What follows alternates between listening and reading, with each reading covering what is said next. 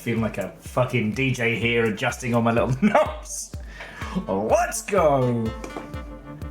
Doing some stuff.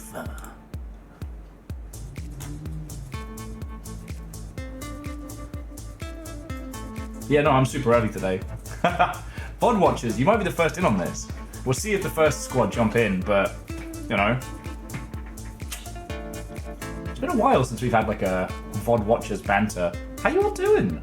What's going down? Tell me your tales.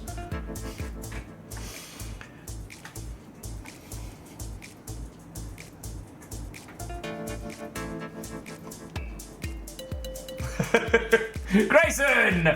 First! Might be the end of the month. That's still a good draw. How you doing, friend? I got fresh coffee. I got, a day and a half. How you all doing? Boosh! On the boards. Right, this one's Kakazi's. And as of tomorrow, Kakazi's going to be the third person in the Hall of Legends. So, that does mean that Aeon, Kakazi, and Bacon will be watching from up on high to see who gets what. Safi, Quato, and welcome. Legend, hello, hello. Come on in, friends, come on in. Ah, Kakazi, just talking about you. Oh.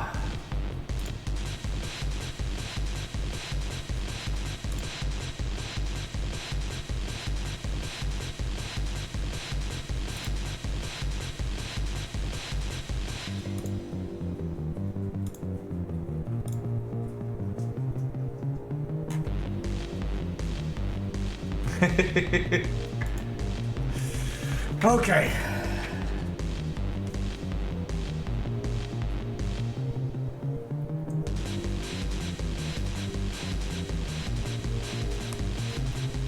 Oh shit, bear with me just a second. Sauron, what's and welcome.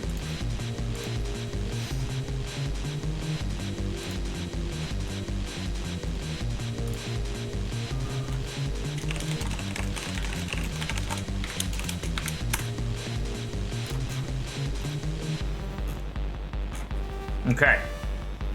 Oh, Will, didn't you just start stream early and aren't you...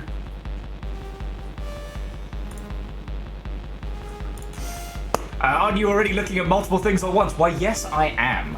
But I'm not ready to talk about the how, but the outreach stuff is coming together real nicely.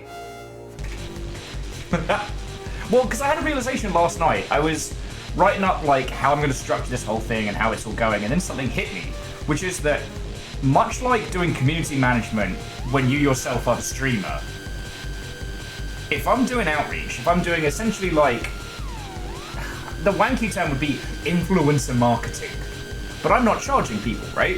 Which means I don't have to demonstrate value in the same way a PR company would. I don't have to basically bullshit with a bunch of graphs to be like, look how much money I'm worth! Oh, please give me more cash! Right? All I have to do is help indie games get to streamers, right? Meaning, I don't have to do the same level of reporting, and gonna be honest, this is pretty kind of fucking cool. If, touch wood, if this comes together how I'm planning, it's gonna be really fucking good.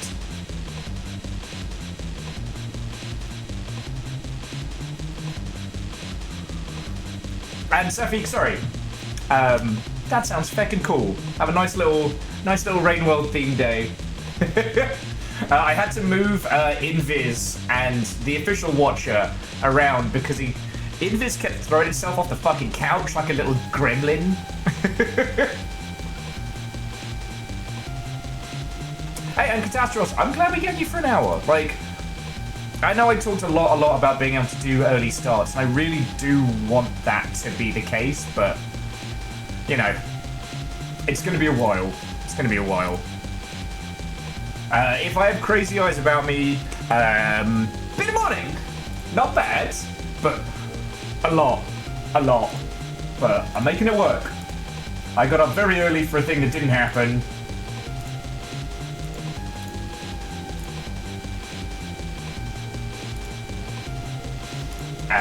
So I'm kind of in this weird spot of like, whoa!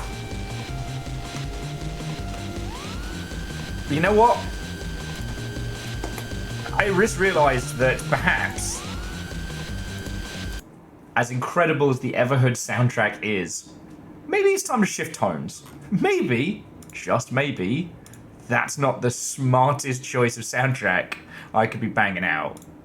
Let's, there we go. Let's go for some emotional support Windows 95 beats.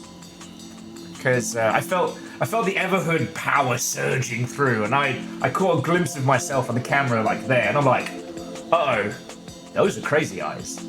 So let's bring it back on down. How are you all doing, friends? Yes, Safik, the morning zoomies, except for it's the human condition. Okay, I don't want to call this morning zoomies, because then anytime I see a cat or a dog going zoom zoom, instead of being like, aww, you're heckin' cute, it'll be like, oh god, you're freaking out. And Dustin, good on you, friend. Like, I know it's fucking scary, but good on you.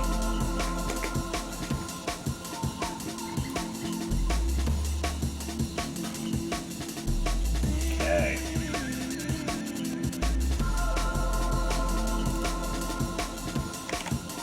So, forgive me if I am a little bit multi-track drifty potato, but it's for good rather than evil. So, Catastros, April 30th? The Lale-Lulelo! Ooh, yeah, happy Metal Gear Day to all of you who observe.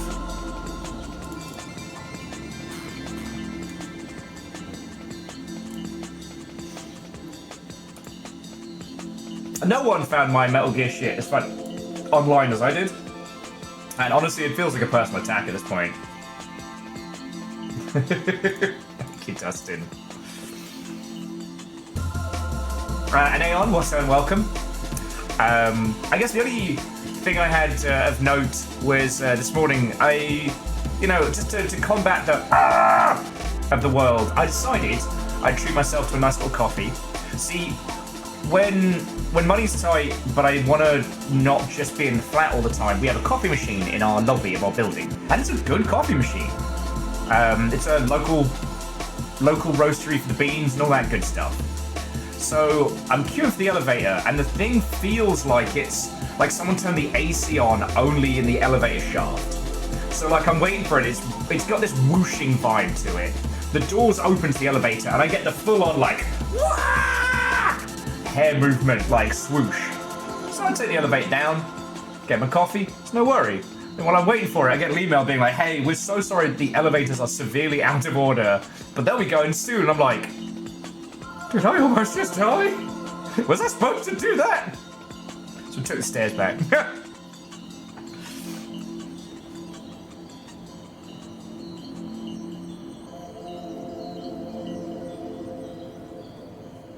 And Kybal, what an welcome, friend. I was trying to think of a suitably British response, but TikTok keeps giving me clips of Peep Show, and that doesn't help either of us. Although there's little bits of Peep Show that continue to make me laugh 1,000 years, like toast in the morning, brown toast for main course, white toast for pudding. Joke's on them. I like brown toast. I don't know why. Every time I'm like making toast or crumpets, it jumps into my head.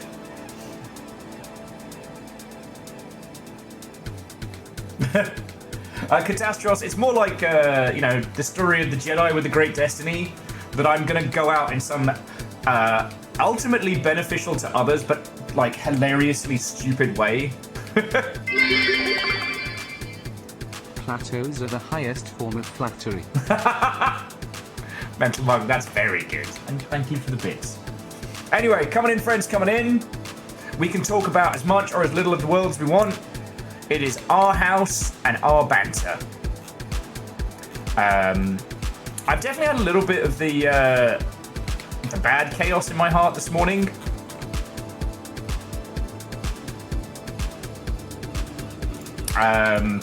So I might, like, I might keep the conversation a little lighter today. Like, I think it was either Grayson or DJ Coyle was talking about, there's a really good interview with Sam Lake that's been doing the rounds. And, like, we love Sam Lake. We love Remedy. Sam Lake is absolutely a fucking cool person and someone who, you know, is worth your time. Like, I support. But I found myself getting bitter.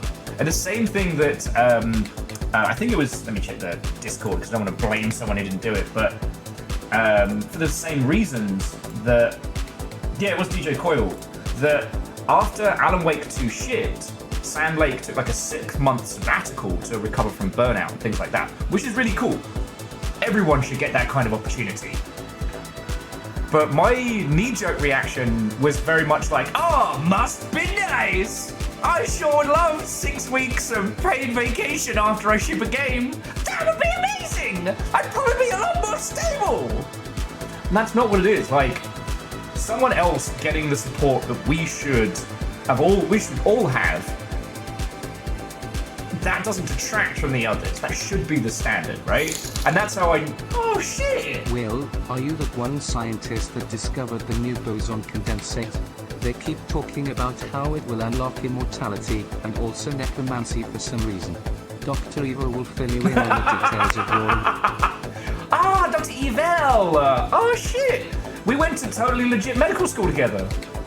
Oh, I'm so glad they got their doctorate in the end. Jackie, thank you for the $10, friend. Keeping this whole thing going. And I tell you though, the Giddies got their own little like salad buffet earlier, and they were very happy. Did you hear about the man who swallowed 6 small plastic horses? No. Doctors described his condition as stable. Bravo, bravo. No, seriously, mental, Jackie, thank you. Really fucking helps. Anyway, but the Sam Lake thing was just to say that, you know, we all got to be cognizant of our mental health as best we can. And I realized that, I don't know, like, maybe it's a fucking moon thing. Maybe I got a fucking chip on my shoulder today.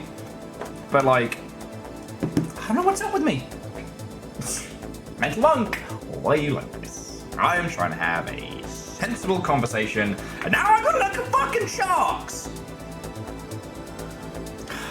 There are more kinds of cat shark than any other group of shark, yet most of them are unfamiliar. They are usually small, measuring more often 3 feet in length, and live on the seabed. Boosh!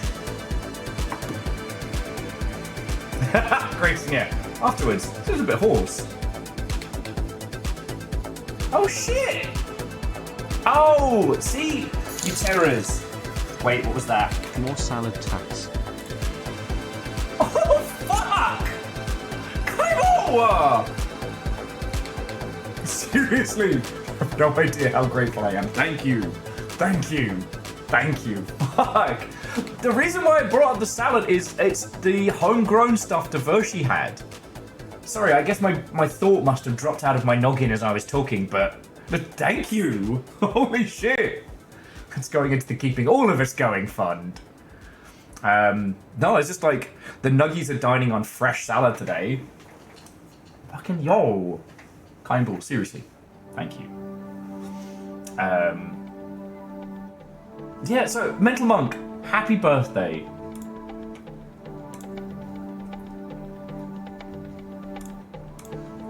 I didn't realise, because see the thing is, if you'll have different Discord, Twitch and other names, I won't know. Otherwise I would have said happy birthday when you came in. Seriously, happy birthday to you. I hope you're having a splendid one. Or a splendid one even, that's way better.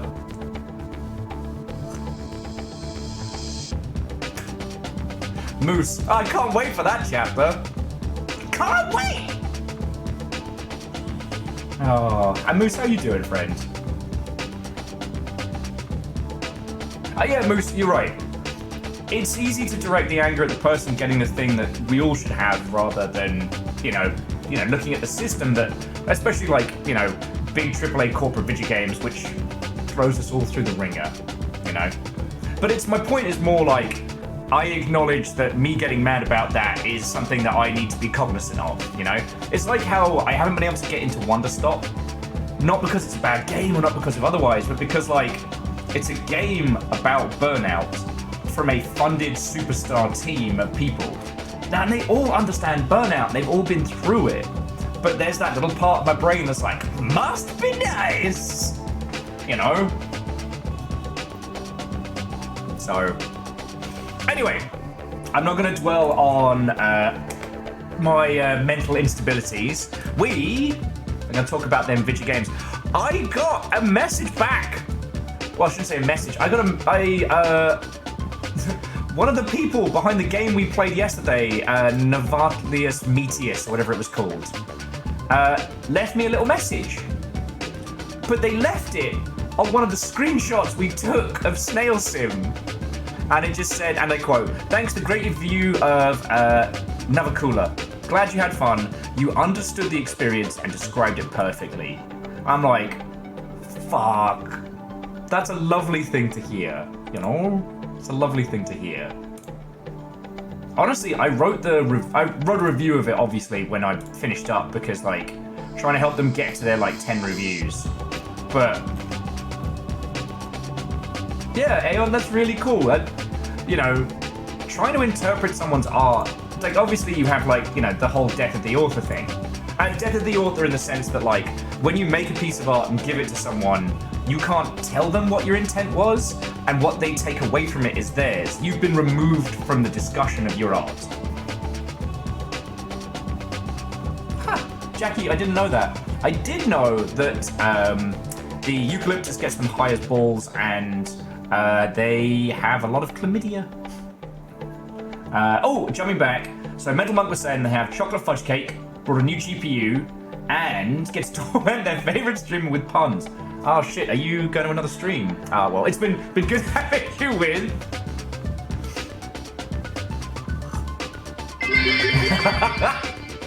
I think somebody added more dirt to my vegetable garden. The plot thickens. Mental Monk, how can you torture me if I find it as funny as you do?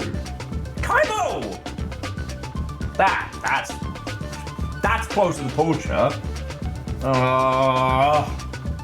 The bull shark, alone among present-day sharks, regularly enters the freshwater estuaries and rivers, and thus comes into regular contact with humans.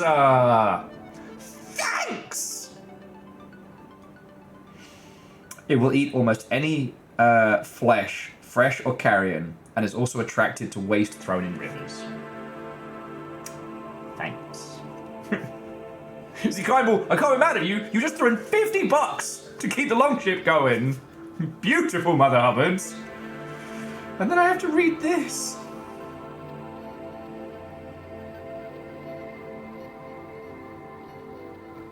Oh, thanks, Aeon. Because humans fall within the size range of its usual food, the great white may attack bathers and surfers. As a result, it is more feared and hated than common and possibly more dangerous sharks.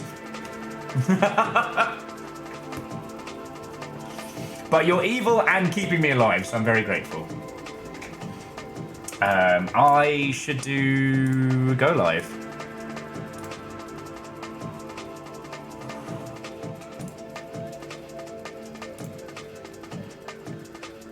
So Chaunerus, yes, but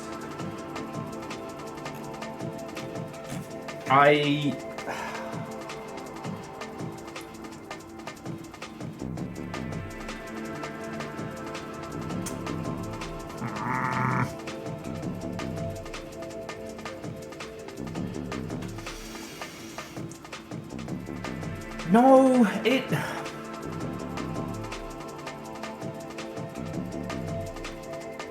Look, sometimes I am hesitant to tell you all about stuff because you all jump into action and help my dumbass out, and I love that. This year is going to be hard. I'm looking at the arc of this year, and come June, July, things will probably be very scary for me. Now, the good news is... Did you hear about the group of boats which crushed each other against their mooring structure? Yet another casualty of peer pressure. That's funny as fuck. Mental Monk, thank you. Okay, so This year's gonna be scary. June and July especially, because every year June and July is kind of like the quietest months in the land of streaming. You know this, I know this. That's not on you to fix. It's one of the reasons why I have the Zoomies, because I'm trying to see if I can find people who would like to sponsor our little corner of the internet, or see if I can find some like people who want to do like sponsored videos or what have you. Cool shit, right? Dustin, only if it gets bad. But that also means like I'm really hesitant to talk about things involving like money and finances, because right now I'm gonna be okay. It's gonna be scary this month, but I'm making it, right? The nuggies are all set. I'm literally, this box next to me, that is all their hay and food for like probably 2 months, maybe a month and change. Like if these little happy fatties decide it's snack time, like I'm doing good. So Chaunerus, you're asking about Skin Deep. I don't have the ability to get a copy of it right now. Schedule-wise, we don't have a slot for it until maybe not next week, but week after. So that's where it's at. I just didn't want to say that because I don't want you all to leap into action and be like, rah! Because there may come some times this year when I have to be like, help! You know? And I don't want to fire that flare off, like, early. Like, for those who weren't there, so, Slugfest was a thing we did, last year, because I got around the bad COVID, and there's no such thing as sick days when you are streaming. So we did essentially like a donation drive to, you know, unfuck my life. It was massively successful. I did the hot pepper challenge. Captain on the bridge. Oh! Mental Monk, fucking thank you. And again, like, happy birthday, friendo. Down on the Dwarf, what? Oh, and welcome. Coming in. And, like, I'm prepared to do that again. If you want to see some of... I still owe the Sexy Roman stream, and I owe the Night of Sneak King. But, if we've got to leap into that again, we will. So yeah, I just didn't want to say I haven't got Skin Deep because I can't, because like, Skin Deep's self-published, right? Oh no, it's Annapurna. Yeah, I'm not on Annapurna's radar. I mean, is there anyone else left to be on Annapurna? Okay, but Catastros, I want you to know I was not fishing, I was not requesting, like, that's really cool of you and thank you, alright? But that's why I'm hesitant to talk about this stuff, because you lot do so much. And yeah, we live in fucking crazy ass times, and I am prepared. You don't know how far I am prepared to keep the long ship together. You don't even know. So Catastros, thank you. Alright, I will fucking try to be worth it. Wait, wrong ad. I don't know, have you seen my hair today? Oh, but... So again, Catastros, thank you for sending me a copy of Skin Deep, you fucking legend. And down on Dwarf, fuck you. Can't believe you've done this. I like it though, the long shit does keep things balanced between being beautiful mother hubbards and absolute terrorists. It has just struck me that we've been going 20 and I have not put out the air horn. Moose, would you be so kind as to do the live message?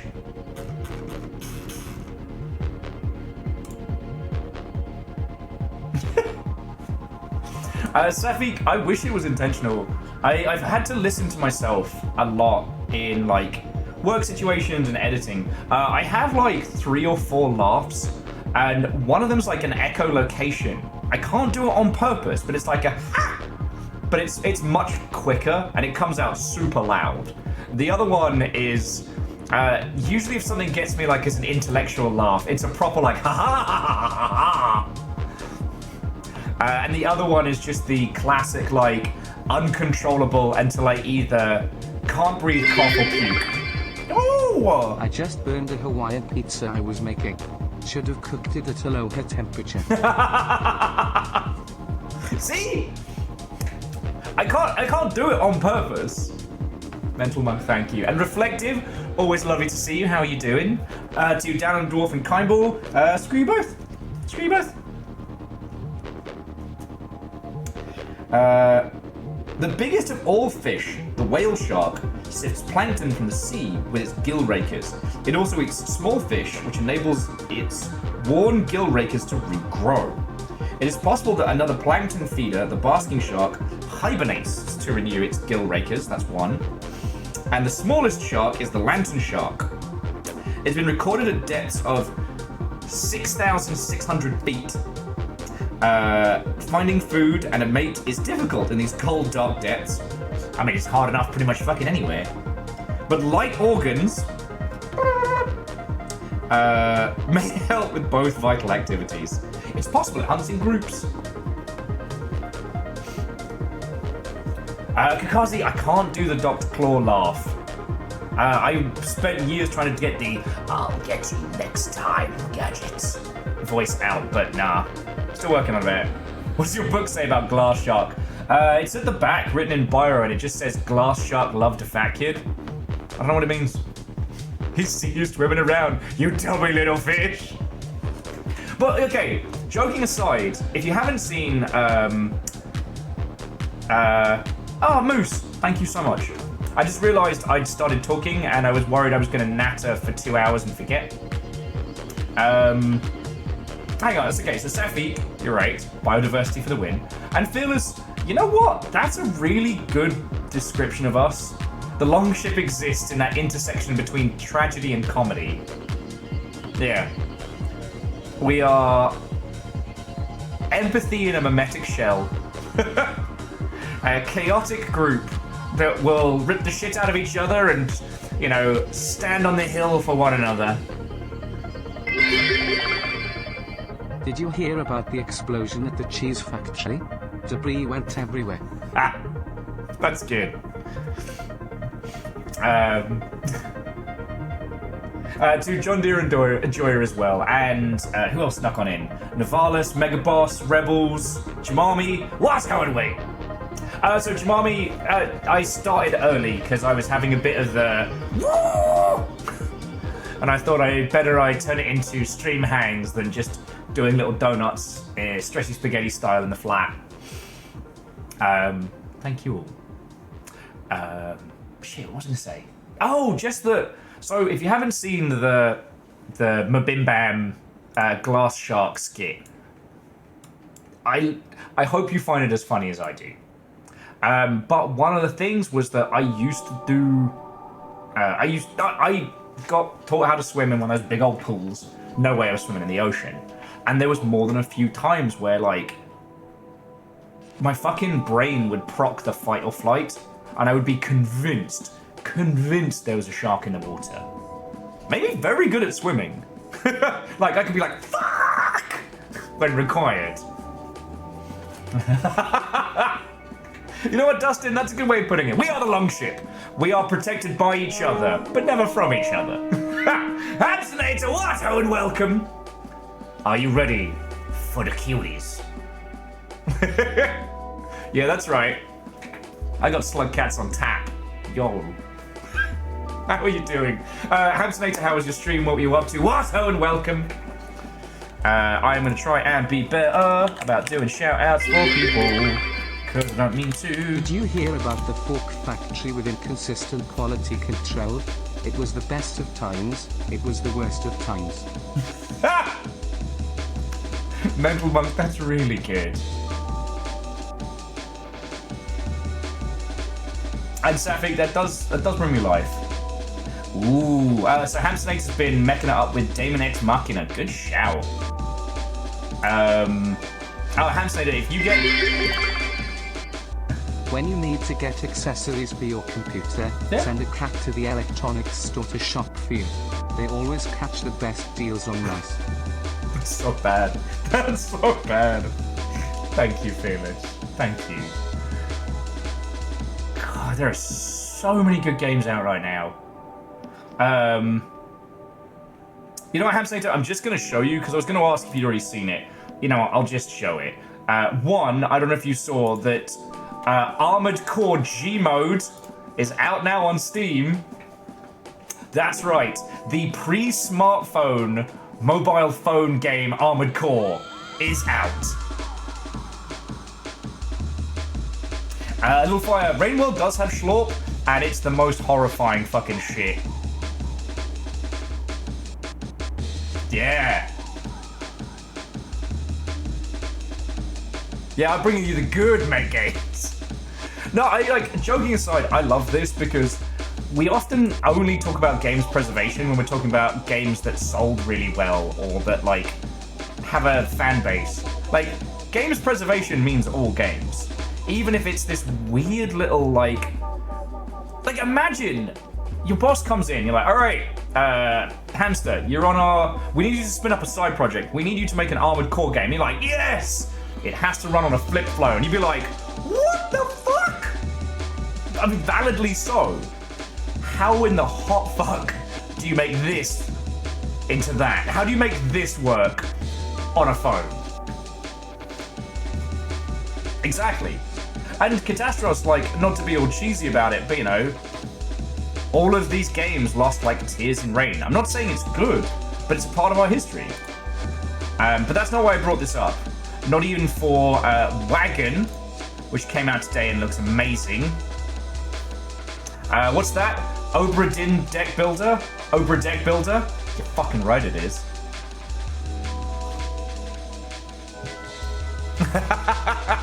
Oh, sorry. Soldans, Watto and welcome. I didn't say a proper hello.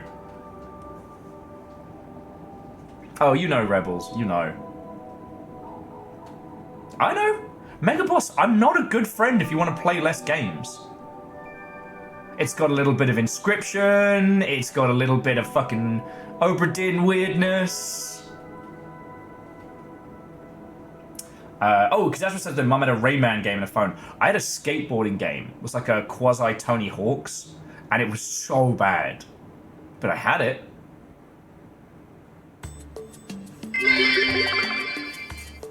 Obradonna. Obradonna. Go down at Obradonna.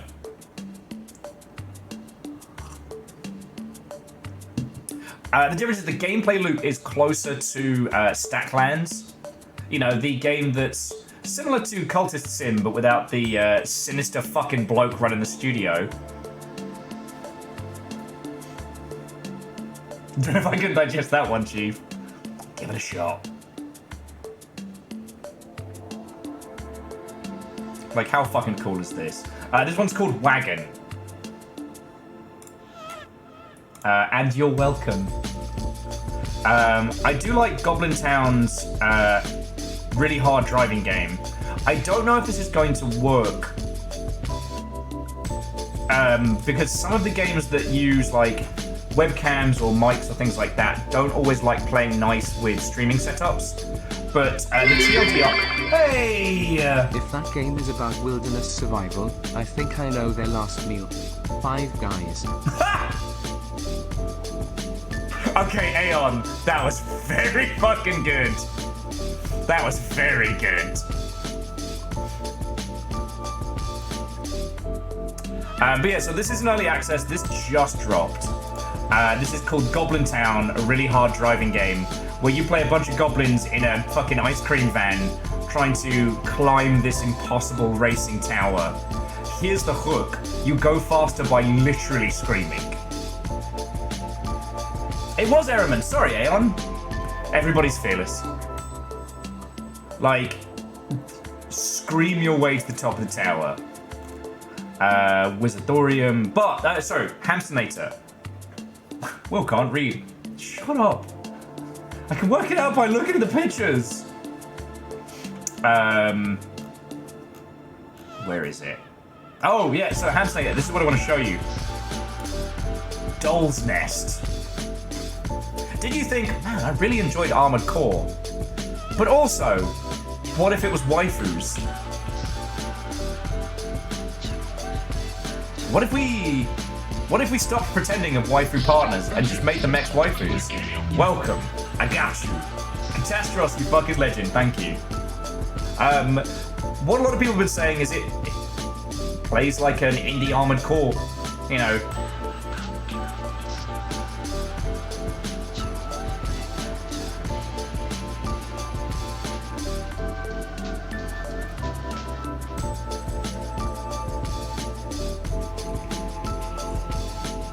Like, check it out. This is a totally normal game about giant robots. Aeon, probably closer to, like, Strike Witches and Azure Lane and stuff like that. But gameplay-wise, it's Armored Core.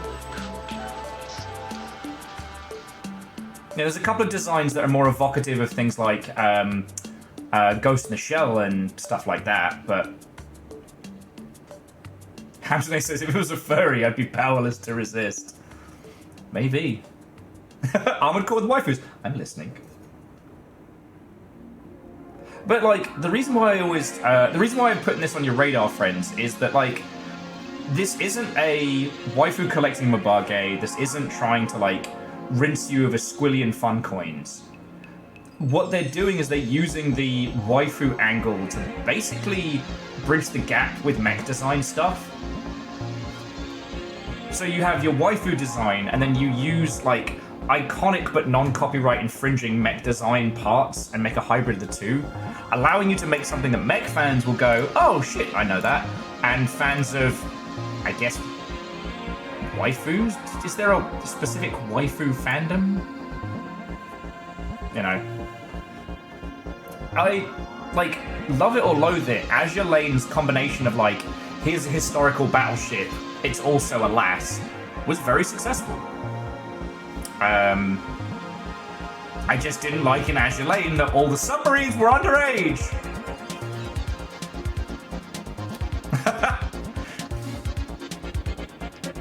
Sekio, that's kind of like the everything's a waifu if you're not a coward.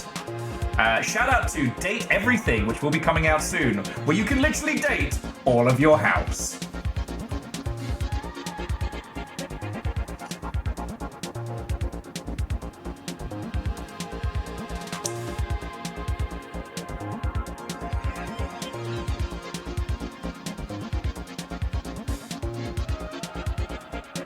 But yeah, I mean, look at it. It's just Armored Core.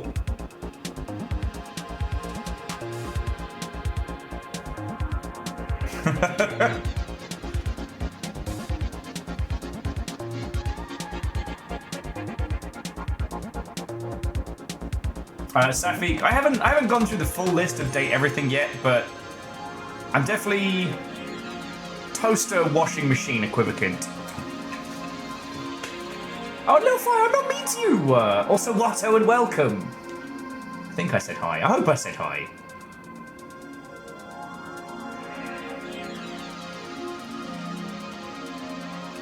See, just before we move on from this one, one of the things that I always think is worth paying attention to is, like, titles like this that have a really memey... Did I not? Aw, little Fire. Sorry. It's been a morning. Watto and welcome. Hopefully my banter about Rain World and mech waifus helps your day. But no, so stuff like this I think is really good because most of the gaming populace will understand the mimetic nature of it, like, oh, it's a robot, but you can date them. Then you pull a fucking Nier Automata and you make people care about the characters, and then you do fucked up shit, and then you yeah.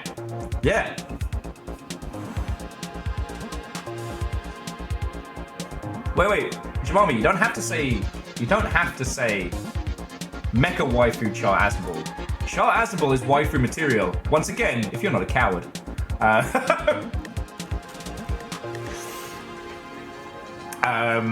yeah, so Hamsterdam, that's the one I wanted to put on your angle. Now, I don't know if they're going to pop on in, but one thing that I did want to show you all and possibly natter on is this game, Desert Angels. This game came out like last week, and it is an interesting one in that it is predominantly like a visual novel walking sim sort game. but you have a gun. From my understanding, you don't use it for like high combat shooty gun bang elements. You use it to like deconstruct the terrain and explore this strange world you've been stranded on, and I think that's really fucking cool. Oh, sorry, jumping back. As Elaine said, made me feel deeply emotional about real World War II ships. When they were in London a few years back, they saw the Belfast on the side of Thames, visiting the tower, had to swallow down the instinct of thinking, that's my gut. See, Catastrophe, this is why you gotta keep me around, because I just would have fucking yelled it. I forget who my battleship was. It'll shock you to know, it was a redhead. It was a redhead battleship. Was it Hood? I have to look into it.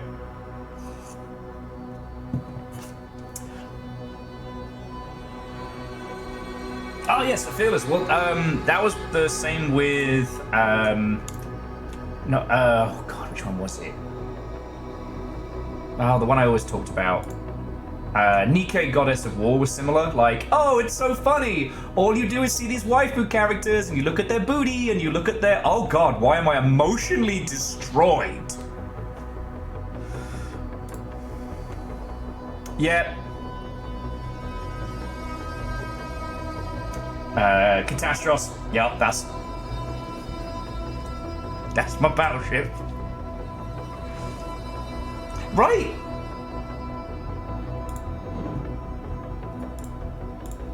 Well, and look, I'm not trying to say like, yay, waifu games. I'm just trying to say that it's a genre with a very established language, both visually and mechanically, which makes it ripe for like meta-narrative and subversion of expectation.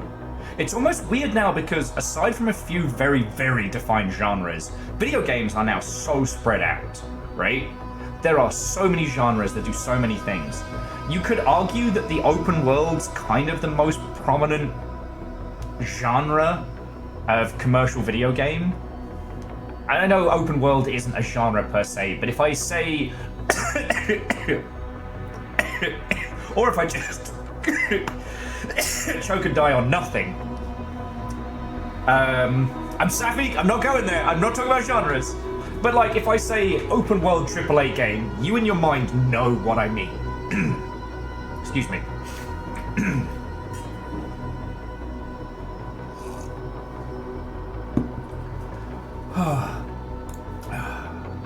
Will's dead. Job's done. Time to work.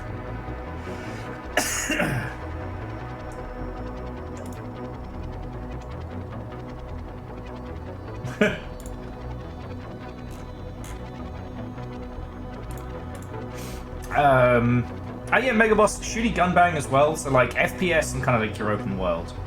But with like the anime waifu style, it's a very pronounced setup. It's been around for as long as, you know, free-to-play games have been on the market. And I'm talking like dial-up modem era free-to-play games. But that means it's ripe for deconstruction. We talked about this a lot with Nier Automata in that, you know, Yoko Taro was like, I just like hot girls. I just put hot girls in my game because I like the booty, what can I say? And then it was like, haha, surprise! I actually made a huge point about the human condition and I made you feel things.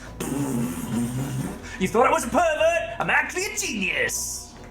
Like the opposite of any time Kojima writes girls. Shorby's doing a run through of Metal Gear Solid 4 at the moment, and I have to restrain screaming at the screen anytime the Beauty and the Beast unit is brought up. Because, alright, I'll say it, the Beauty and the Beast unit is worse than Quiet. And I say this as a Metal Gear Solid fan. The reason being is because it's like, I forget the name of the trope, where they turn, like, it's disability into superpower. And this is turning awful, terrible trauma on femfolk into superpower, I guess? And then when you defeat them and you find out the traumatic backstory, do you know what you unlock? Sexy little photo shoot with these traumatized soldiers. What the fuck?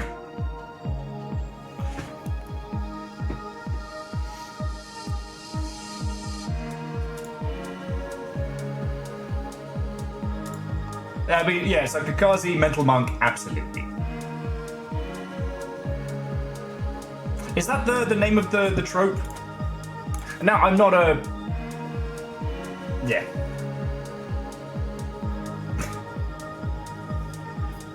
Anyway, don't get me started on Metal Gear Solid stuff, because today is April 30th, and no one is finding my memes as funny as I find them.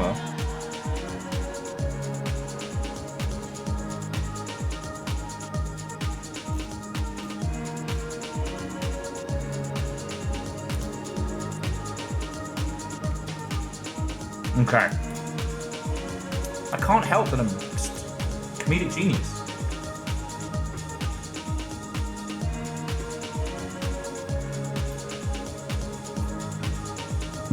Okay. So, video games be video gaming. Most of the game used today is not great. And I don't think we need to get into it, to be perfectly honest.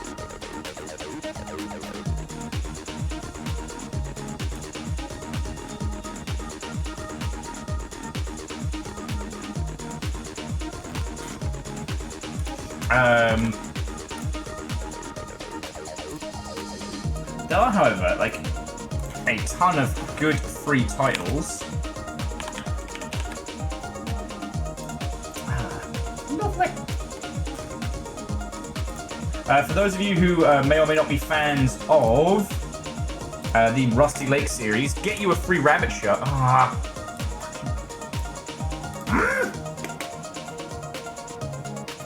It's fine. The world conspires against me, and I shall not be broken! There. The Mr. Rabbit Magic Show. There's a Rusty Lake anniversary sale at the moment, and a whole free video game. There was some interesting stuff around the Infinity Nikki Steam launch. And, like, okay, there isn't too much to be talking about. It's just that it's very different how free-to-play and Mobage operations treat their user base versus more traditional setups.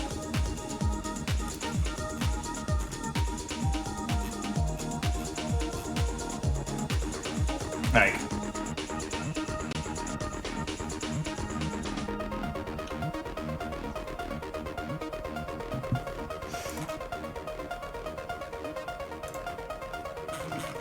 oh yeah, Safik. Me and Zalavir got to do the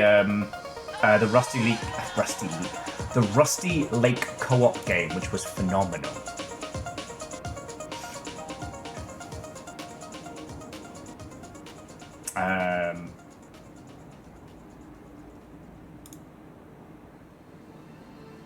I apologize, friends. I completely lost my train of thought there.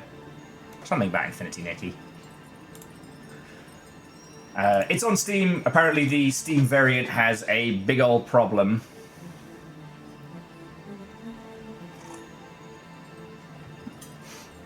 So if you are considering getting the Steam variant, wait. Vanderbeest, Watto, and welcome. Coming in, friend, coming in. Oh shit, I'm talking to you about Desert Angels. So yeah, so friends, coming back to Desert Angels,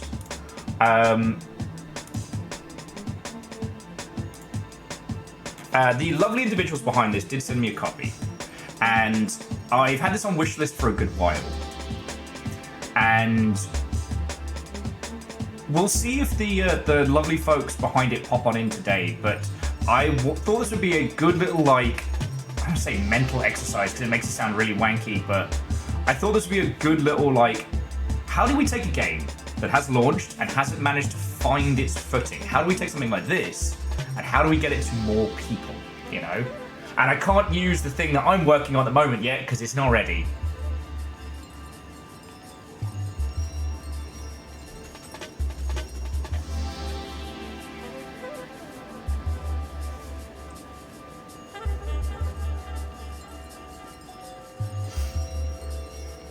Like, there's many aspects of this that are fascinating. It is predominantly a story game. The combat and action elements are more about traversal than conflict. And if you've heard me talk about Paratropic, I think it's Paratropic. Yeah, how Paratropic gives you this like wonderfully modeled revolver with this most elaborate of reload animations, and then you don't actually need it. I think that is such a wonderful way of taking the expected language of games. Because, like, when you stop and think about how many games your predominant form of interaction is shoot, gun, bang,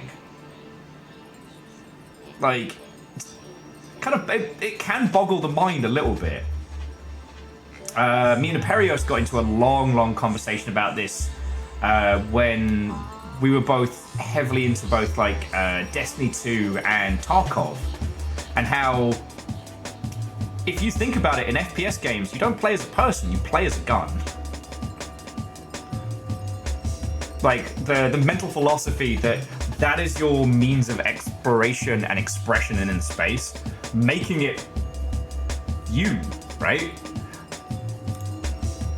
I think one of the interesting things is that people are prepared to spend large amounts of money in something like Destiny 2 on gun skins, but things for decorating the self don't sell as well. First pistol shooter, there we go. I'm not just talking about high on life. And Vanderby, seriously, thank you for filling the pint glass. You lot have all been bloody lovely. I mean, it looks like Fearless is kind of like on the ropes, but then you look at the numbers and go, oh god. Oh god. So, I just find that interesting, and so when you get games like Desert Angels that give you a weapon and then say don't do weapony things with it, I don't know, there's something in my brain that kind of procs. Long-nosed bullet sneezers. That's a good term. Angel Colina, Watto, and welcome. Yeah, and Catastros, exactly. And so, okay, I mean, we all know that the idea behind an FPS is that you're not playing as a character, you're playing as you in the space. And everything that's in front of you is the tools of your interaction. But it is an industry based on the FPS. So we start from a point of shooting and then add stuff. Oh, and Angel Kalim, that's lovely to hear. That's lovely to hear. Anyway, yeah, so anything that subverts that.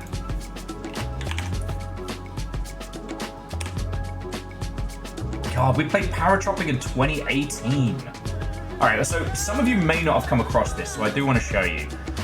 So this is Paratropic, right?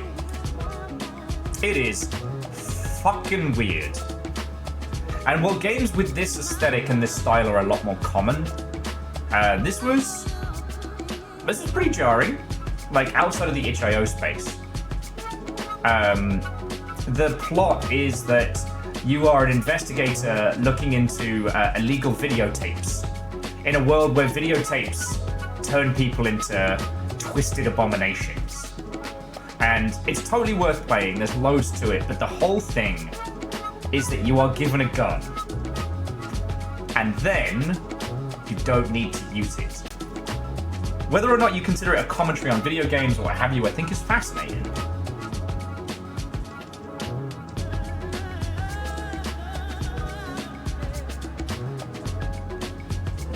You know what, Rebels? That's not a bad point. Money, no question. I would love to make a game that somehow blends the mimetic comedy of Hitman sniper challenges, Rube Goldberg of sniping, along with the disconnection. I had a pitch a few years back where you played a deaf sniper, and basically through lip reading is how you are able to like gain context clues to decide who it is you have to take out and things like that. It'll surprise none of you that it was entirely focused around a lass with a Mosin, because I'm fucking predictable, okay?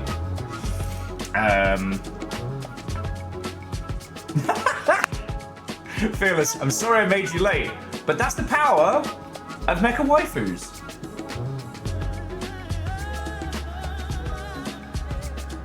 Yeah, Kaimball, the revolver in Alien Isolation is fascinating because you can handle one of the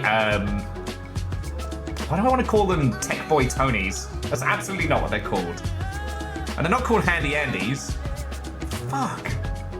Don't drink gin, kids. It ruins your memory. Working Joes. Thank you, Fearless. We got there in the end. So if you haven't played Alien Isolation, you do get a handgun, and you can kind of use it on some of the working androids. But one, you'll never have enough bullets to handle them all. And two, it takes a lot to put those bastards down. One of the concepts with Alien Isolation, as it was explained to me, is that the working Joes were like, if you couldn't afford those good Weyland-Yutani androids, like you bought the working Joes, they had like the crappy plastic skin and like the stiff robot shit. Fucking haunting.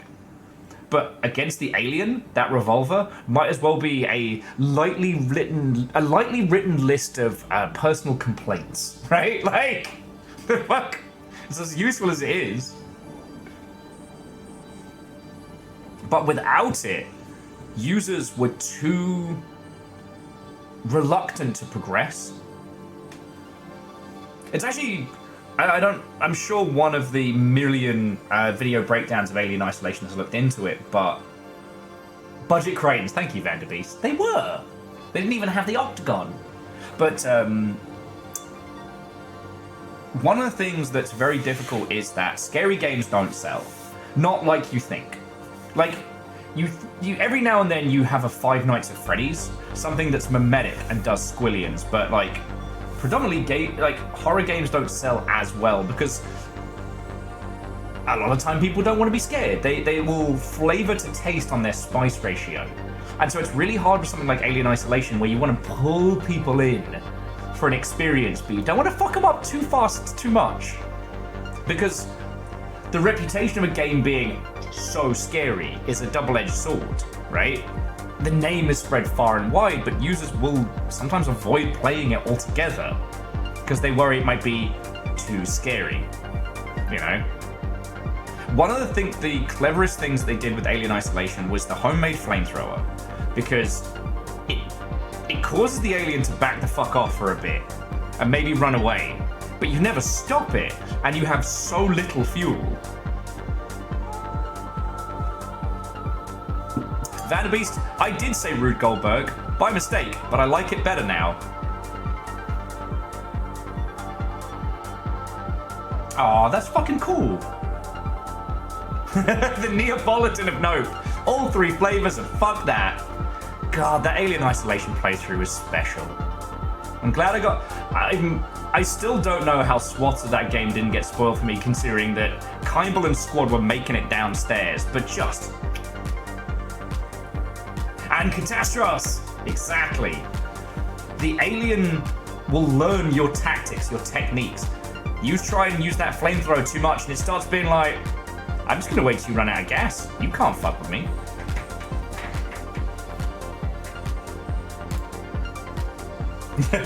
Sefik says, one of the scariest horror games they played was a text-based with ambient sound. Ooh. It's hard to pick a scariest game. As you all know, like, even before they brought me on for a little thing, like, I fucking loved what DreadX were doing. And so, one of their collections featured this game called Summer Night. And, yeah. The TLDR is, you're playing one of those old LCD games on a warm summer night. but it has binaural audio, so you can hear all these things happening, and then the game starts to change. I won't spoil it, but it is perfect.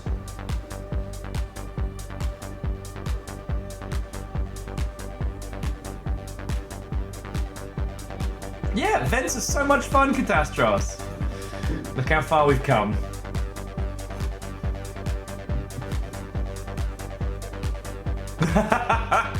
See, Vanderbeest, I was thinking it's like a Rube Goldberg machine, but it just says fuck. Like Calcium Bonio, who's slacking apparently. Fucking can't get the help anymore, friends, I swear. Just can't get the help. God, I love this soundtrack. Oh, and for those of you who might be new here, the soundtrack that I'm bopping along to is the soundtrack to Face Miner. It's fucking great.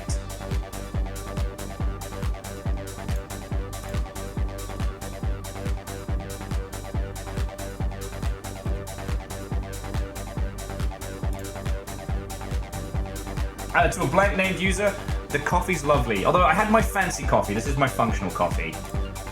And apparently, nearly got wrecked in the lift. Whoa!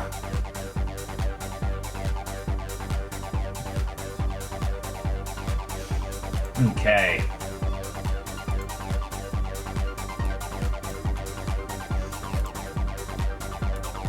Now, I find the discussions around horror games and behaviors and stuff like that fascinating. And we used to have this thing. We used to have this thing that you couldn't make a scary co-op game because of the way in which you enable the player. Now, we've actually found that to be not the case. Admittedly, the horror curve is much different, but we've got multiplayer horror now down pat. We got Phasmo, we got Lethal Company, the whole shebang. Oh, Kindball, I'm sorry. Yeah, Vershi, I got down there. Even if I got to have my, you know, my metal album cover like swooshing hair moment, but I just got the email after and I was like, yeah, I'm gonna take the stairs. Oh, and Vershi, if you weren't in earlier, thank you again for the salad. Same to Angel Kalina. The girls got like a little sample platter, like each pocket of different. They loved it. But yeah, Kindle, I'm sorry. Like, Seattle's not great, but over the last few years, it's gotten much better at handling heat waves. But the UK has consistently sucked.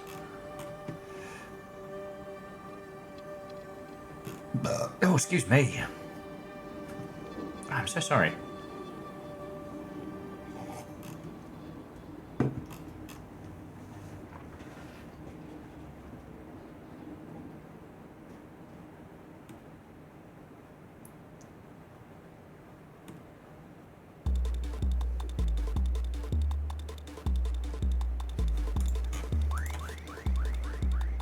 Exactly, Kindle. The guinea pigs are a perfect example that you can, in fact,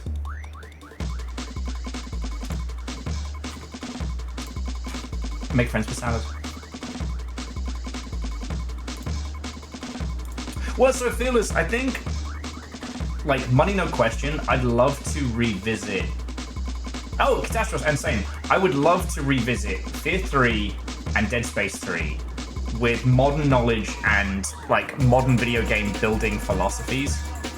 Because, like, okay, let's just stop for a second and think about it. Think of all the tools and techniques we now have, from Phasmophobia, from, you know, especially mods for things like Lethal Company and Repo, and put that into a fucking Dead Space game. Let's go. Now, I still think that Fear 3 was always going to be an action game, but I would have Devil May Cry 5'd it. I would have gone full-on action comedy with Fear 3, and I would have focused more on, like, I don't know, I would have had more fun with the idea of this chaos set-piece shooter. And yes, it is a franchise that was based on horror.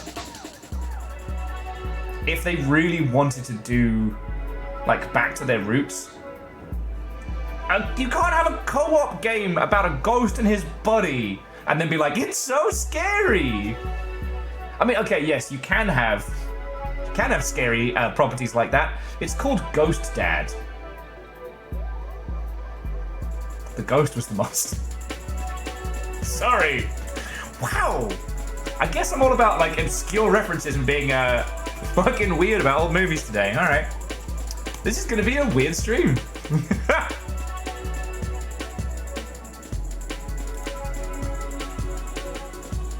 Exactly, Catastrophe, exactly. And the fact that I haven't got an immediate will know means I may have gone too obscure with that one. And that's okay. But yeah, I think with modern stuff, you could absolutely make a really good Dead Space 3 and make it co-op. Obviously, customizable guns, gone.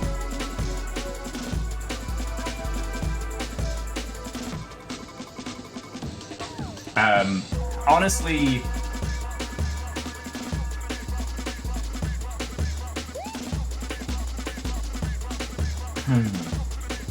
And problem is, okay, so Dead Space has the whole, like, you have to sever them as the core mechanic. So any weapons you give people have to be about that severing. But if you went for almost like a Metal Gear Solid Revengeance, cut everything methodology,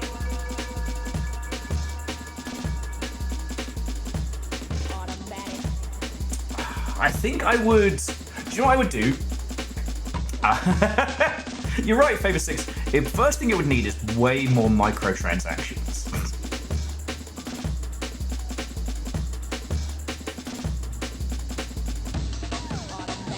Hang on, jumping back 4 conversation topics. Aeon, you're right! Because only snails know how cool we are! Of course! Of course. It's genius.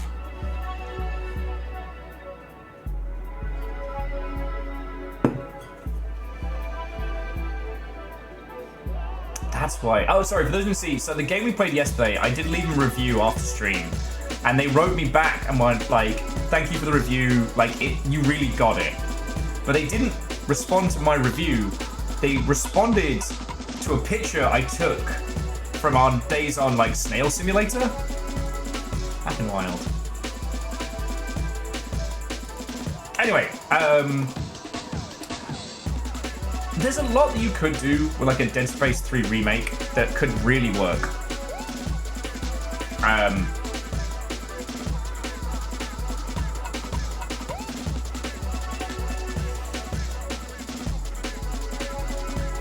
There's a lot of sponginess in a series like that where there is an expectation on what the user is able to do.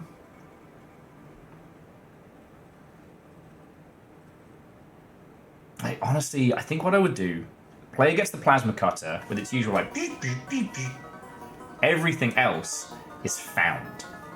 So you want to find the big cutter, cool, but you've got to find it, and once it's done, it's done.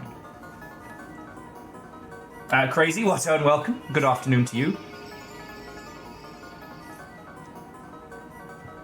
Yeah, Catastros, you know what? You don't have to do that. You don't have to do that.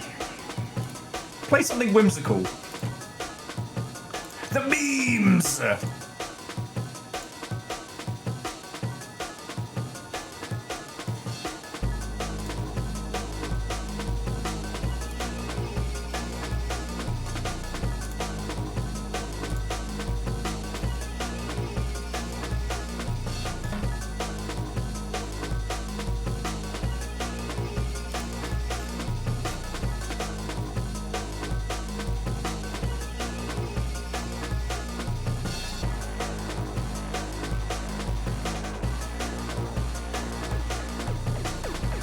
Okay, I'm sorry, friends.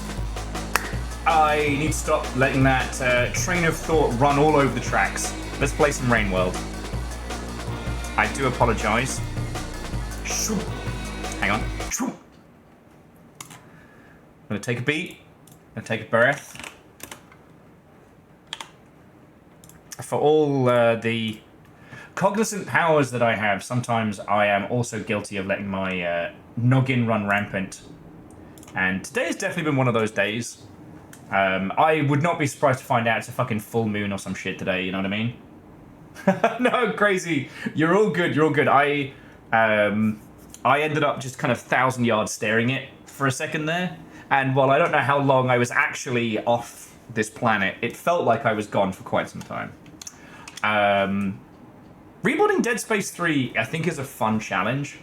Because, like, alright, what are the conceits? Now, it is highly unlikely that any of us will be rebuilding or rebooting a AAA franchise, alright? But, hey! Fearless, thank you so much, alright? And Crazy, next time you're coming in, you don't have to worry about terrible fucking ants. It's the Swedish king's birthday. Why did my brain go to the Swedish chef? This is why I can't have nice things. Okay.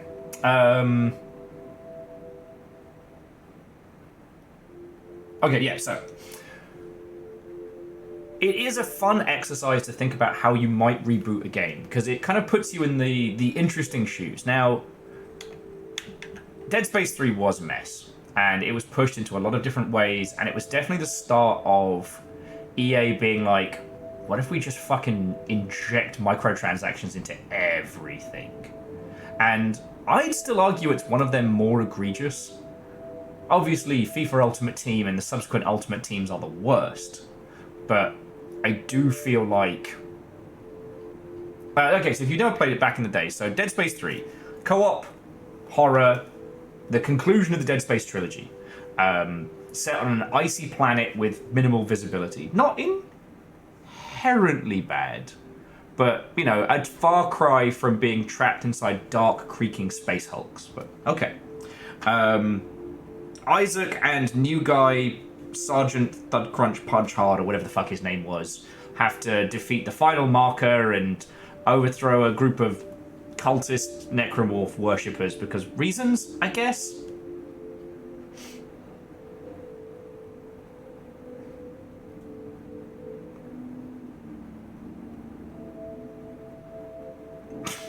Damn! Nova. That's just mean off the bat. Fuck. But...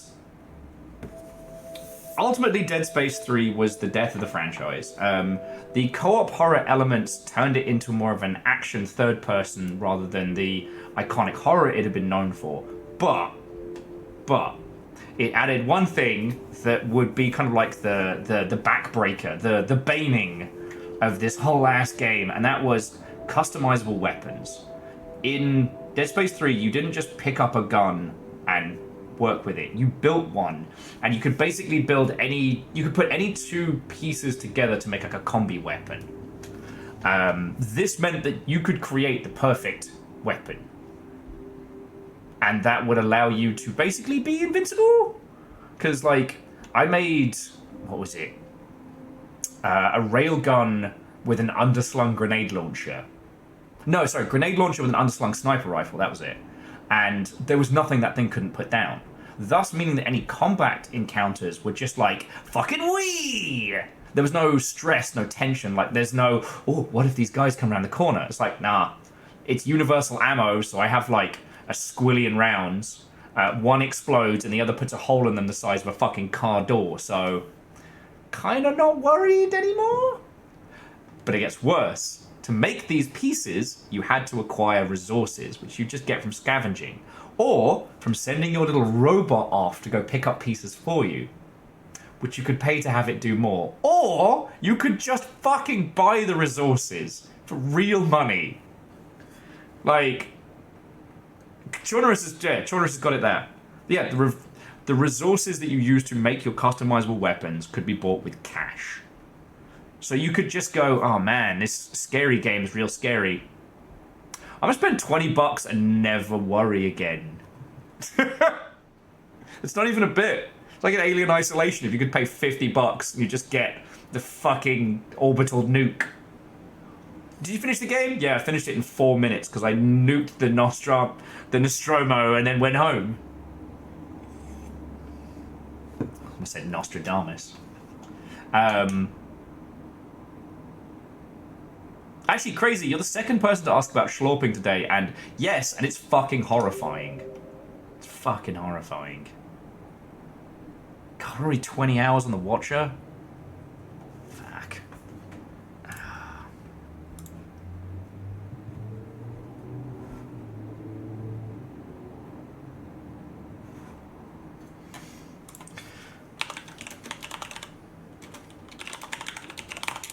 Sorry, I just realised I haven't told people on social media.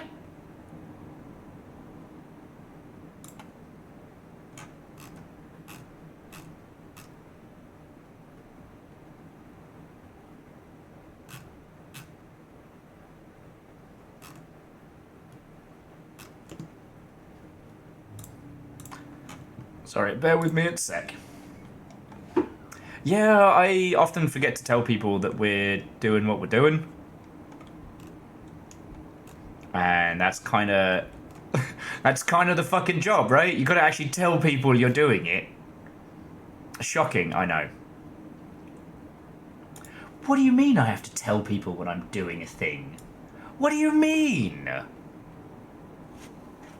Anyway, sorry. Jumping back. So, I do think that as a thought exercise, rebuilding Dead Space 3 is a fun one. Because, like, here are the conceits that you have to keep. One, it has to be a continuation of the Dead Space series. Markers are alien fuckery. Markers turn dead people into necromorphs. You have to cut the limbs, not the head. The cut the limbs, not the face, has to remain part of the core loop. And we're going to keep the co-op. So, how do we do it? How do we do it? And that's where it gets fun. So, my first conceit is customizable weapons, completely gone. You have your plasma pistol. Upgrade system is also removed. So we, as the creators, would be able to kind of tweak the experiences because we know how many plasma rounds and what they're going to do. Other pieces of kit are no longer part of a quasi-Resident Evil inventory. They are things you find. Because there's something I've noticed from playing specifically Repo, and it's how you leap from feeling super empowered, to freaking the fuck out. And it's because, like, you're squishy and you're soft and you're small, and then you find a fucking buzzsaw or a flamethrower or a wizard staff, and you're like, whee!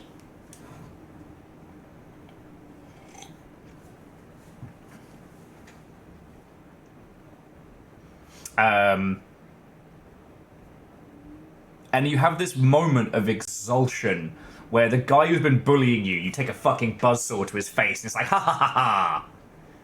And then the buzzsaw is done, and it breaks, and you're like, ah, beans. Now, Catastrophe's essentially that, but you would find the shotgun in the world. It would have 4 or 5 rounds in it, and then you're done. Closer to Condemned, sorry. Again, these are just things that will let us control the experience a little bit better. Like, Alien Isolation gives you a collection of toys in your toy box, but it's very carefully controlled. It doesn't feel like it, but it is.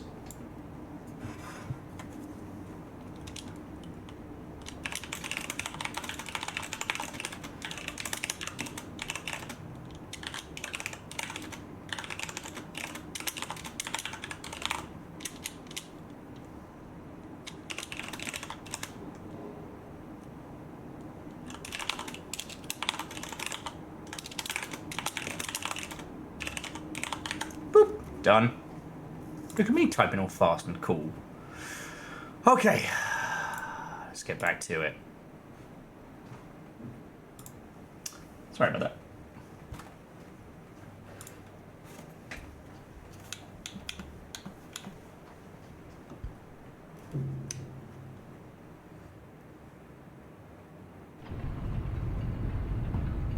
Yeah, well, crazy. Honestly, I would say,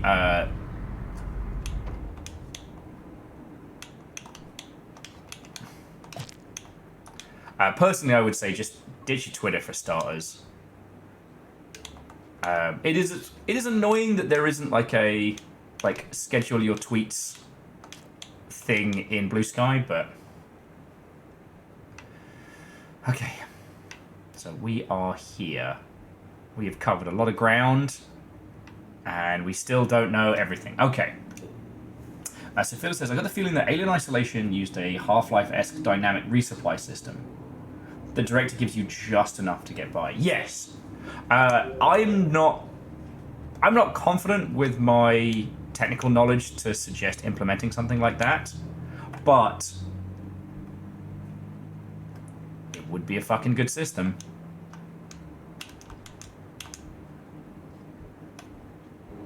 Alright. Oh, wait, hang on.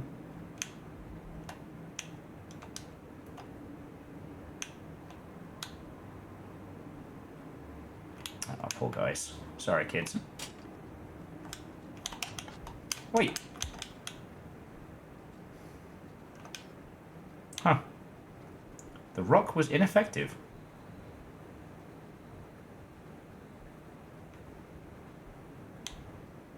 Oh, crazy. Then absolutely. Sorry, I didn't mean to sound patronizing there. I do apologize.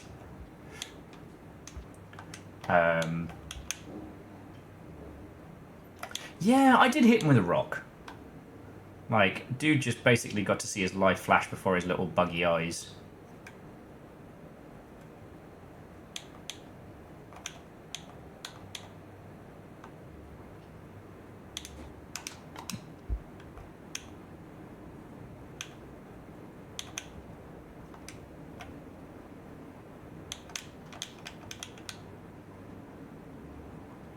Alright.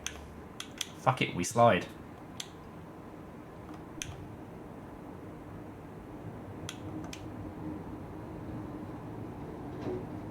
Where the fuck are we? What are we falling out of? Oh man, this game is still fucking brilliant.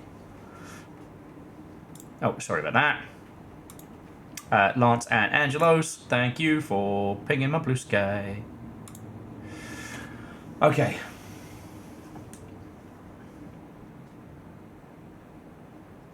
So, the other things I'd love to implement with a Dead Space 3 remake is more of... Hopefully this isn't death.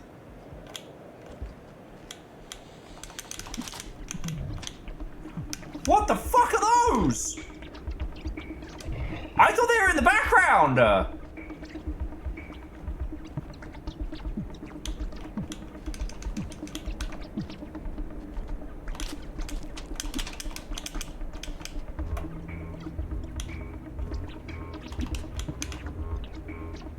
What the fuck are those?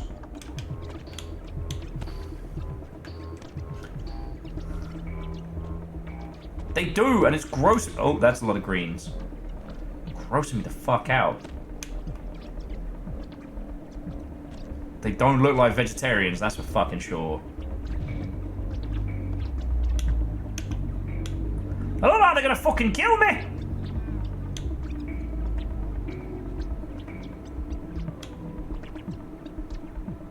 You tell me it's your obsession. You know what? You make a good point. Oh, they are absolutely hunting me. Oh, wait. I can go invisible. Why am I stressing? I'm the motherfucking watcher. That's what I do.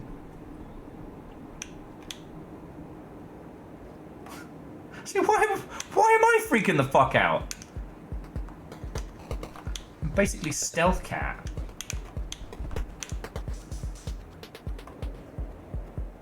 There's so many of them! They might be fucking! God damn it, they're fucking! I hate this might be the safest place. Because they're having fucking Slamfest 5000.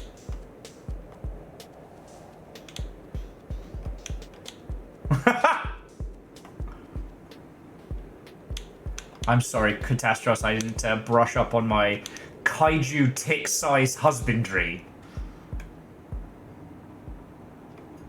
This area's fucking huge. And I kind of wonder if I'm supposed to be using these to get up and down. It's alright, green over there can't clot. What the fuck? Oh! We can't use that one. Oh shit, you said a different lizard.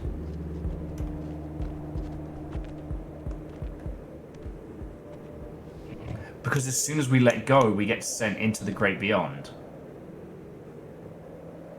Yo, this is some Eldritch shit right here. You know what? Fuck these guys. Fuck these guys. We have plenty of time. Our little slug cat self has plenty of places to be. Those two can keep bag slamming until the cows come home. We're going anywhere else. Fuck.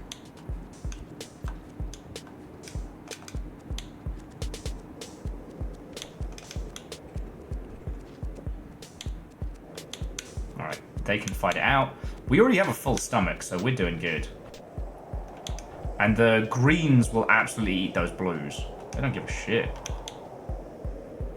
So yeah, we can't jump from one pole to another because as soon as we hit the open air, we get affected by the winds going through. Either side if you're not a coward. Firstly, how dare you? I'm not saying you're wrong, I'm just saying how dare. Oh.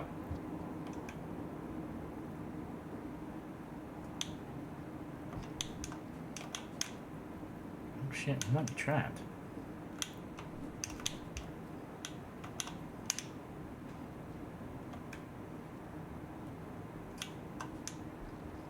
Ah. Well, that's not useful at all.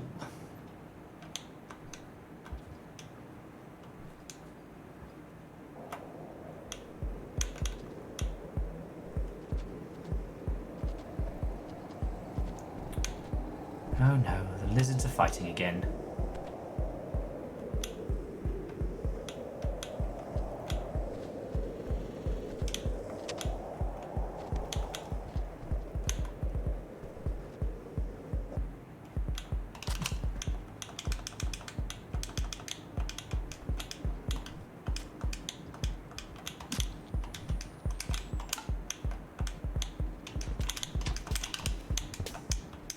Fuck. That was a mess. Not dead yet!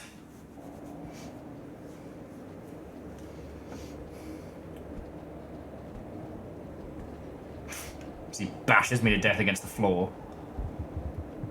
Fucking personal.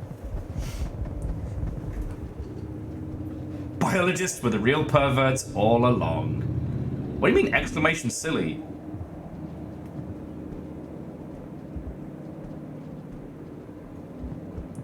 I'm just... Safik, it's not my fault you're spitting facts.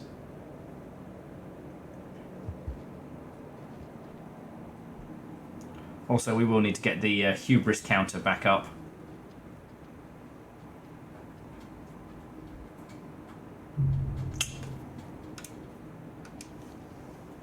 Wait. Oh, sorry about this. I just need a quick sec.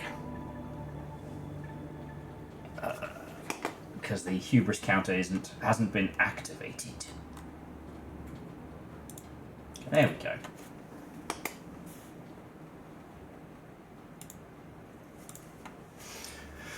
Okay, so we're here at the desperate tip. We're still trying to find whatever this They're giggling bad little Star monster Trek is. puns you can cringe to as you study. Check us out on Sci-Fi Beats. Okay, that is very good. And Akira Zero, thank you. Thank you all. Coming to hang out on Renworld days.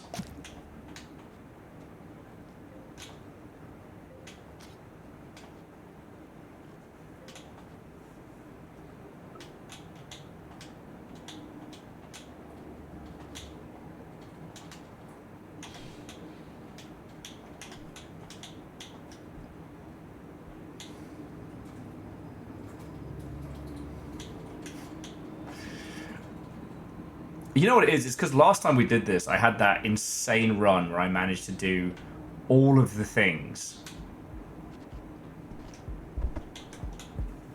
Like, without saving. That was crazy. Alright, well, Catastros, like, again, thank you. It's always good to see you, friend. You know, you and the late night crew. Or the early morning crew, I should say. I know you lot got me. Just sorry I'm not there as much as I should be.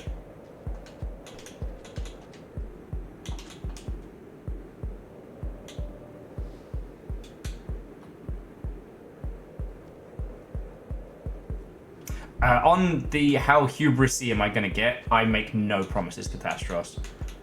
None at all. Especially with these fucking ticks to deal with.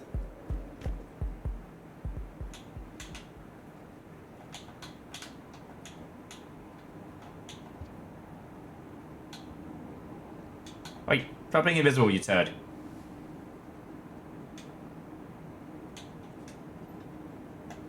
You little turdlet. Not liking how the,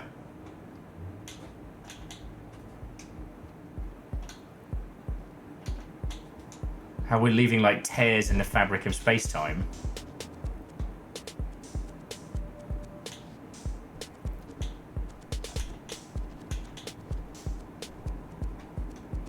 Okay, so we tried going up here. Did we go this way? No. Okay, so this is new. It's riddled with lizards, but we'll make it work.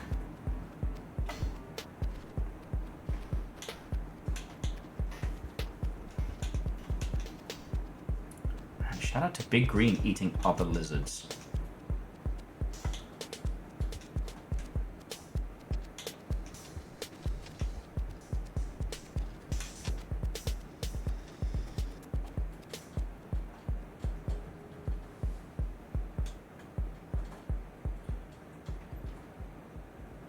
Okay, so I have been here.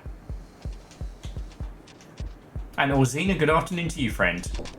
It's Rain World. We're exploring. There's a little lizard rumble happening down there. Fuck him up, Big Green! Fuck him up! So how many times I've killed Big Green, I should feel a little worse about it, but, you know, them's the breaks.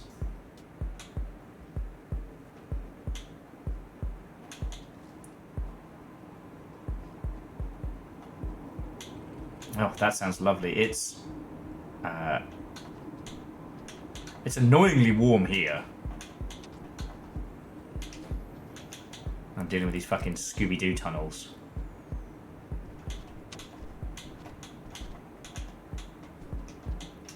Stop that incessant Hey, typing. I was like, oh, that's so cool of you, thank you. Wait, no, it's drop bears. It's drop bears. Thankfully, we have drop wigs, but no drop bears yet in Rain World. Maybe we can keep it that way. I don't want to explore up here, though, before we continue into bad news bears territory. Yeah, how is a lizard like a writing desk? They'll both fucking kill you. What? That doesn't make any sense. Who said it had to?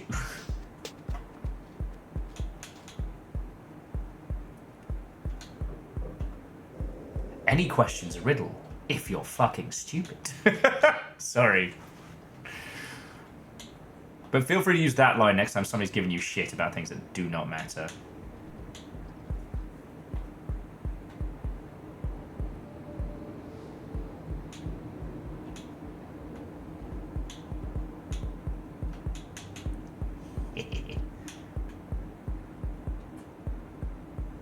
Oh, wait, am I in trouble?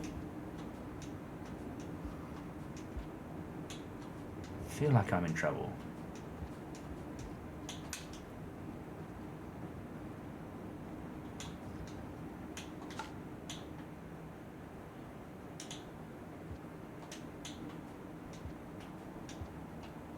Fuck.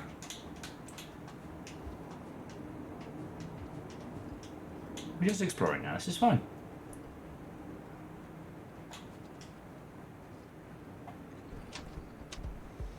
Man, there's just no way these guys aren't duking it out.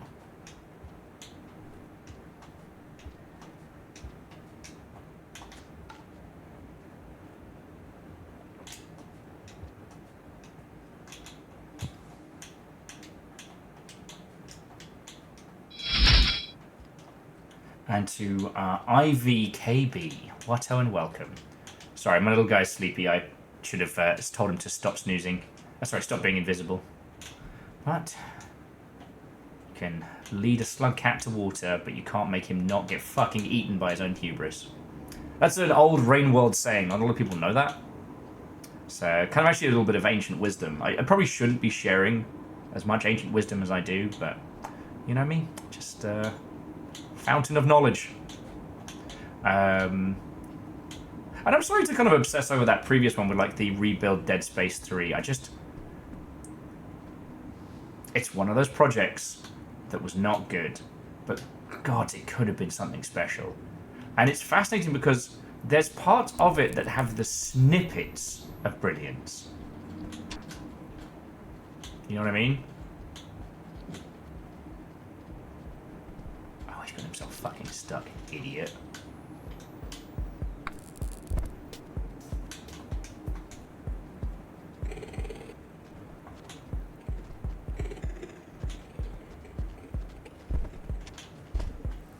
Oh no, oh no. Swear to God, get up! No!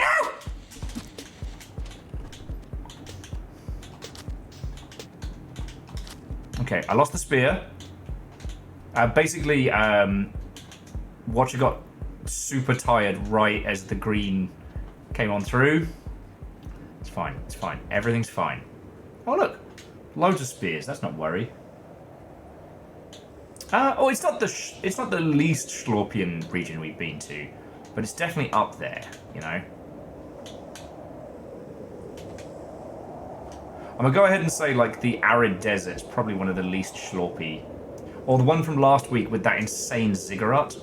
That was Schlorpless.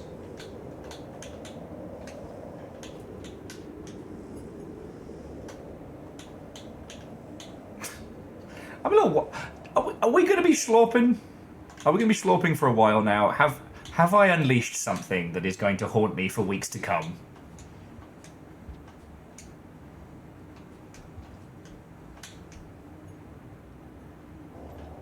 All right. Well, we're going to have to listen to the sound of ticks fucking, but I found a shelter.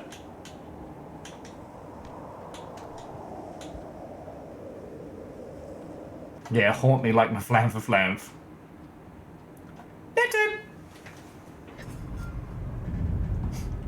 So for those of you wondering what the fuck, yesterday we played an incredible game. It was like, was it Navaclius? It was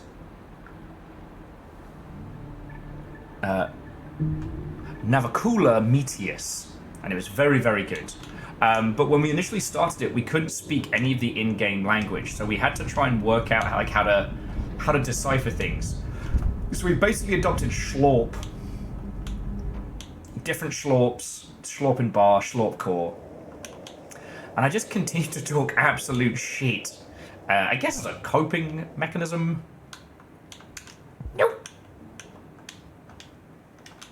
Oh, actually. Oh.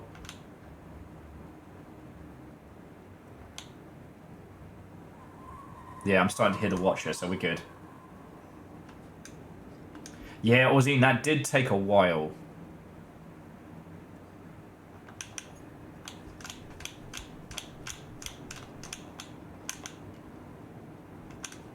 Fucking good game, though.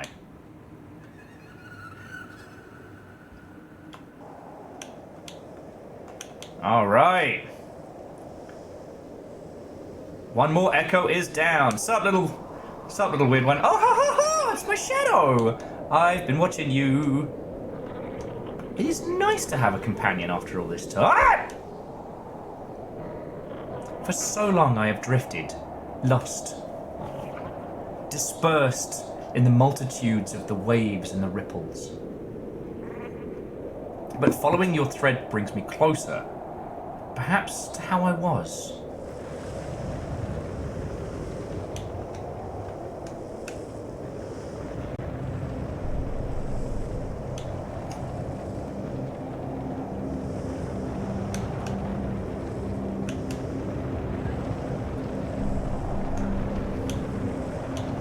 Come on.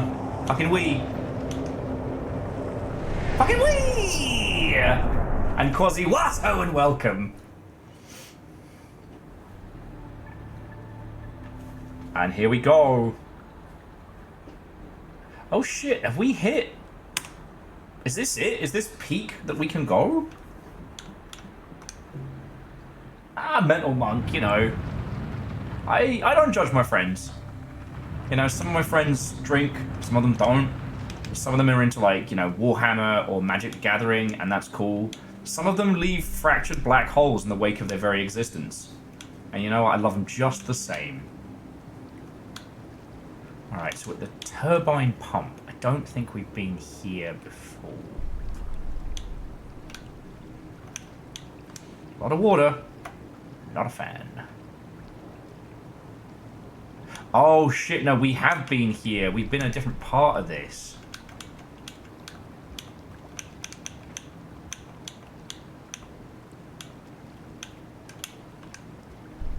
We're in the bad place now, friends. And Furball, Watto, and welcome. Come on in, come on in.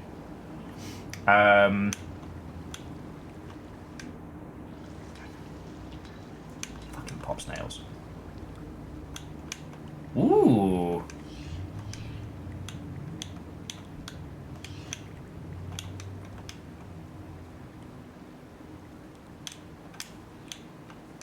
So something down there sounds bad.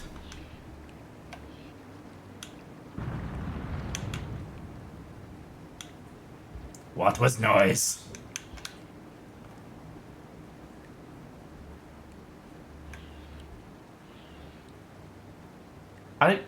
Okay, so our choices are jump into the high-speed water turbines of Nightmarish Death or explore this, which seems to be exploding.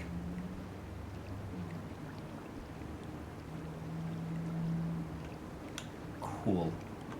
Cool, cool, cool, cool. Cool.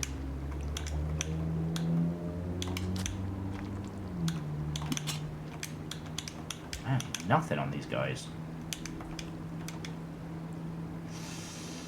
Oh, I know what we can do. Blind jump. I have an idea. Let's leave.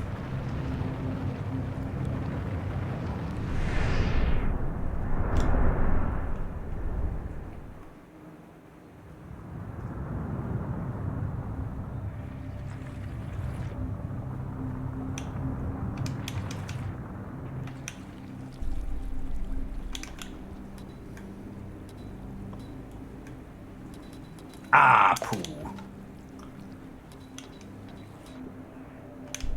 I don't think this took us anywhere good. Gonna be honest with you.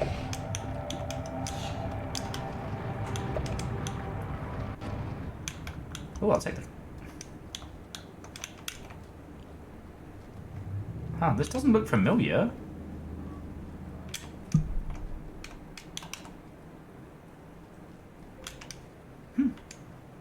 Maybe we caught a break. Maybe we teleported to the land of, like, really happy good times and snails. Because the snails do know how cool we are. That's it. That's got to be it. To those of you who have played a lot of Rain World, who know where we are, that's got to be it. We're in the happy place now. There sure are a lot of leeches. Alright, well, let's find out where we are. Better.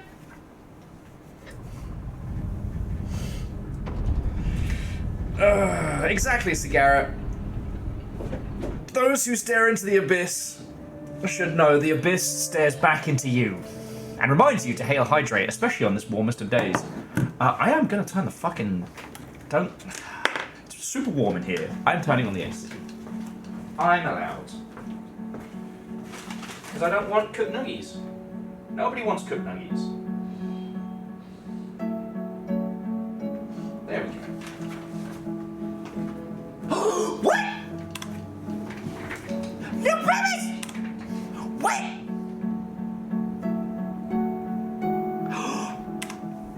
What is my little guys?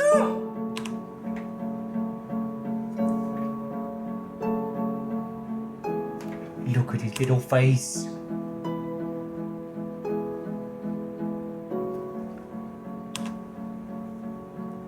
Oh.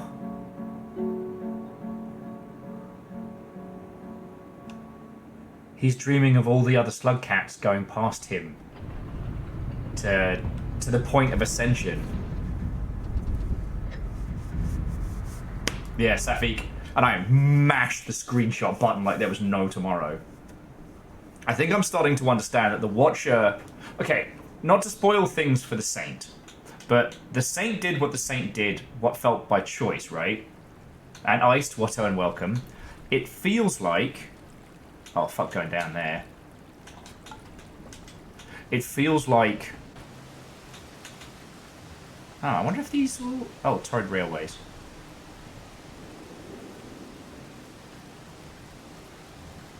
Huh. I was kind of hoping those would ripen in the rain, but...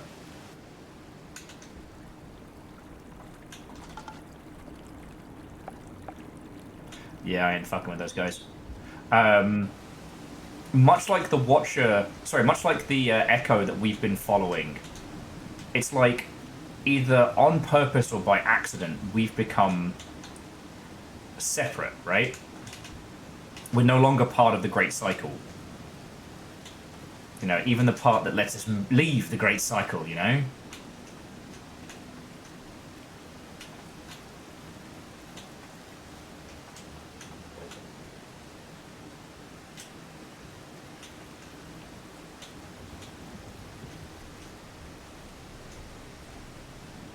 And now we're the ones literally watching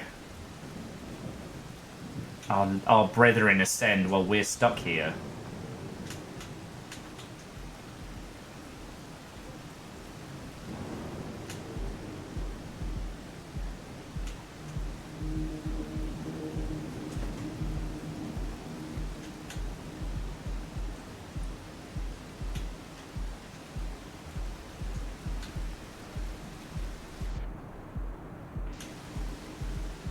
If any of you need any like info on like, you know, the echoes and, you know, those who are kind of trapped half in, half out, let me know, because I would love to fucking talk about it. There's an axolotl hunting me down.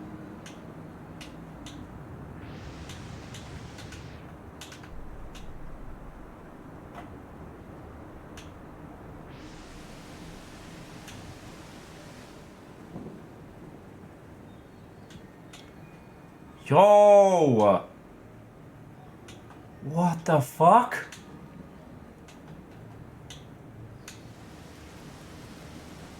That was the thing that killed me before! You remember?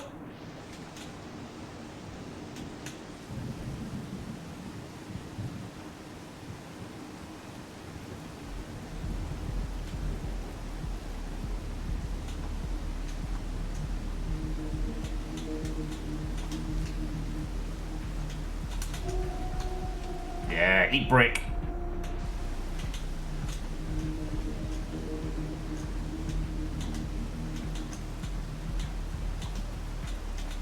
Fuck. Hey, if you bull slugs could fucking not right now, I'll do my best not to have you caught up in my nonsense. Did I eat enough to sleep? Yeah, I did. Alright, nap time! Oh, Mental Monk, go get some sleep. Happy birthday, and again, I hope you had a fucking good day, friend. It does seem to be raining in Rainworld. Fucking go for some decent rain now, I tell you. Oh, I need to stop clicking. Fuck, I'm an idiot. Sorry, what I meant to do was wait and see if we got the map back up to see where we're at, but...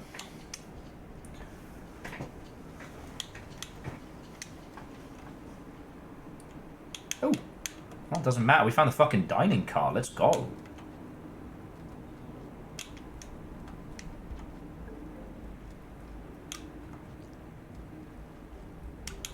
What do you mean you're at train? Ah! Fucking snails, man. Fucking snails, man! Oh, don't you stop. Fucking poor squid.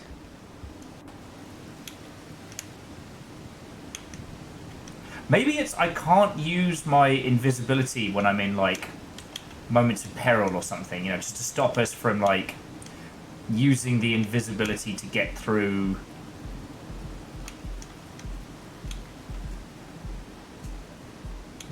good, or do you want to fight me? Alright, you're lost.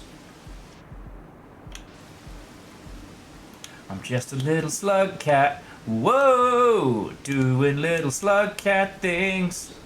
Just a little slug cat. Whoa! My heart is filled with fear. Not going there, wherever the fuck that is.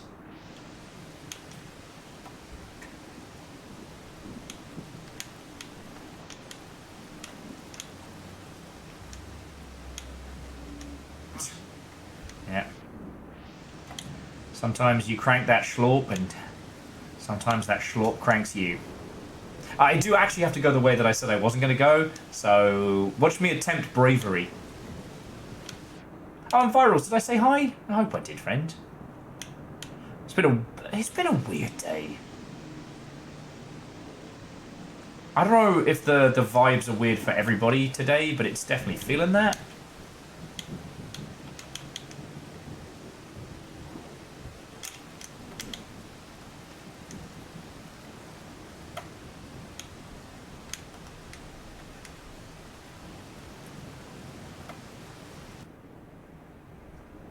Well, shit.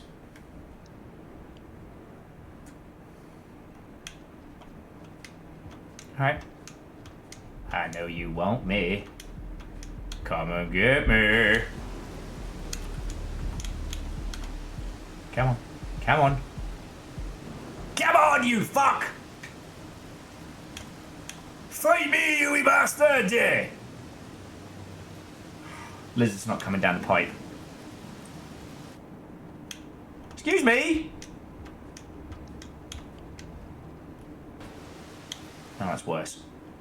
Much worse. Wait. Fucking fight me. I'm a glowing slug cat. I know I'm delicious. Fine. Fucking fine. You want to do this? Some of us have places to be.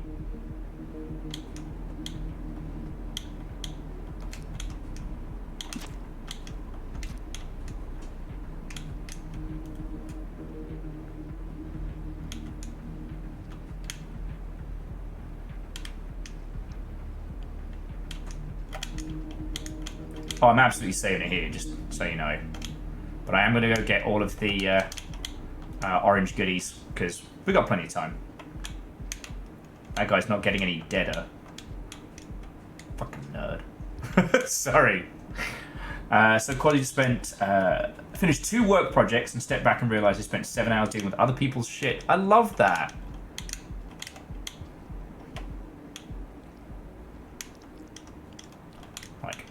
You know, when you have those like one-to-one meetings and your boss is like, what do you need to succeed at your job? Less of other people's fucking bullshit. I'm lucky these days because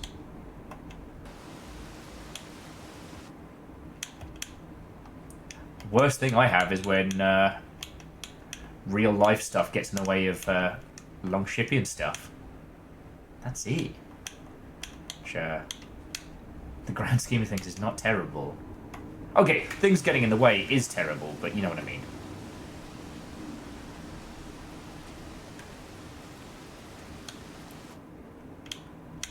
Huh.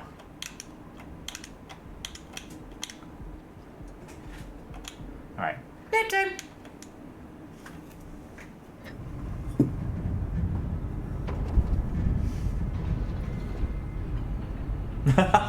You know what, Diversi? That's going to be nice. Virgin was just saying that their boss doesn't put things on their schedule at the beginning of a project because they're the fixer.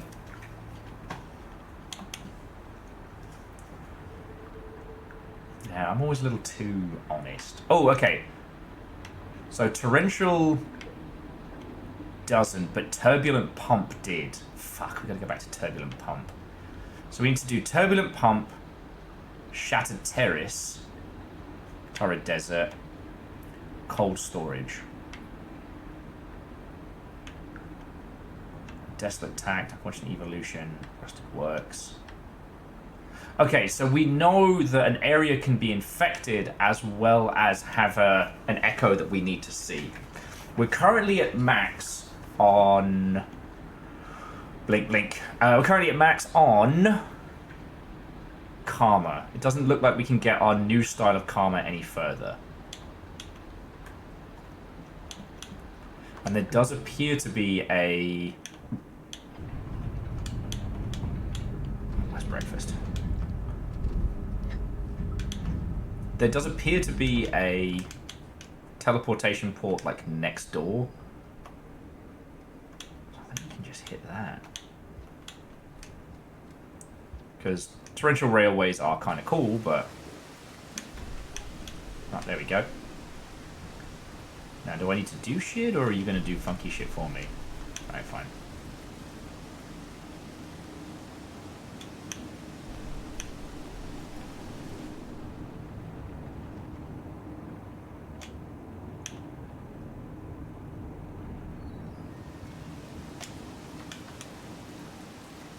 Presence already binds this place, so why can't I go?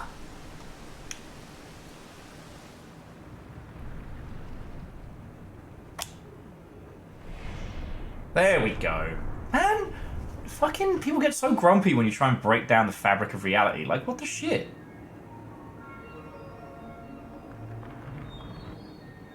Wait, what the fuck? Where the fuck are we?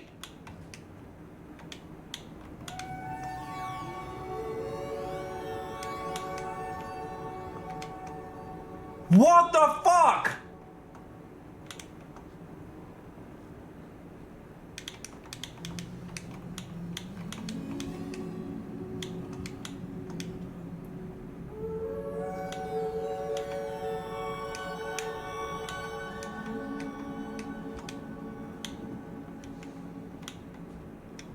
Alright, well, up is good, down is bad, right?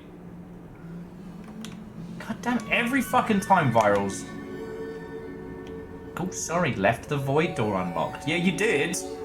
Now look what's going on. I'm climbing yet another ziggurat and... What is this?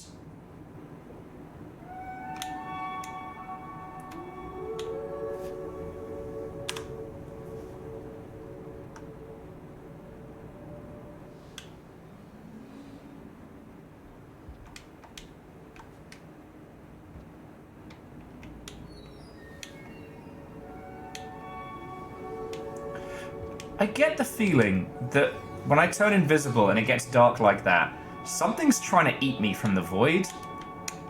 That is scary, but it feels right.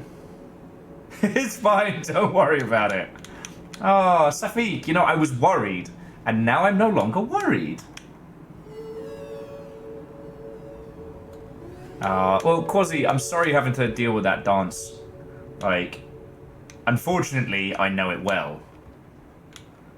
Am I just in some kind of, like, get the fuck out of my house nexus?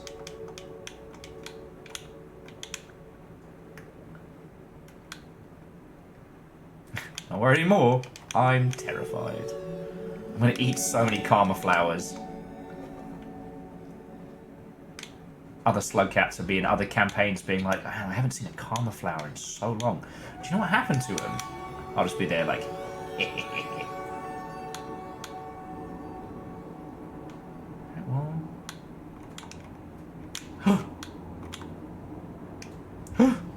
okay, we're good, we're good.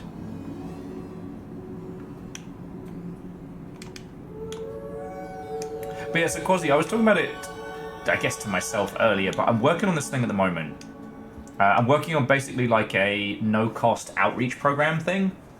And I had this lovely realization when I was drinking last night that I won't have to do reporting because it won't be for profit, right?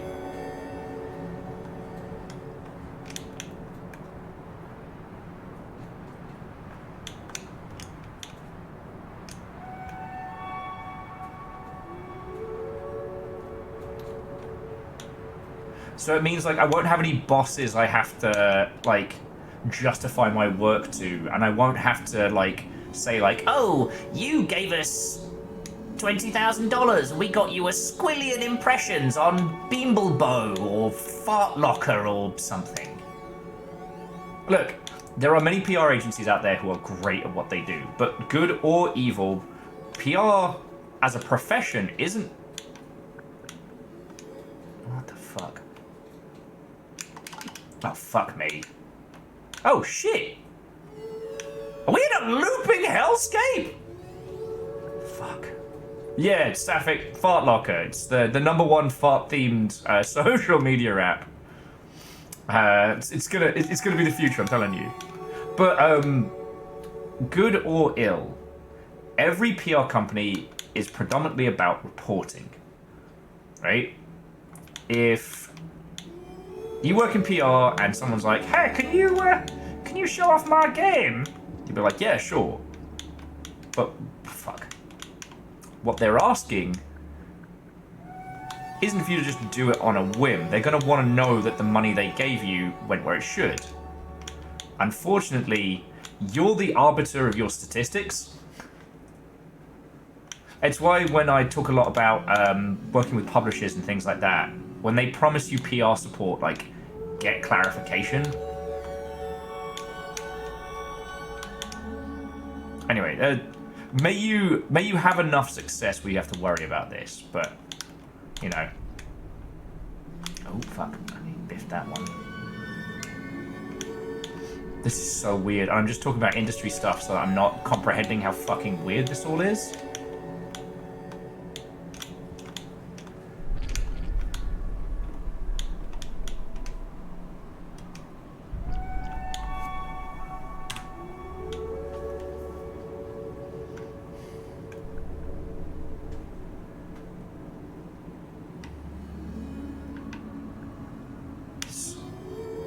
Crossroads in time. Guess we'll take the path.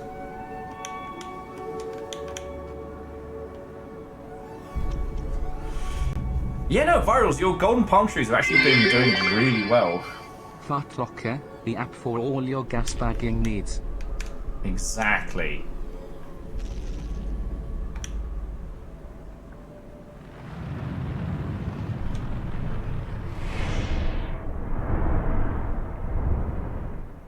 Yeah, Quasi, I thought you'd take some comfort in that.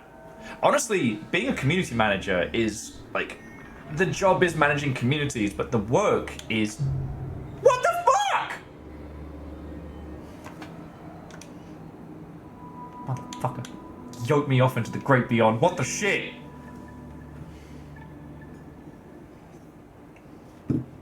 That was bullshit. Okay, but we are on the Shattered Terrace. The Shattered Terrace is where we need to be. Being a community manager is about managing communities. It is about, like, organizing stuff and making sure everybody is together and happy and things are going. But what you actually do, like, if you map out an 8-hour day as a community manager, the most you will do is write reports. Reports of what you're doing, reports of the impact they're having, justifications of your own space. In PR, you make a pitch, you do the thing, and then you write up the report. And the report is the better the report, the more fluffy and happy the client feels, the better you've done. Now, that middle section, that's where the good and evil happens, right? Because you can write an incredible report and do a dog shit job. I will name no names, but there are some agencies out there, especially when it comes to working with content creators, streamers, YouTubers, TikTok nonsense, the influencer side of things, where they're really good at showing you this lovely graph of numbers. Don't the numbers look big? Aren't the numbers going up? Look at these numbers go up. And everyone goes, yes, number up. Yes, we like number up. And then no one hears about the game and everyone's looking around being like, oh, did the campaign fail? And they'll be like, no, look at numbers. Campaign good. Game must be not good. And again, this is not me disparaging PR as a profession. It's fucking important and it's good. But when you get bullshitted, they don't bullshit you whilst they're doing the thing. They bullshit you in the report after. And that's why it's like, you need to have very specific specs on when working with a publisher or a PR company of what are you going to do, how are you going to do it, right? Like, you want them... Oops, sorry about that. I bumped my mouse. You want them to give you very specific information on what they're going to do, and don't let them do it on like a hope and a promise. Now, for what I want to do, I'm not charging, and I'm not making any cash on it. The reason why I'm so keen for this is because, like, one, there are so many indie friendos who do not have the time or the access to the people that we know, right? And, like, in the event that people do have budget, they can, instead of trying to be like, right, I'll give you $5,000 to get as many keys as many hands as possible, they'd be like, right, well, we've got $5,000. Who do you know who's going to be good for this? And I can be like, right, well, I've seen everybody who's played this, and I can tell you that Rivulet, Gourmand, and our little Invisi friend will be perfect for this thing that you want them for. And they'd be like, oh, cool. I don't have to do negotiations. I don't have to justify it. And, you know, my friendos can get bank. If it turns out that it's something that I'm good at, you better fucking believe I'm going to put myself for it, you know? But, like, friends, like, we get sponsored content like what? Maybe, well, I'd be happier if it was more frequent. But we get it pretty infrequently, you know?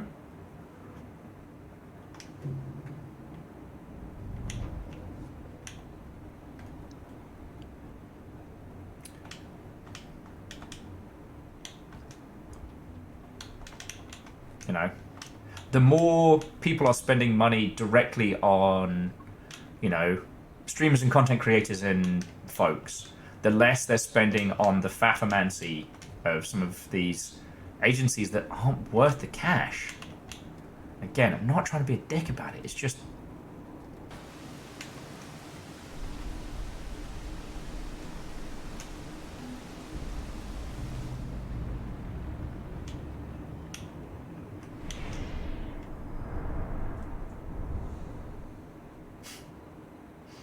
What are you cleaning that rifle, Nova? What mischief are you up to?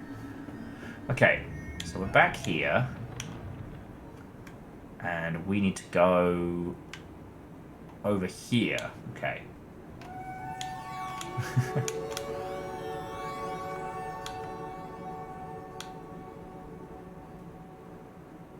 Oh, talking about the CM work, yeah. Like, that's one of the reasons why I fucking love, you know, what we've got over here in the Longship, because, you know, both myself and Tal have/are professional community managers. Oh, I wish I hadn't eaten all those fucking karma flowers now, because they haven't grown back. Okay, don't even worry about it.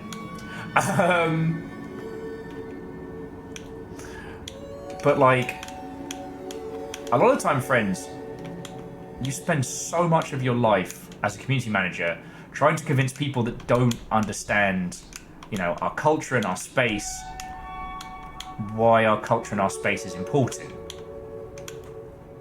Like, look, I'm going to keep bringing this up until the gin destroys the memory of it, but, you know, I nearly fucking got Markiplier and Ego Raptor, or Aaron of Game Grumps, depending on how fucking old you are. I nearly got those two Mother Hubbards to do a Spartan race for a promotional video. For like fucking next to nothing. But no, because Brand didn't understand the value of it. Like...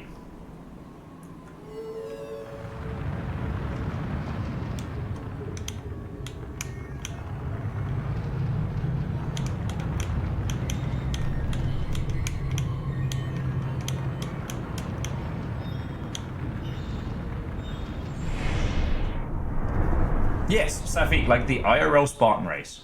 Now, this was back during the Maker Studio days, and it would have been... Please don't get Yo off into the space again. Okay, cool. And it would have been real cool. But, like, you think about, like, that...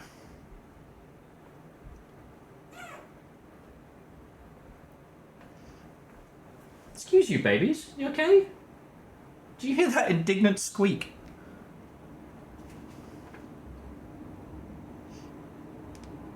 Sorry about that, friends.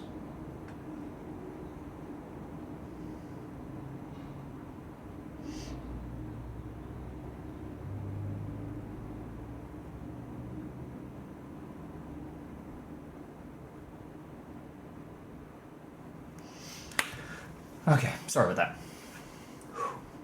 I realised I was getting het up over an argument that is now over a decade old. But it was just more to my point of like, you know, if you ever wonder why it seems so weird that sometimes community managers don't do X or Y when it's so obvious, well, it's because they wanted to and they weren't allowed, you know?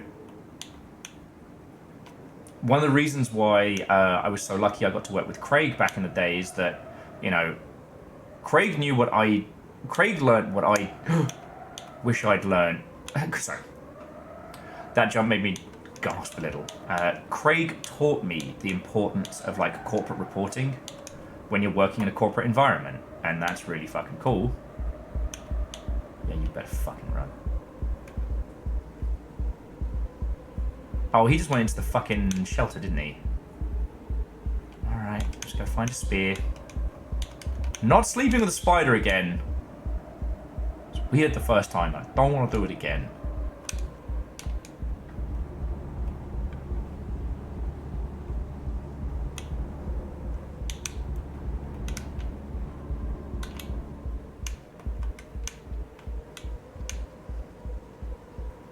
Blech.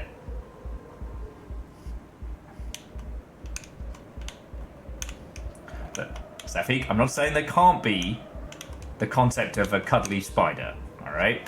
I'm not an arachnophobic individual. I understand I'm very lucky like that, but these motherfuckers, they ain't it.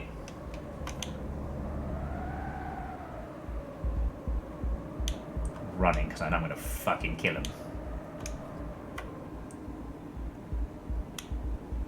Ugh.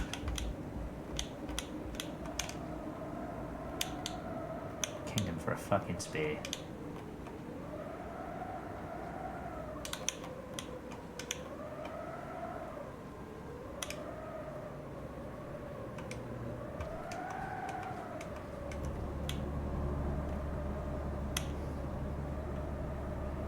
Alright, I'm just gonna go in there, start slinging bricks, and hopefully it fucks off.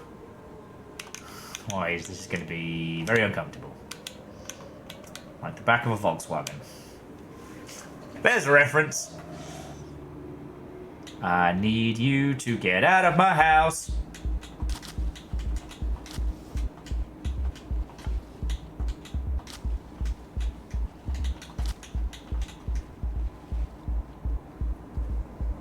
Okay, now was that enough to get it to fuck off? Or is it just gonna hide in there?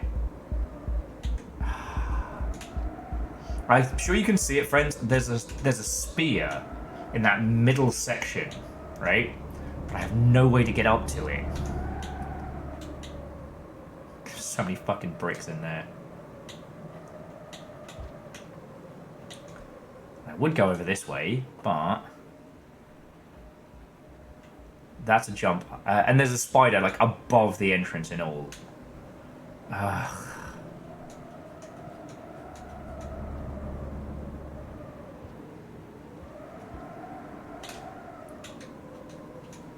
Please tell me I missed one out here. Oh shit! I'm about to say, thanks to Shark Facts, I haven't had to do one of these in a while.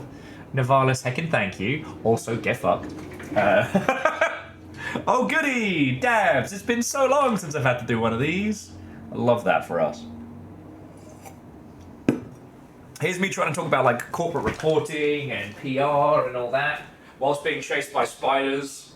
And you saw it, and you were like, sure would be good if Will had to get up and move around. Oh, I actually have to stretch now. Can you believe it?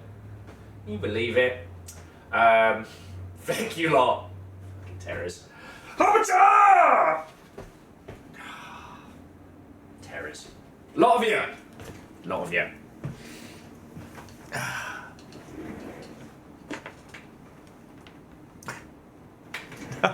Yes, you know what, Nova? It's definitely coming from a place of good. Fucking spider. This area doesn't have a fucking like an end condition. There we go. Nap time. Whew. Currently, all I need to do was stand up, go outside, dab a little, and get out. to Iced and other Rain World friends, like, if you're wondering why you're not as good as I am at Rain World, now you know. Now you know. Okay, so somewhere here in the Shattered Terrace. Somewhere here.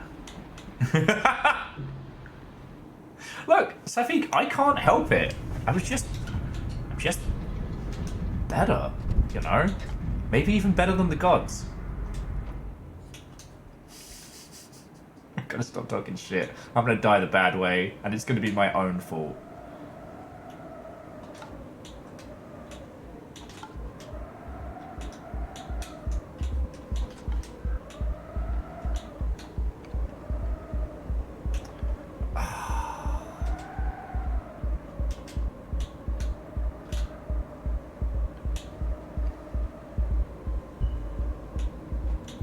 So many fucking spiders.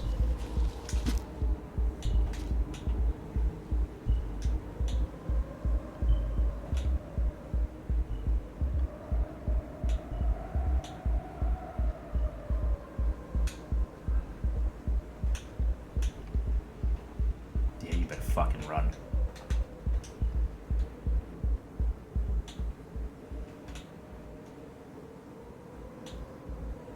Alright, well, that's one spider dead. Yeah, J-Post, this really does have a... what a week.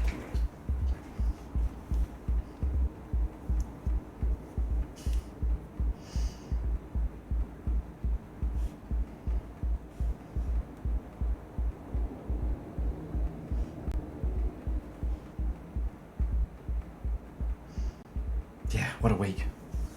I'm sorry, friends, I've been a terrible host so far today. Let me take a breath. J-Post, how are you doing?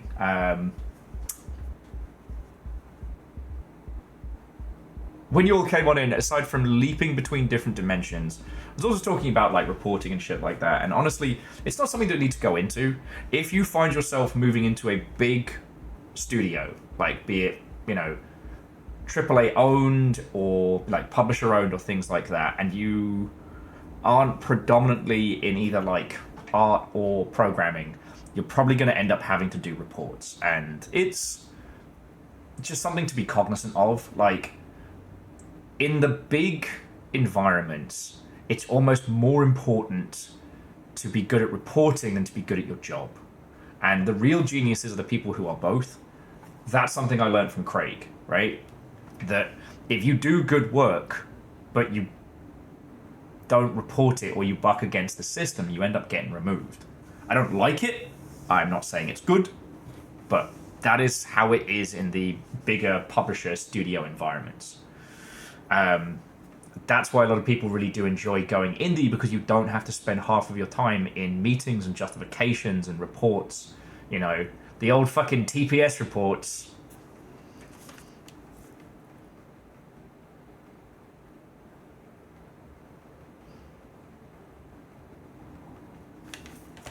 So yeah. Alright, one spider dead. We've got a karma flower and there's another one there, so we got this. You can't stash karma flowers, which is the only pisser. J-Po said the train yesterday cancelled for fire. System work blowing up and an actual office fire drill. Did a joke that should file a jury interruption for the fire drill evacuation. That's pretty good. And Frogatus, what a welcome. Rain World's going great. This guy's about to die messy.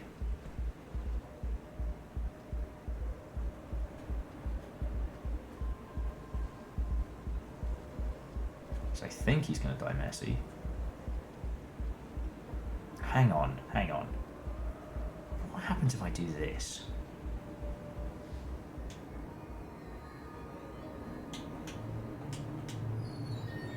Fascinating. Oh shit! It is those big fucking things. They're like floating predators.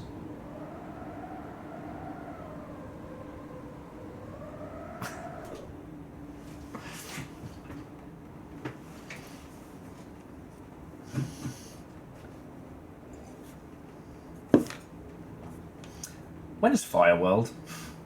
Been to Fireworld.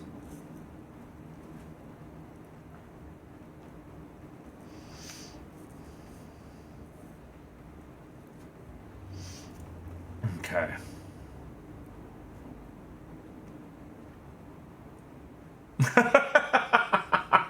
Sorry, Jackie said when's Fireworld. Aeon on Reflex was like, ask Little Fire.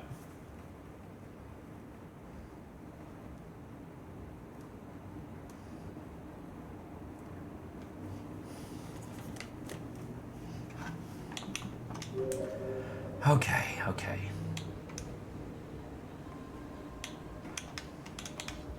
Oh, J-Post, exactly.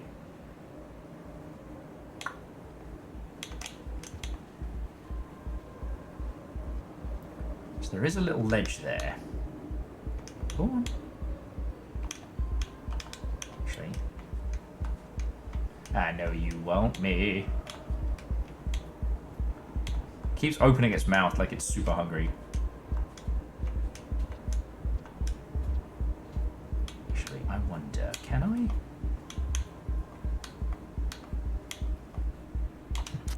Yeah, I can. Get fucked!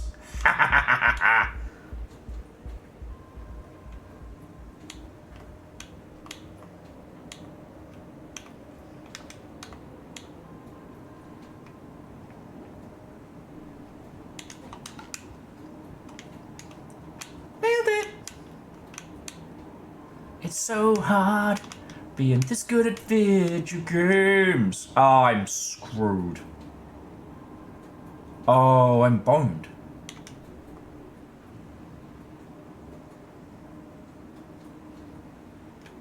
I made it, but I'm in a tiny little alcove and there's nowhere I can go.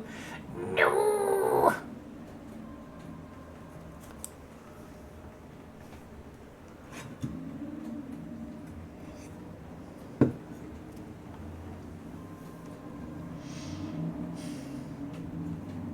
I fucked up so badly.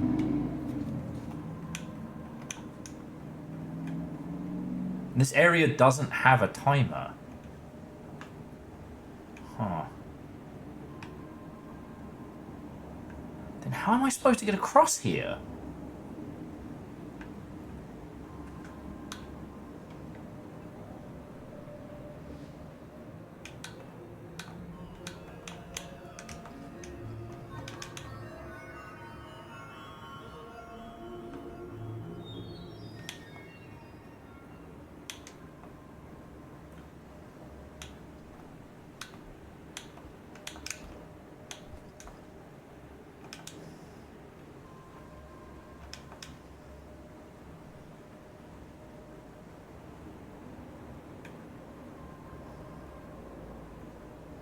What the fuck am I supposed to do? I think I've just fucked up. Alright, bye! To the pit! Sorry, we got a Karma Flower. We know where we're at. Where the fuck do we go? Like, okay, so we know that somewhere here in the Shattered Terrace, there is another Echo to be found. It seems that when we're in the Void, when we go into Invisimode, it is entirely, there is a specific creature, and I think that creature only exists when we're at maximum karma. I don't know what it is, but it wants us dead. Spiders in the base again. Spider base, spider base. Naturally unsettling spider base. I don't see anywhere else to go. You all can see my dilemma here, right? Like unless there's something I'm missing, which is entirely possible.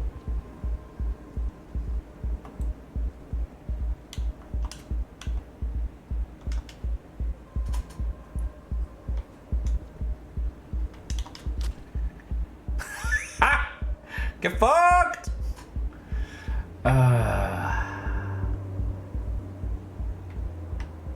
Also, the two rocks there in the shelter make it look like eyes. Okay, to... I don't know if Iced and Sauron and Peeps are still lurking.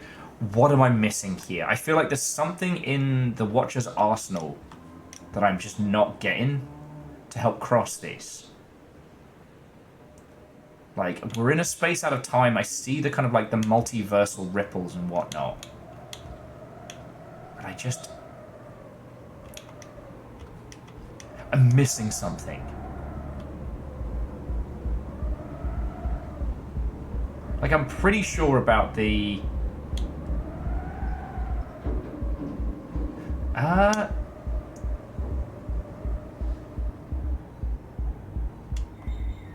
You know what? That might be the way to do it.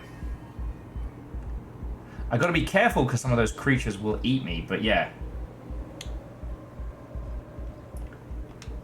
Oh, okay, yeah. So Aeon was saying, use the floating thing. Safik, okay, yeah. You float when you turn invisible. Alright.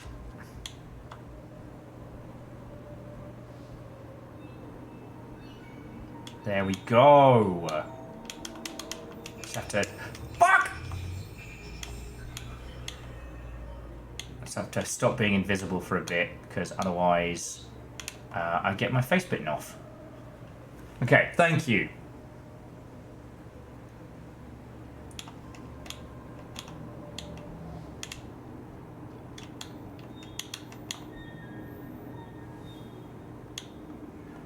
Though I'm getting a bunch of, like, Charlie and the Great Glass Elevator flashbacks from this, because...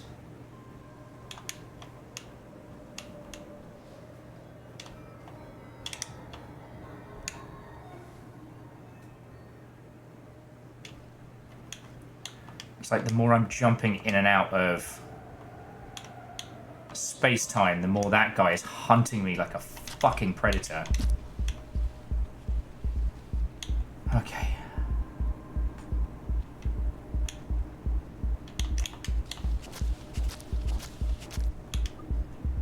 Do you fucking mind, dude? He got me with the sleepy time knockout.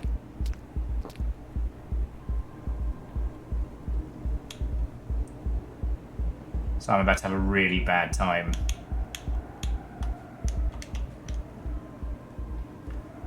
Void Hunters. Yeah. Puns, you ever think about how if you could actually get...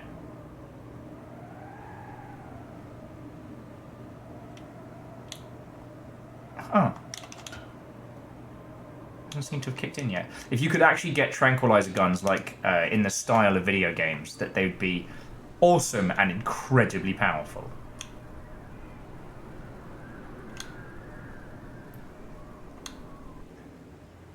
Oh yeah, the Bethesda Sleep Selector. The most fictitious thing in any Elder Scrolls game is being able to just get 8 hours of uninterrupted rest.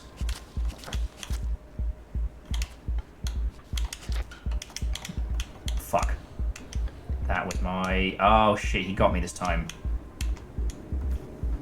Fuck! Come on, buddy. Come on, buddy, get up!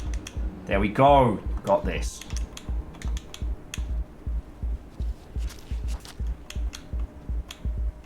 Oh, fucking ambush predator, piece of shit.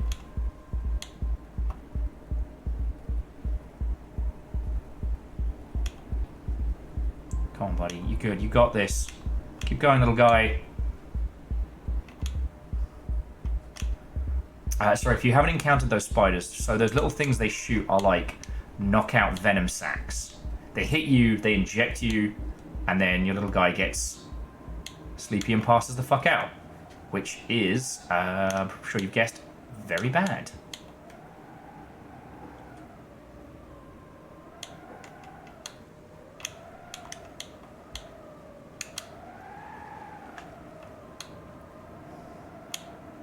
We're in agreement those Void Hunters are fucking scary, right? Like they exist outside of space and time and hunt me down.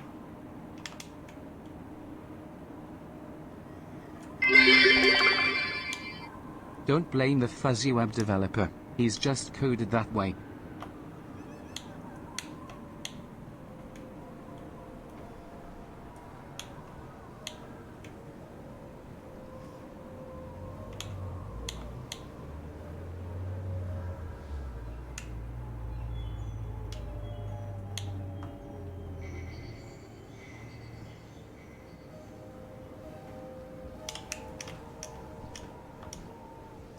Alright, and we found our way towards the next of the echolocation. Huh, echolocation. Some days I'm smart.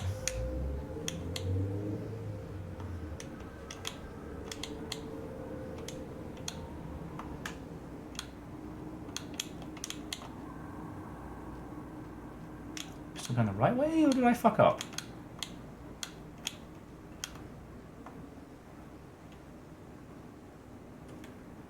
No, I think I fucked up.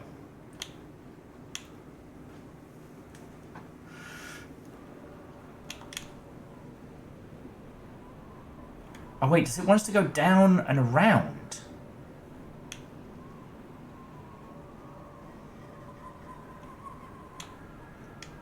Hey, there are those floating rocks again. Or is that death?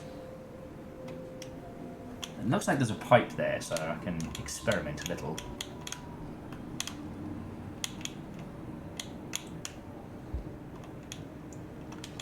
Okay. That could have gone much, much worse, and it didn't. So I'm going to take that as a win.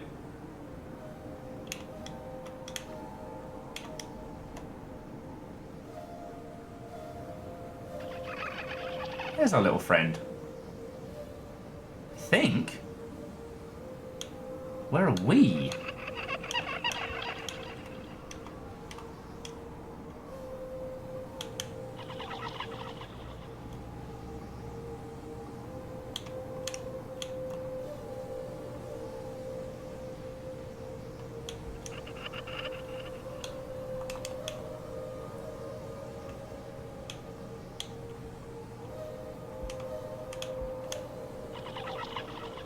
Maybe he wants us to do the Invisa thing. Oh, there it is. Oh, yes. There you are. So tenacious, even amongst the floatsome and jetsome. These mindless swimmers and floaters. Look, did you see? A big one just ate a little one. Good. One less stinging idiot. Oh, they prick at me so. Okay, so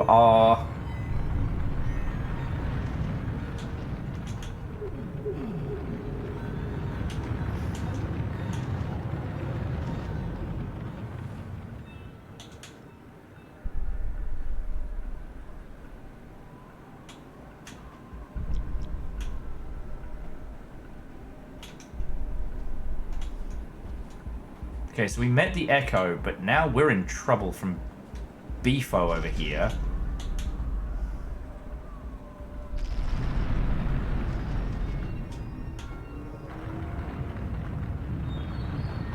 Come on, Portal, let's go. Whee! Could be Moose? Because the thing is, the creatures in the live stream, or what we've seen prior, where the fuck are we? Alright, the things that we've seen so far, like usually those cute little like golden creatures, like those ones, they're all heading towards the void, the cycle, the continuation, right? But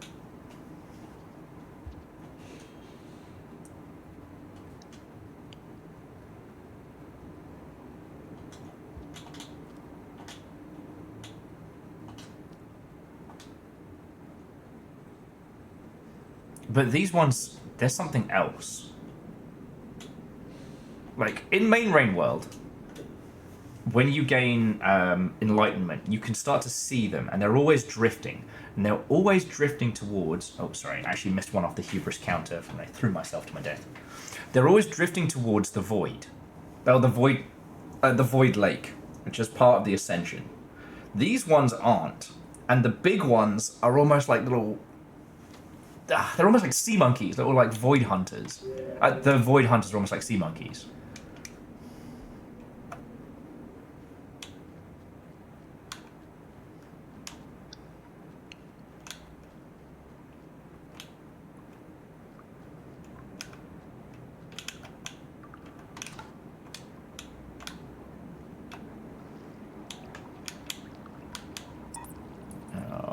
fuck are we? Why does it sound bad? Huh, I don't even know what the fuck those are. Huh, like little rat guys?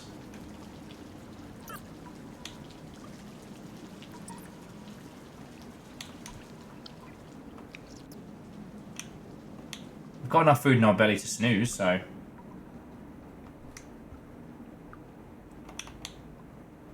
And yeah, Moose, this seems like it's less, like, outside of space-time than the last place we were in, because you're right. That did look like a... Like, that's a chain link fence. The last place we were in had fucking... I don't know. Who's that little guy? No.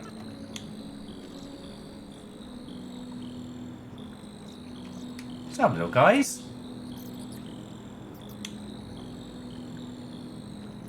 Are you little snacks or are you little problems? Right, well, I've eaten enough, so I don't need to necessarily chow down on these.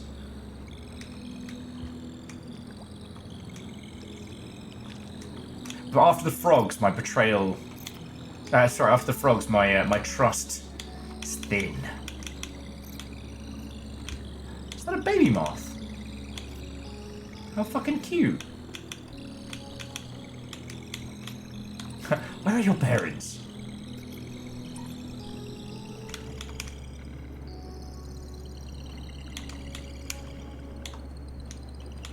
Where are your parents?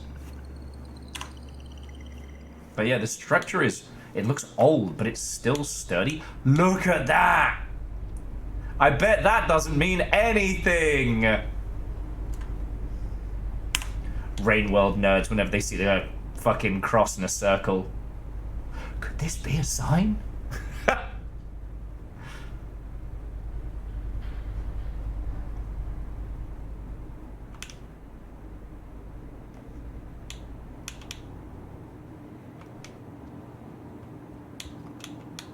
Oh, jumping back. I am right in thinking that that thing I did with the levitation, like that only works when I'm at full nuke armor, right? Alright, I guess we're throwing ourselves into the pit. Fucking wee! Ah, I fucked up. What the fuck is that? Alright, friends, I don't recognize that symbol.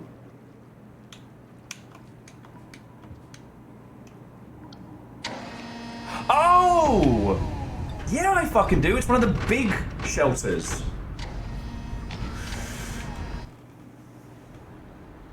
Okay. Apparently I killed a lizard. Okay. So friends, as we have hit 4 o'clock, and we are here in the ancient urban... God, there's still so much to find. Cold storage, torrid desert, and somehow turbulent pump. I'm going to take a quick little break, because I need to pee and get some water. So, grab yourself some snacks, friends. Pay attention to your pets and your nearest and dearest. And I'll be back with your lovely selves in just a second. It is an impressive ball of locations. Remember when we had like 2? And I thought I'd be able to tunnel to them like you do when you're regularly on Rainworld. Do you remember that? Remember the passages? I miss the passages.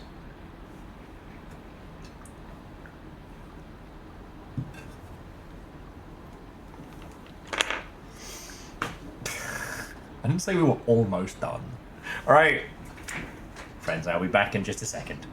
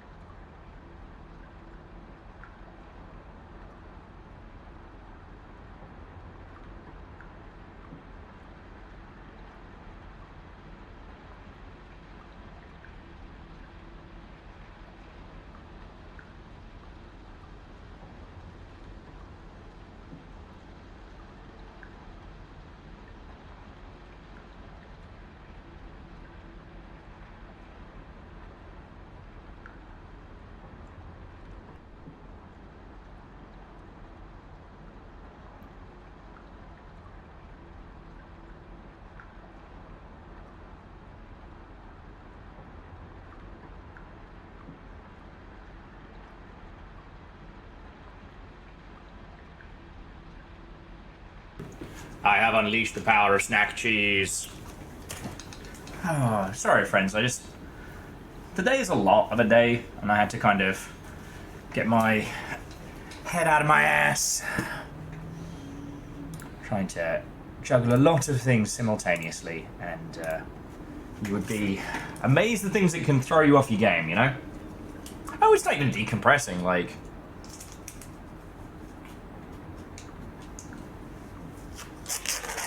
and Hut, what so unwelcome. Sorry about that one. But I'm going to go into auto mode and have a look at that one. Because obviously it stops Pepe's, because then the whole Nazi shit. But whenever we say Pepe Sylvia, we're obviously referencing It's Always Sunny in Philadelphia and this whole wild mess. Which is kind of rad.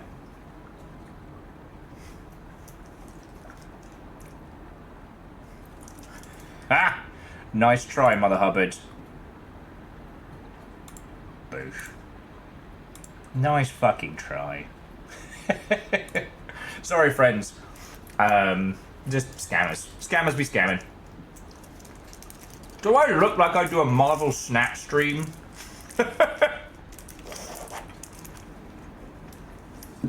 And yeah, so the reason why it's just Pepe is that there's a lot of like, because Pepe is listed as a hate symbol, but it's not a banned thing on Twitch. So like, the Anti-Defamation League lists it as a bad thing, but it's not banned on Twitch. So there are people who have Pepe emotes. And most of them don't know, like, the association, and that's fine. So having it as just the word stops any emotes, like, sliding it through, right? Yeah, Aeon, it's the weird frog thing. God, you want to talk about death of the author? I feel for that guy. Get your shit co-opted by the worst people. Oh no. Came up with a new skate trick. You hang off the side of a mountain while quoting Harry Potter. I call it the Daniels Radcliffe. Not bad, not bad. Thank you for the 200. Sorry, I'm still sore about a whole bunch of stuff around jowling, cowling, growling's bollocks. So I think that took the I took the bounce out of that. But I appreciate where it's coming from, and like, as long as you're still looking after yourself first, Akira Zero, like, seriously, thank you. All right.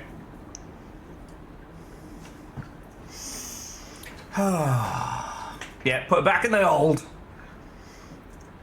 Oh no, legend. Danny would love it. Danny love it. Danny Radcliffe's fucking cool.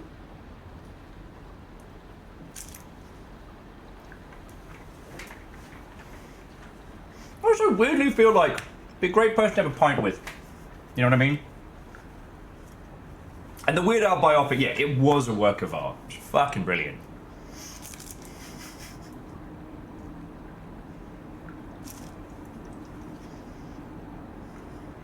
Oh.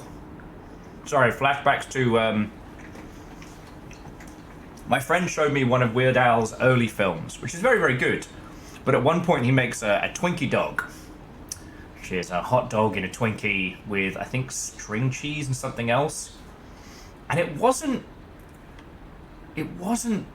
good in any, yeah, UHF, thank you, legend. Like, it wasn't bad in the sense of, like, it made me, like, want to be sick or anything else, but every part of the taste of it was wrong. Everything about it still haunts me to this day. Alright, let's continue with Rain World. Let's continue with Rain World.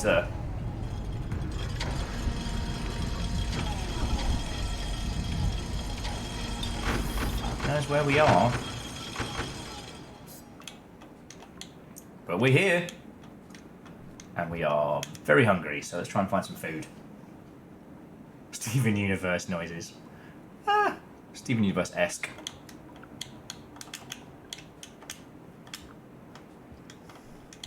All I keep thinking is, I think, is it 30 Rock? You take some jack cheese, put it in a pizza. Oh, you take a hot dog, stuff it in a pizza, wrap it with some jack cheese. You got cheesy blasters.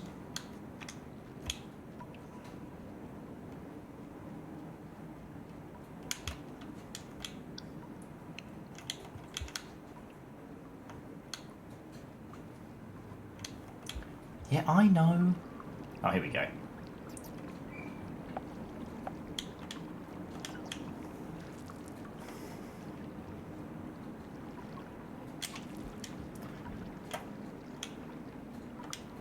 Ah, making bacon pancakes. I had that stuck in my head for weeks. Weeks! Also, this area is way too fucking chill. Has anyone else noticed that?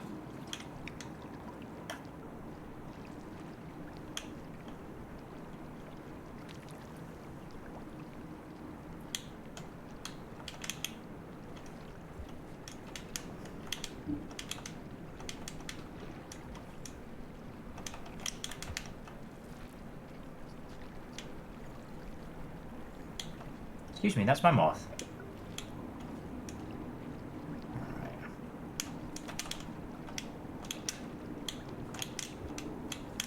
There's a lot of, like, other moths.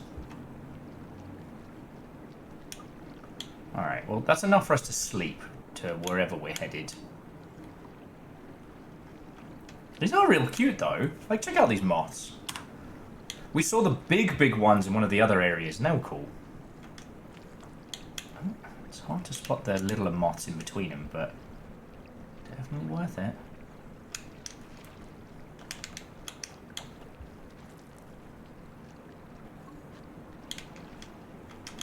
We might as well try and get a fucking meal in now. Alright, there's enough cuddles for everybody. Alright, well, thank you for the snack. Lovely to see you, moths. To be continued. Again, after the whole frog incident, I don't want to fuck with the little ones squeaking around there. No doubt they'll end up being, like, so poisonous they fucking kill me and my ancestors 12 times or something. Oh, my luck. You got cheesy blasters. Huh. You notice no spears. Crap loads of rocks. No spears.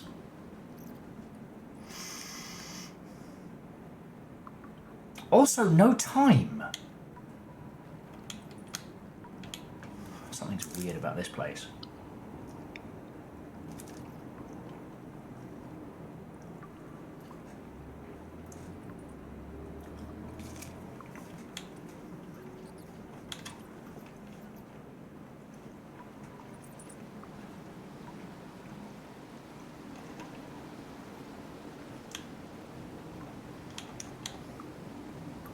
Oh, and Aeon, I did see your message, and how the fuck do I get up there? If you are still serious on stuff and things, we'd definitely have a chat about it. 100%. But I'm trying not to be like stealthy cryptic because I don't want you to commit to anything or otherwise. You know what I mean? Now, I feel like we've been to the other top of here, but there's no timer, so we can explore.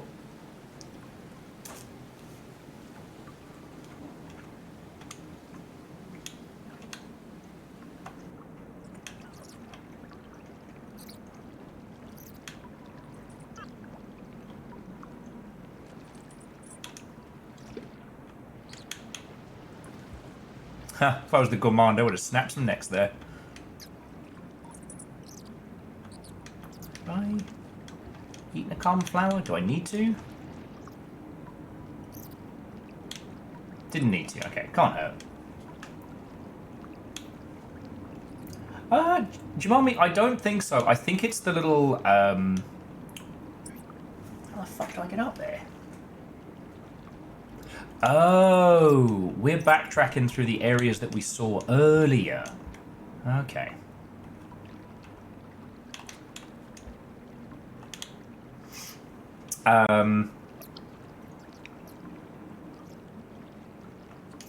sense. No, so yeah, so Jumami, I think the little visual effect makes it seem like they are, but no, there's the same sized hands as the other slug cats.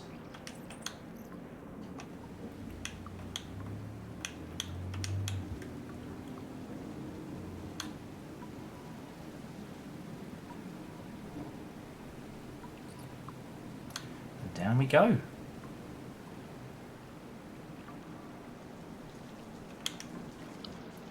Look at the cute moths down here.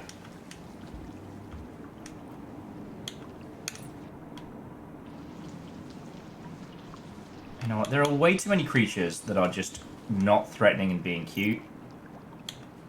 And, like, not to be a Rainworld paranoia nut, but, like, when have you known Rainworld to just be nothing to worry about? I'm wondering if those the white moths are gonna, like, just swarm our poor little self.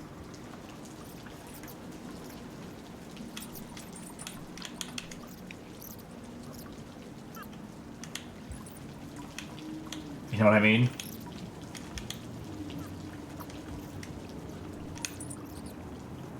I don't understand this area, but I will admit I'm fascinated.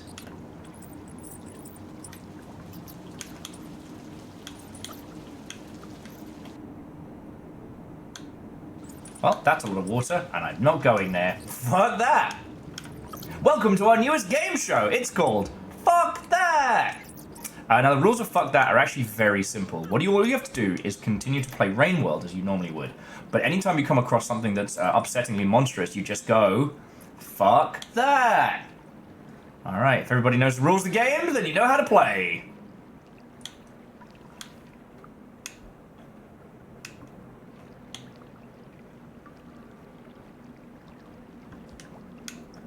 Points are made up, and the prizes don't matter.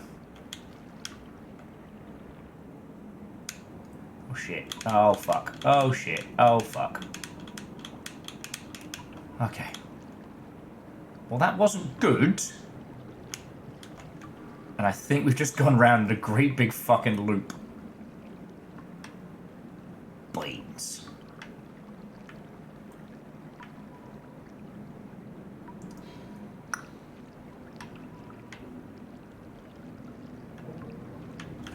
Alright, big loop it is. Like, we don't need to nap. No.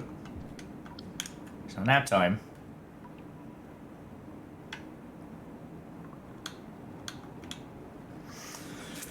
Jeez.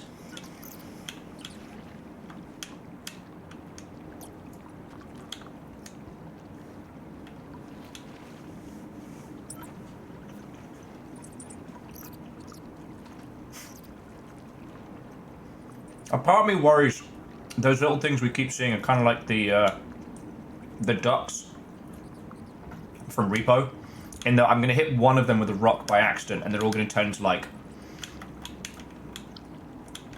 Peter Puppy style berserkers, you know?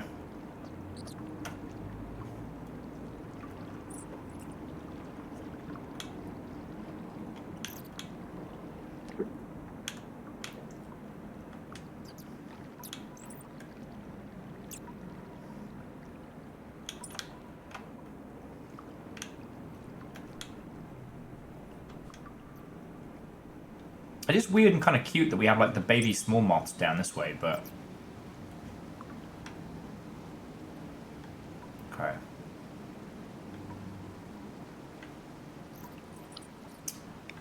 I know. I think I know where we've got to go. You know, the place where I did the fuck that noise? I think that's where we have to go. You got cheesy blasters. Sorry, the brain rot is very pronounced today.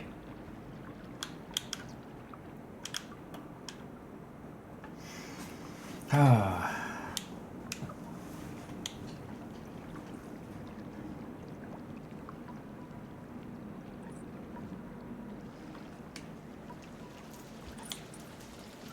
Alright, well. I'm gonna get busy swimming.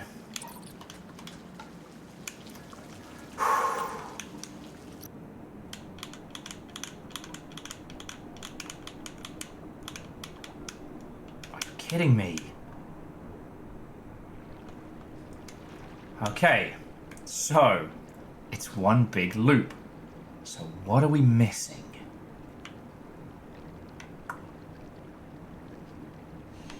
I didn't see any places as we came in. Checking the map. Didn't see anything else going through. Like there wasn't anywhere else to go.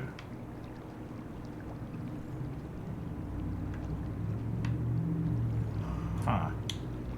Huh. Minecraft villager thinking noise. Huh.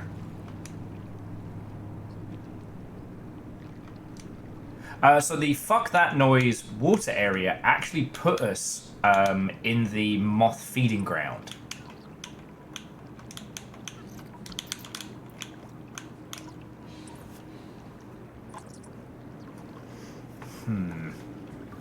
Huh.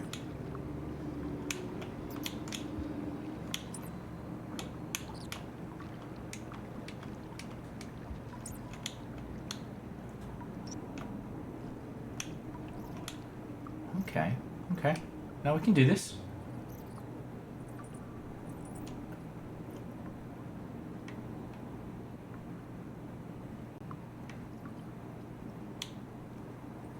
I'm just going to map this area a little bit quicker. I'm going to map this area quickly because we haven't come across any predators and there's no time limit here, which is very odd. I've also haven't noticed any disturbances or things like that. Like, we haven't had to use our stealth powers yet. Oh, we haven't had to use our stealth powers yet. Oh, fuck. It's gonna want us to... Oh, hang on.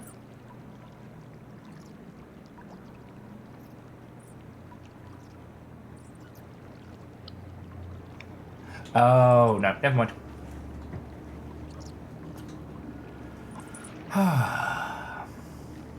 Sorry, I shouldn't have checked social media while I was taking a break, and I saw... Apparently it's that time of year where we talk about if achievements are worth it or not. And one guy was saying, we waste so much money on putting achievements... Well, okay, his point was achievements that are specifically locked into platforms. That, you know, services like Steam and Xbox Live and things like that having achievements locked in was bad because we spend money on it and it's dumb and stupid. And I'm like... My take was, you know... Users like them, and you kind of have to meet the... You have to meet the people where they are, right?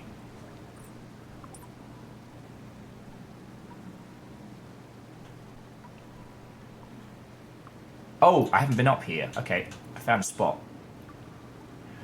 You got cheesy blasters!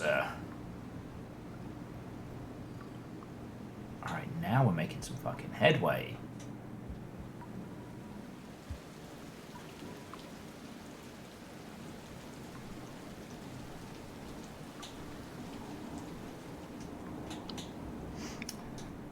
Wait a second, are these little moths supposed to be like, oh. What the fuck is that?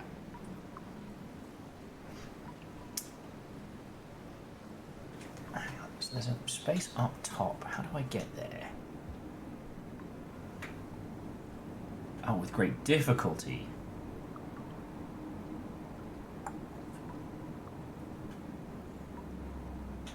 Okay, now I think I start to see it. Because I was thinking, like, are these moths like the bull squigs? Like, I've got to use them to bust out some cool kid jumps and shit.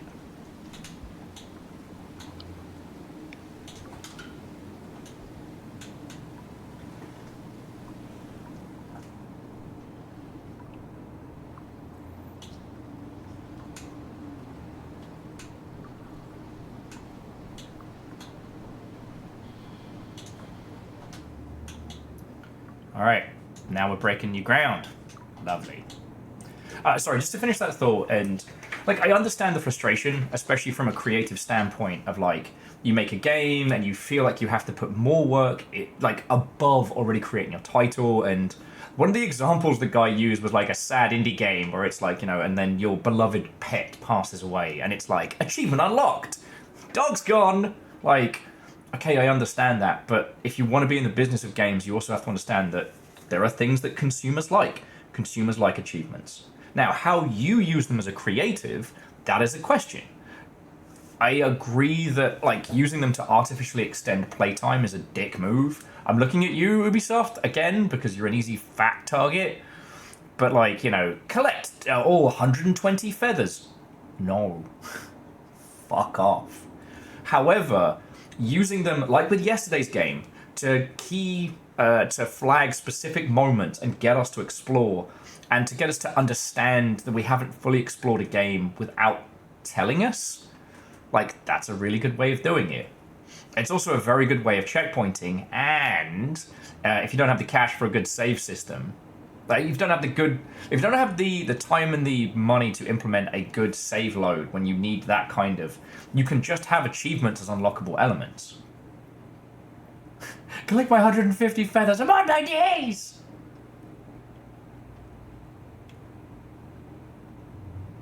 Yeah, and Aeon, I also personally think that those kinds of achievements, like try and do a perfect run, try and do a no hash, try and do like an Iron Soul run, I think those kinds of achievements, when you start thinking about them as mandatory and you start thinking about it as a way to give users an excuse to keep playing your game, right? And so what I ended up posting was just like, you've got to rework your thinking on this. There are things that users like that you might not want to put in your game, but at some point you've got to make a consensus. Like, you might want to reset the clock because I am going to bring up. What the fuck is that? There is something above and it is freaking me out. Jodorowsky's Dune, and there's loads of things you can take from that. And yes, it is good and important to try. It's fucking big, whatever it is up there. It is important to stay true to your creative vision and not let the industry turn your fantastic ideas into something,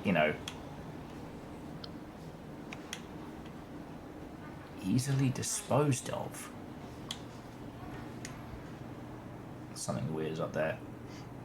But in the same breath, you also have to meet people where they are.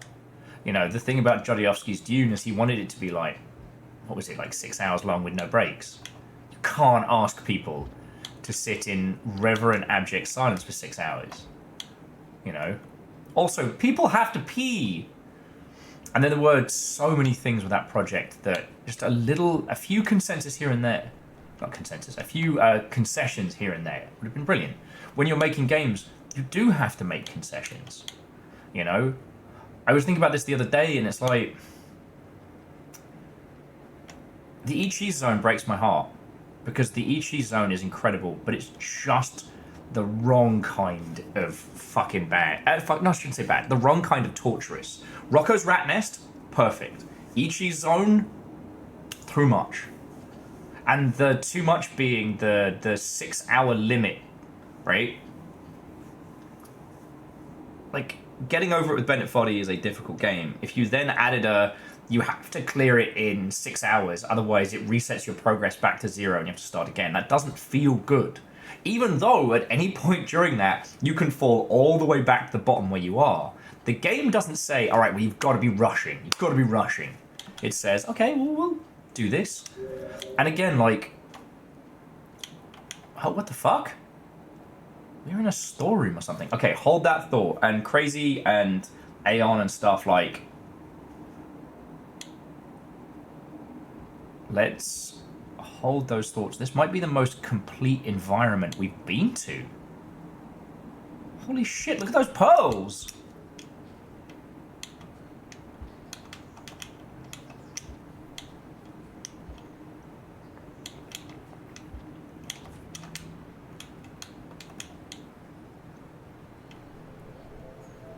What the fuck? What the fuck?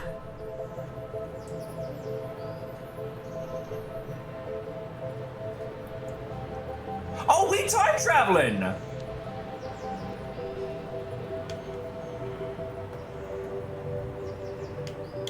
before the slug cats were even dreamt of.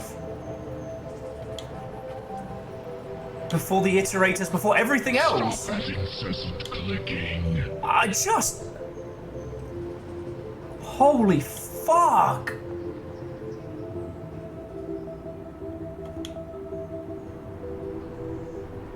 Holy fuck.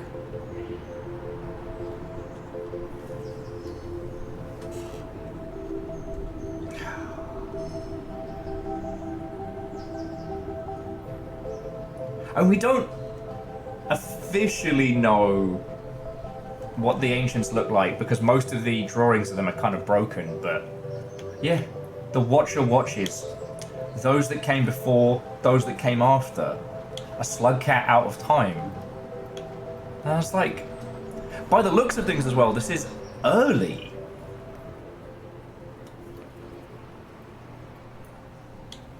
Because like, judging by the technology, this is well before the iterators.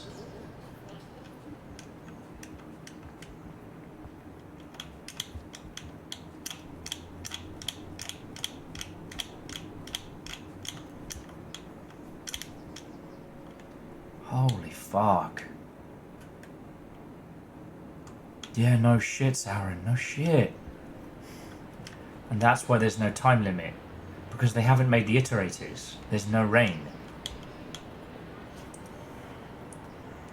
I don't know why I'm taking screenshots of this, because I'll never spoil this.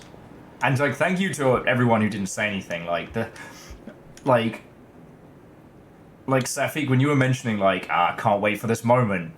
I was like, I'm gonna get eaten. Something's gonna fucking murder me 8 ways from Sunday. Nope! I'm gonna feel things.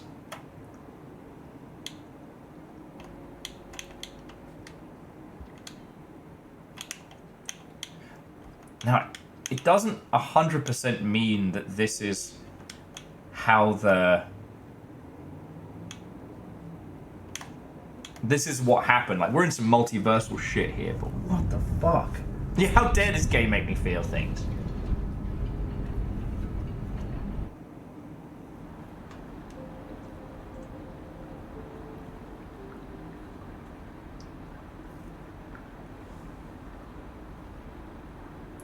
John Deere, that's how I'm interpreting it. Like, either we're in multiverse or we're out of space and time, and both are true. Like, that was something that Ben always liked to point out, and they said that you have to, like, when you think of the multiverse, don't think of the multiverse as being like, you know, what if the Golden Gate Bridge was blue instead of red, or, you know, what if villainous shrimp fascists rule the world? You have to think about the idea that multiverse means every choice could have happened, and it could have happened different. Like, the multiverse is infinite. Every conceivable idea that you will enact is in there, and at different times. So while you don't actually travel in time while traveling through the multiverse, you could.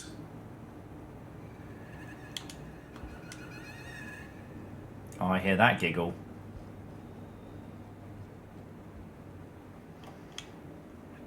Oh no, absolutely, but it's like, it's not just, you know, the big choices. It's like any point where you had the ability to enact free will, every possible outcome is another universe. You know. Oh no, are they dead?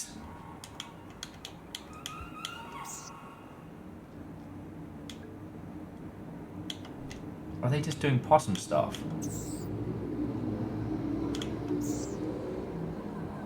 I think they were dead already.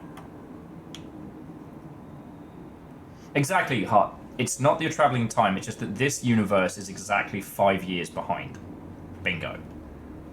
But I don't know how deep you'll want to get into the paint of, like, multiversal fuckery tonight.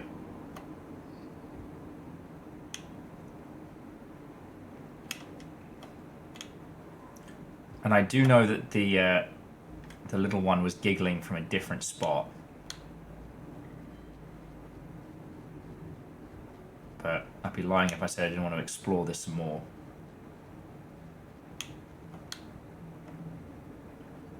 Because right now, like, this is the culture that would create the iterators. You know, they would make them so that they could ascend. You know? Everything that happened to poor Pebs and all the others happens after all the creatures we just saw walking the streets like it's a regular Wednesday. Like, they're all gone.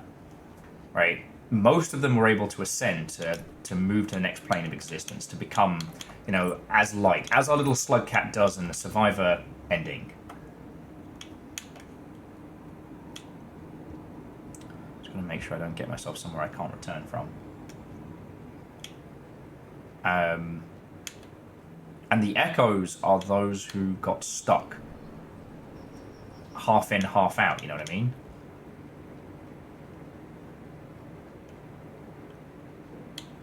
Yeah, no, I don't trust that jump. Oh, there we go. And now we're getting to see this world as it was.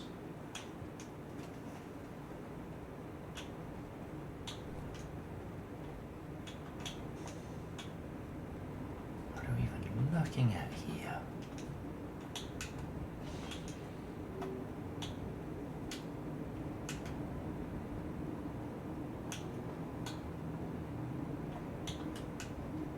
And like for the first time in ages, we've got nothing hunting us, nothing trying to eat us.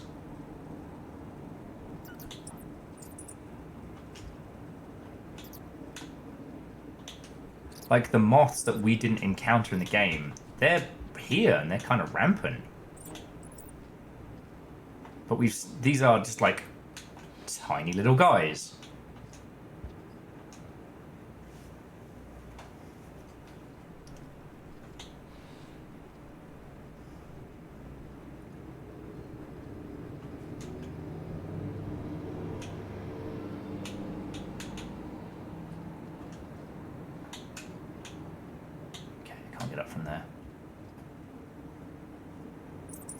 So, like, these might be precursor to the giant moths we've seen, or that's a different timeline or what have you. Like, we're still in ignorance, but what we have seen is a gigantic rock beast. And things that defy fucking comprehension.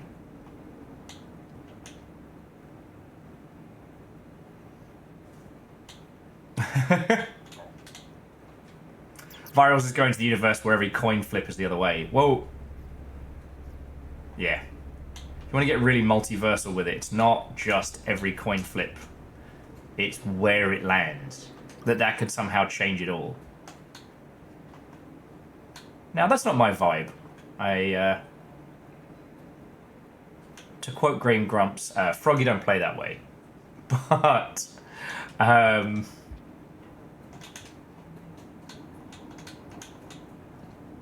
that's because, like, I don't know, I'm a big old softie, and I believe in a lot of things of not so much predeterminism, but more like I'm in the habit of believing that, you know, people who choose to be kind would choose to be kind. Kind of a little bit nature, a little bit nurture, that sort of thing. And when you have those fundamental core elements, like, that means that there are fundamentally core parts of you that will be the same regardless, right?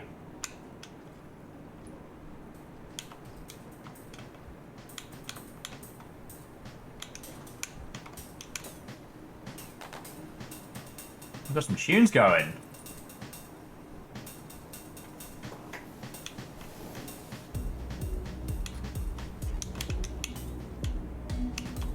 Oh, god damn it, Dan.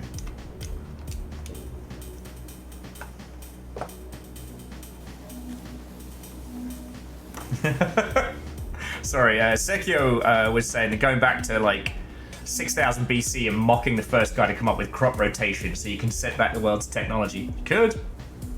Get dunked, nerd. Rotating crops was a stupid idea from a stupid face. Okay, now we have endangered sharks. Thanks, Dan. Some species of shark are rare because of exploitation by humans. All shark breed slowly, some producing no more than 2 young a year, and many mature slowly. so that depleted population cannot recover quickly. Yeah. Now we all have to feel bad at the same time. Okay, moths. I'm trying to do my thing.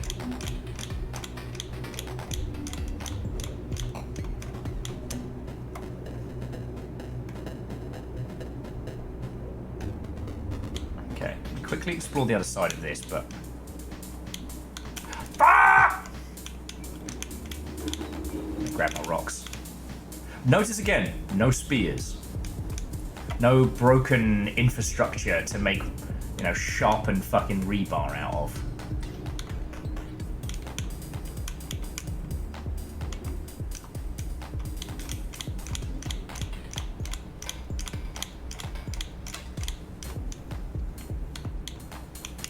No!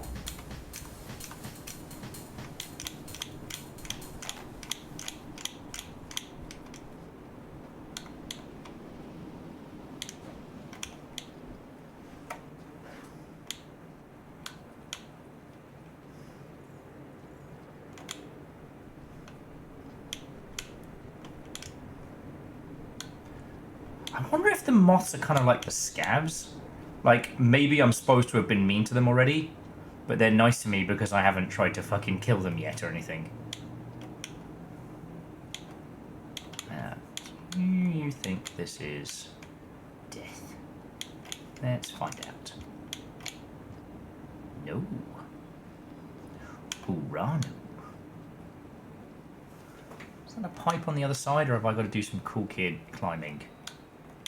No, okay, so this is where we were earlier. Alright. Huh.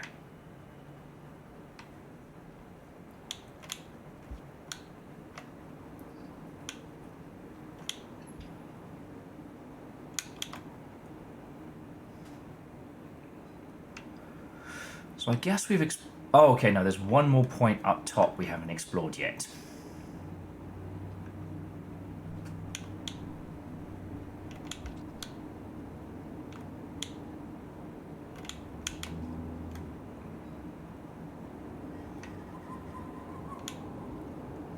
Yeah, you're gonna get your turn, don't worry. I don't want to leave this area and, like...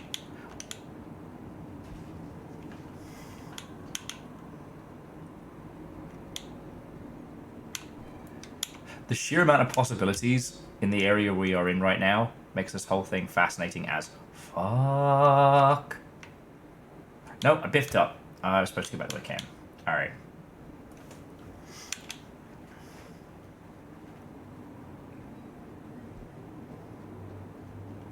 But yeah, a squillion years ago, I got to... I shouldn't say squillion years, it was just a couple weeks back, wasn't it? Fucking hell. Time travel.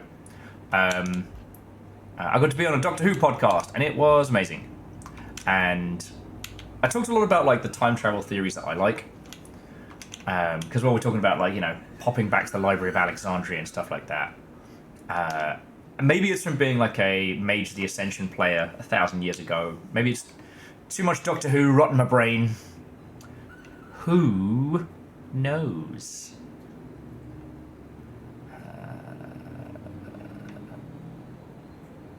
Yeah, no. Up we go. But I do think that the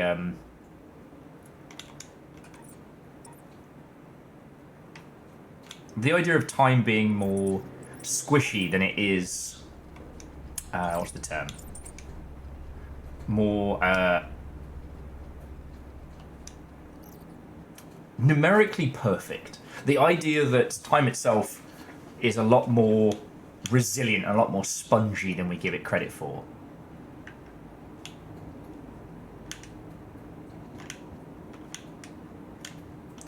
So that, you know, while we could hop around and fuck with the timeline, we wouldn't end up doing that much damage.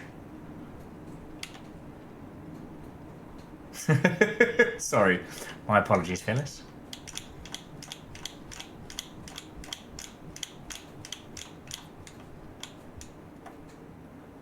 I still can't believe that the stuff that we've just seen was not a gigantic kaiju monster, but regular people.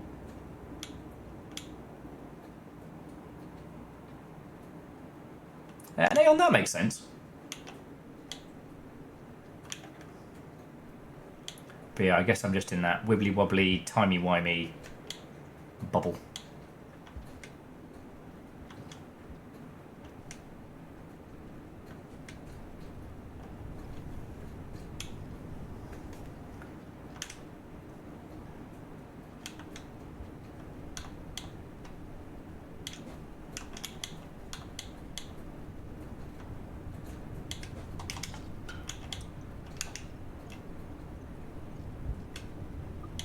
Job's done.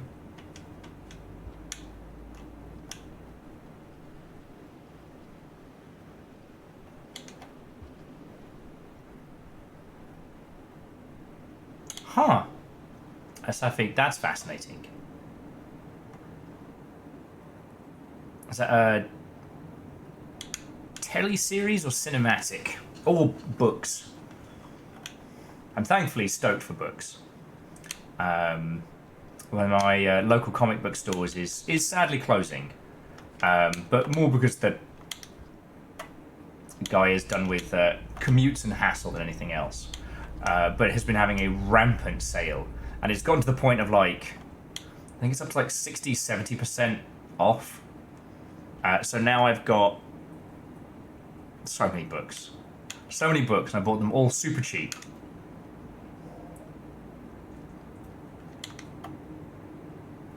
So Phil says, Gargoyles had the premise that time travel was possible, but actually changing the past wasn't. Had a way of snapping back against any times to mess with it. That's fascinating. I know the... Who was it? Was it Philip K. Dick? It might be somebody else. But the idea that if you factor time travel in, then time travel always happens, and that the changes made by time travel are already part. It's just, you know, the play is acting out in its own way. And okay, just real quickly, sorry friends, I was talking about time travel. So look out at the scape, right? This is so far before the end of their technological loop. Like, this looks closer to, I'd say, like, if I had to draw a comparison, I would compare this to like 90s humanity, right? Whereas later on, we've seen the mega cities and mega structures that this civilization would burgeon into, you know? They had insane amounts of technology. Although, it is interesting that the pearls continue to be a thing. Oh, Sapphic, if I had to guess, I'd say before they even started looking at the idea of transcendence. Ascendance.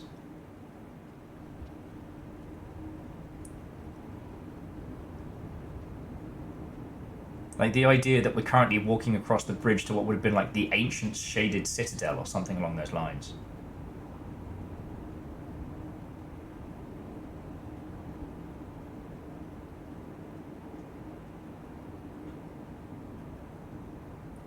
Because like the architecture is similar, but there's no water. Ooh. Was ist das?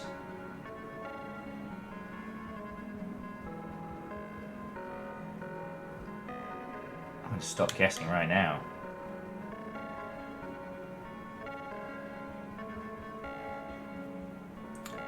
Ooh. So these are the teachings. It's hard to see because it's real dark, but like... Now, if I had these tattooed on my hand, so much easier. But these are taken from the karmic teachings rather than from the whole science nonsense around it, which is that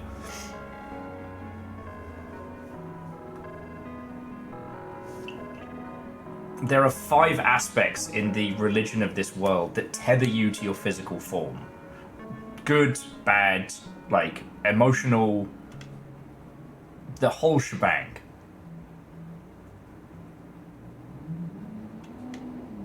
What are you thinking, Moose?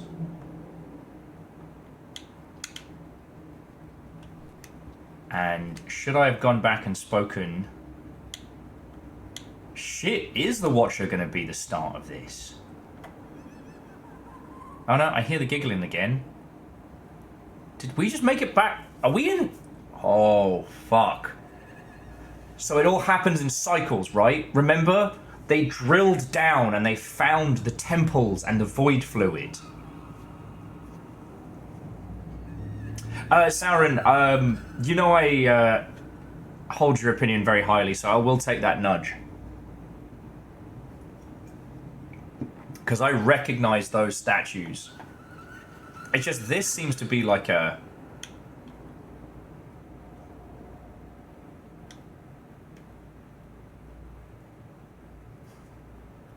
Okay, it is safe and recommended to go back and talk to the Echo. Okay, thank you, Sauron, because if I'd missed that, I would have been... bad news, sad news. And, like, as we're heading towards... Are we heading towards the Void Worm? Are we heading towards the end? Do I need to start blink teleporting around and go find the others?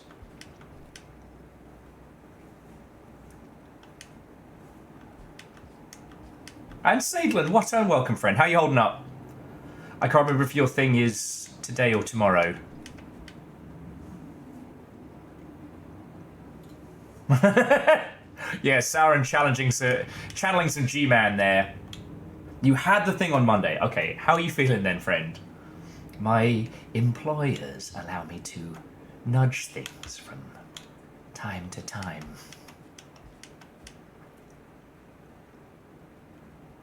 Oh, well, Salem, that's good to hear, friend. That's good to hear. Iced, however, has no such qualms, being like, yeah, no, go back. Go back. Nothing bad will happen. Sure. I'm just a little slug cat. I'm just a little guy. It's his birthday.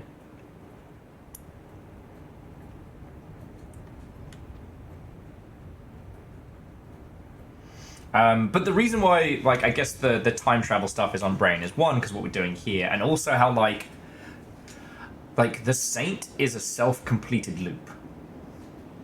But then what does that say for everything that came before and after?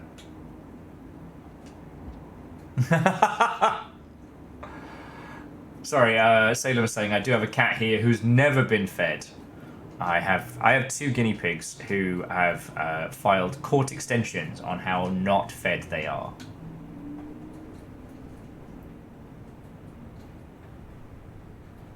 Huh. So Aeon, actually I didn't hear that, and that's fucking cool. Aeon was saying that G-Man's style of speech comes from the idea of he's experiencing time all at once. And so he's trying to speak in a fashion that... Oh, wait, what was that? He's trying to speak in a fashion that we linear beings could understand.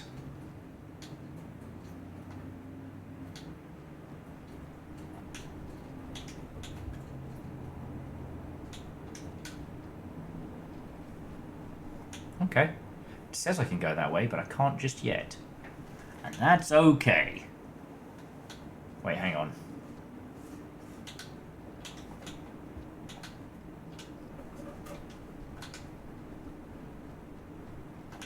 Alright, I thought there might be a moth in the way. With enough time travel, every day can be a little guy's birthday.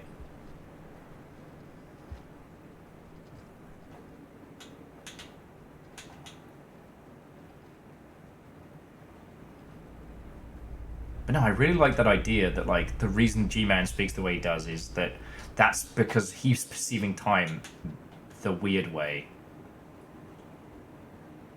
Oh, am I in trouble? Can I get back from here? Did you wake me up? Did you rub my lamp? Oh, I can. And I can do some cool shit like this. Parkour! Parkour! Parkour! Yeah! Parkour! I can't parkour! You kids eating... Are you kids eating cauliflower flowers without me?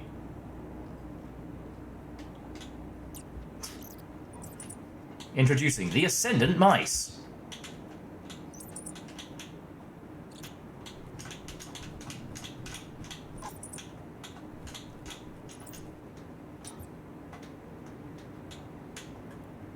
Or the horse in Bravest Warriors.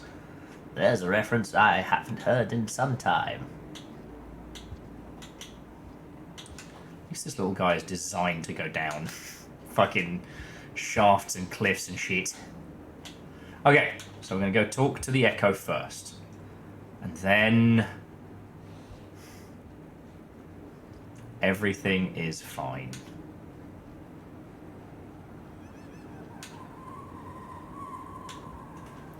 This Echo, though, it does give me the vibe of like a mischievous child, you know? It doesn't strike me as egotistical.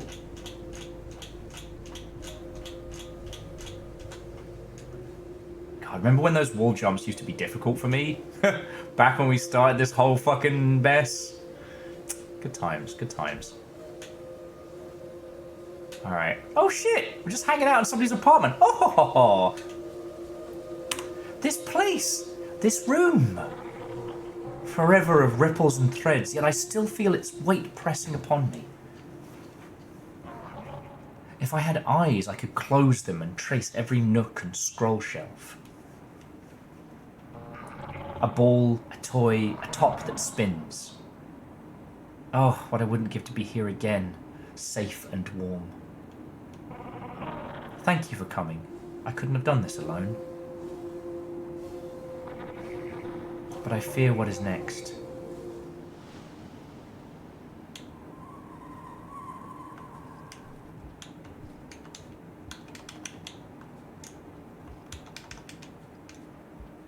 Ah, I thought I could find the spinning top in there. Welcome to Slugcat in Your Laundry, with your host, a Slugcat in Your Laundry. Sit.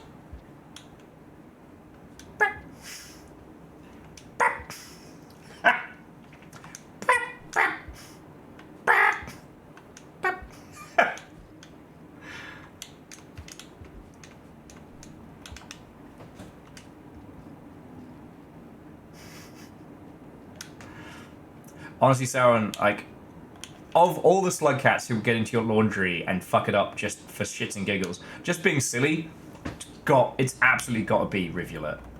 The Rivulet always struck me as the most playful of the lot.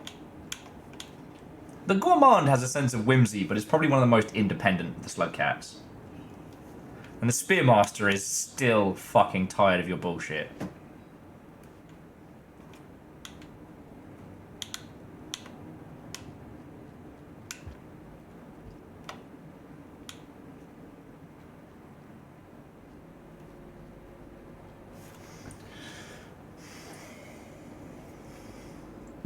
Oh yeah, no. The Rivulet does strike me as having way too much fucking energy. But, you know, that's on account of it being a Slugcat who swims. These little buggers are bad enough when they can just run.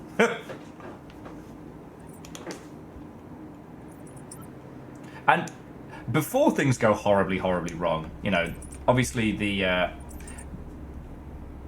Artie's just serving like single mum vibes. Artie's the kind of Slugcat Dolly Parton would write a song about, you know what I mean? There's a single mom who works 2 jobs. And then the scabs came. Then it became a revenge thriller. Spearmaster is my beloved. The Spearmaster is so fucking done with all this bullshit. And I think we can all emotionally appreciate that.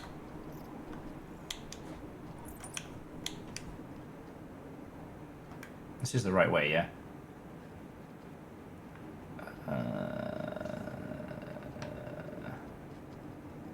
No, this is the wrong way. You fucked up, Will. Will, you fucked up.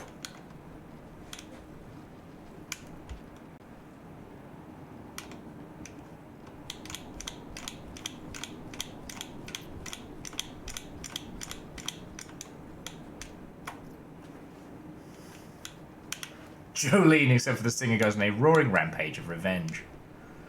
I've heard so many different interpretations of Jolene. One of them being that whoever Dolly is supposed to be in that has a massive crush on Jolene. And Jolene's not actually interested in her bloke. You know what I'm saying? It's less, please don't steal my man, more, one person's gay panic.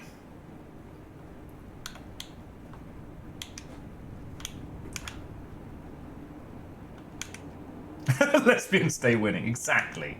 Exactly.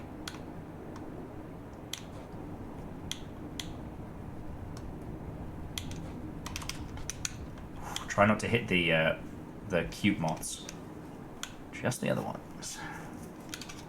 Actually, I might need more rocks. Yeah, exactly. What's being gay with a little panic here and there? Exactly.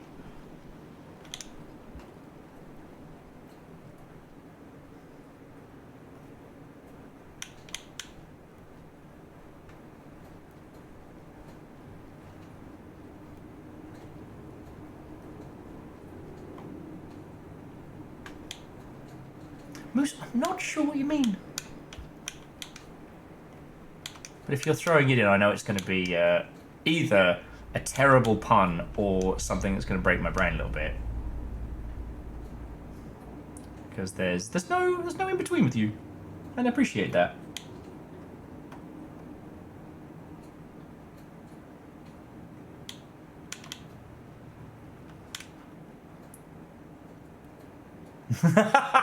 Okay, look. Virals, if we are talking about time travel and the possibilities of time travel, then we have to accept the fact that, yes, Jolene is a JoJo's reference.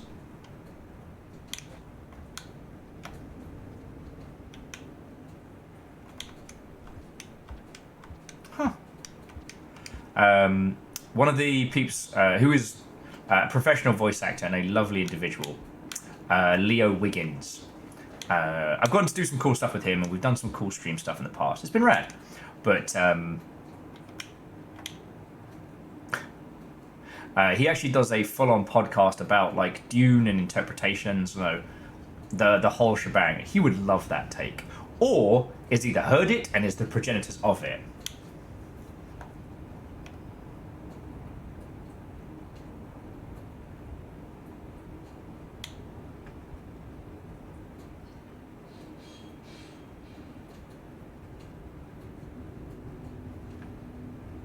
Huh. You know what it is, Moose? I don't know the initial, so I think I'm missing the context. Not the context. I'm missing the core elements. Tversky has a litmus test for Dune fans, the results of which determine whether they want to talk to them about Dune or not. Do you feel confident sharing this with the class, or is this something like, you know, like the ranking of friends, something you have to keep in yourself lest it unleash chaos upon the world?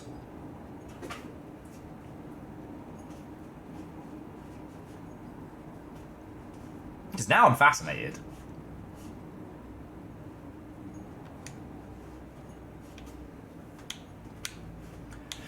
Anyway, we've got our 2 rocks. And now we're heading towards whatever path we walk.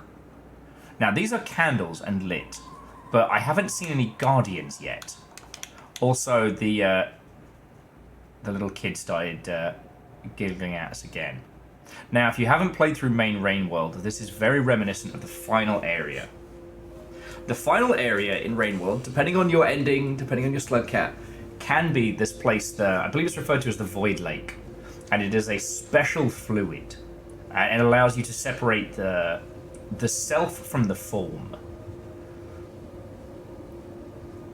In the story of Rain World, the shadows and silhouettes we saw going by, eventually the civilization progresses so far, they have these huge, gigantic supercomputers that work out how to help them leave this plane of reality and ascend to the next one. So the whole civilization does it. The world of Rain World is their civilization left to do whatever it's their cities left to be reclaimed by nature. Some of it they made, some of it they didn't.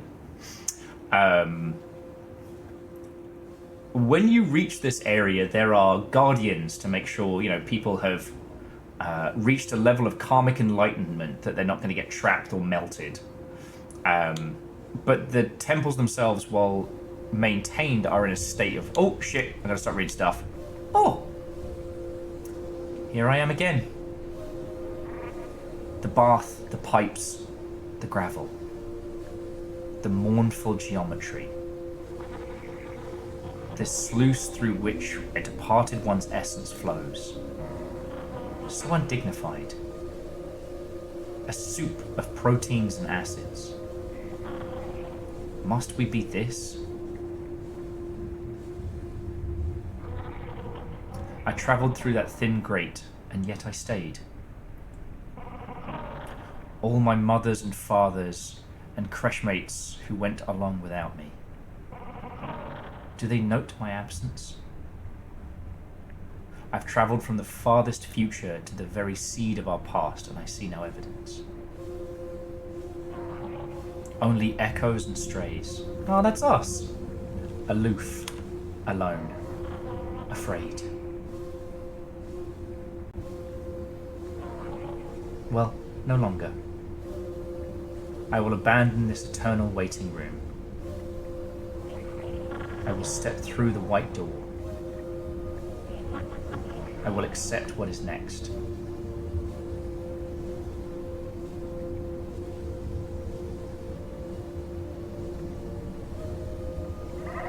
Oh, ho, ho, ho, ho, ho.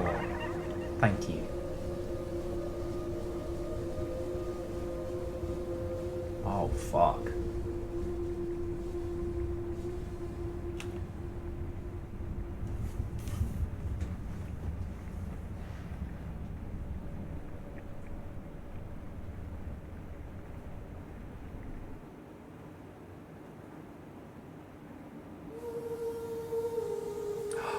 Yo! I think I get it. But what a heart-wrenching story.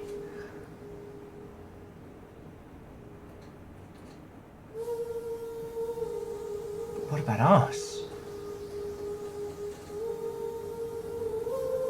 What about the things we've seen?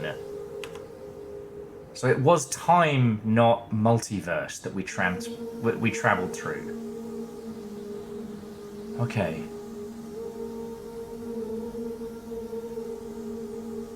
Yes, Aaron, it hasn't all hit.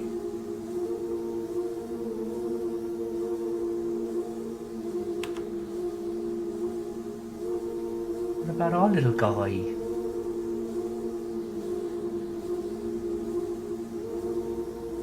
The Watcher's just lost. Not chosen or pulled from anything, but just lost.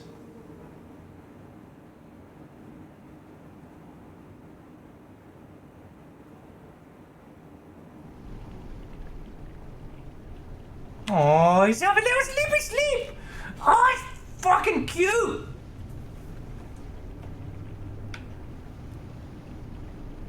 Okay, does anyone want that explained? Because holy crap. The echo that we've been following throughout time was a child. Was brought here either after they had passed or as they were passing to ascend with everyone else or as part of a ritual. But they got trapped like the other echoes, but different. They weren't trapped because they were arrogant or egotistical or proud or loving. They were trapped because of their childishness, because of their something about them had that sense of play and that sense of loss that only children can feel. And so the little one's been traveling up and down time, trying to find whether or not their family and friends missed them. But everybody they know, everybody that knows of them has ascended. There's no sign of them left.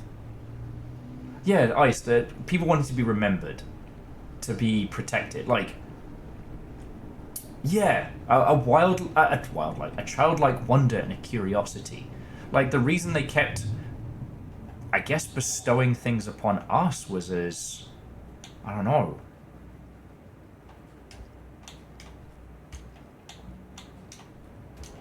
I guess we're not going that way. Oh wait, no, we can do that. Yo!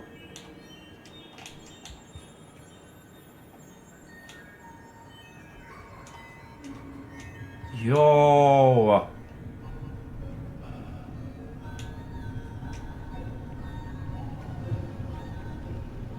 What the fuck? Oh, Dice, what unwelcome. Well, it is sad, but also throughout this journey of us finding them in all these places and seeing them, like, we've helped them let go. The tethers that bound them in eternal, what do they call it? The eternal waiting room. Like, they're now... They've gone back to... Sorry, they're now free. They've gone to wherever... Whatever is next. And Sekio, I mean, with the echoes, I think that your individual interpretation is as important as the official law. I always chose to see it that, like, based on the 5 principles of ascension in Rainworld, that also include things like love, caring for others, and caring for yourself. You know, not just, you know, arrogance and pride, but also, you know, anything that tethers you to your form, tethers you to the things that you've done and the connections you've made, right? I think the farmer is a great one because he's not arrogant about his. He's genuinely proud that he could help and feed everybody, right? You know, the teacher who loved seeing the achievements of their students. You know, yes, some of the echoes are egotistical. They are like, well, I was the best at my thing. And they couldn't let go of that. And that's why I think, like, you know, the karma symbols and the initial 5 principles and things like that are so mechanically interwoven with this. So yeah, but this isn't Spiritfarer, right? This is something else. You know, what we just helped there was, you know, this poor creature that's been half in, half out for... I mean, and the thing is, how long has that echo been there when it exists outside of time? Because, like, we are just a little slug cat who got lost, and the echo found us, and has kind of, whether on purpose or otherwise, has brought us into its space. But yeah, J-Post, the how long equals yes, because, you know,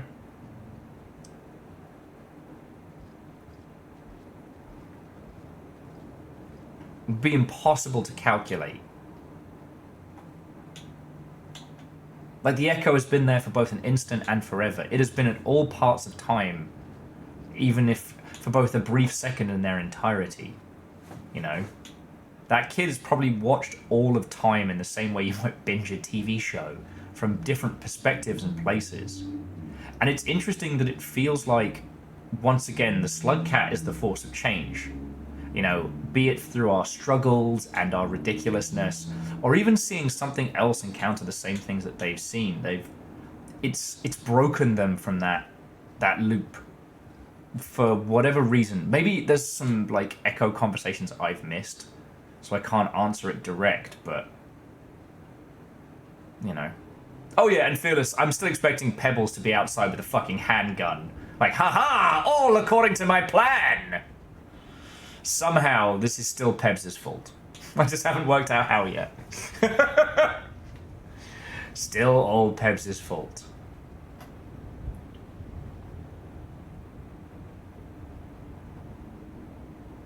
As Safik, that is true, and I don't know if we've looked at... I don't know if that's been explained, and honestly I don't need it to. There is something special about the slug cats. And maybe they're more spiritually attuned than, say, like, the scabs and things like that. Maybe it's their whole kind of, like, slug cats are both in tune with nature and complete little derpy idiots. They are predatory and childlike. You know, they are at their very core a little juxtaposition.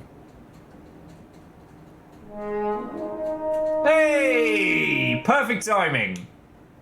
To the shrub from tomorrow, mainly because of time travel. Watto and welcome. Axolotl.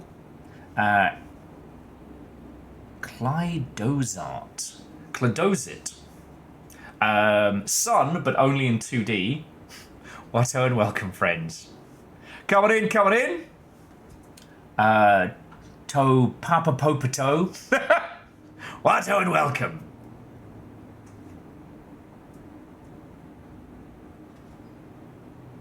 And Devoshi, that's a good point. You're like, we do play this from the... Skywind. Watto and welcome. We do play this from Slugcat's perspective, so there may be lizards and scavs and things. Well, okay, we do know there are scavs who find religion. Or find... I shouldn't say religion. I should say they find the karmic nonsense. Okay, sorry. And it is Kaida's art. Thank you, Simple Chaos. Remember, friends, capitalization's important. Okay, so friends, the Rain World has been fucking good. We just had a huge story beat in the Watcher.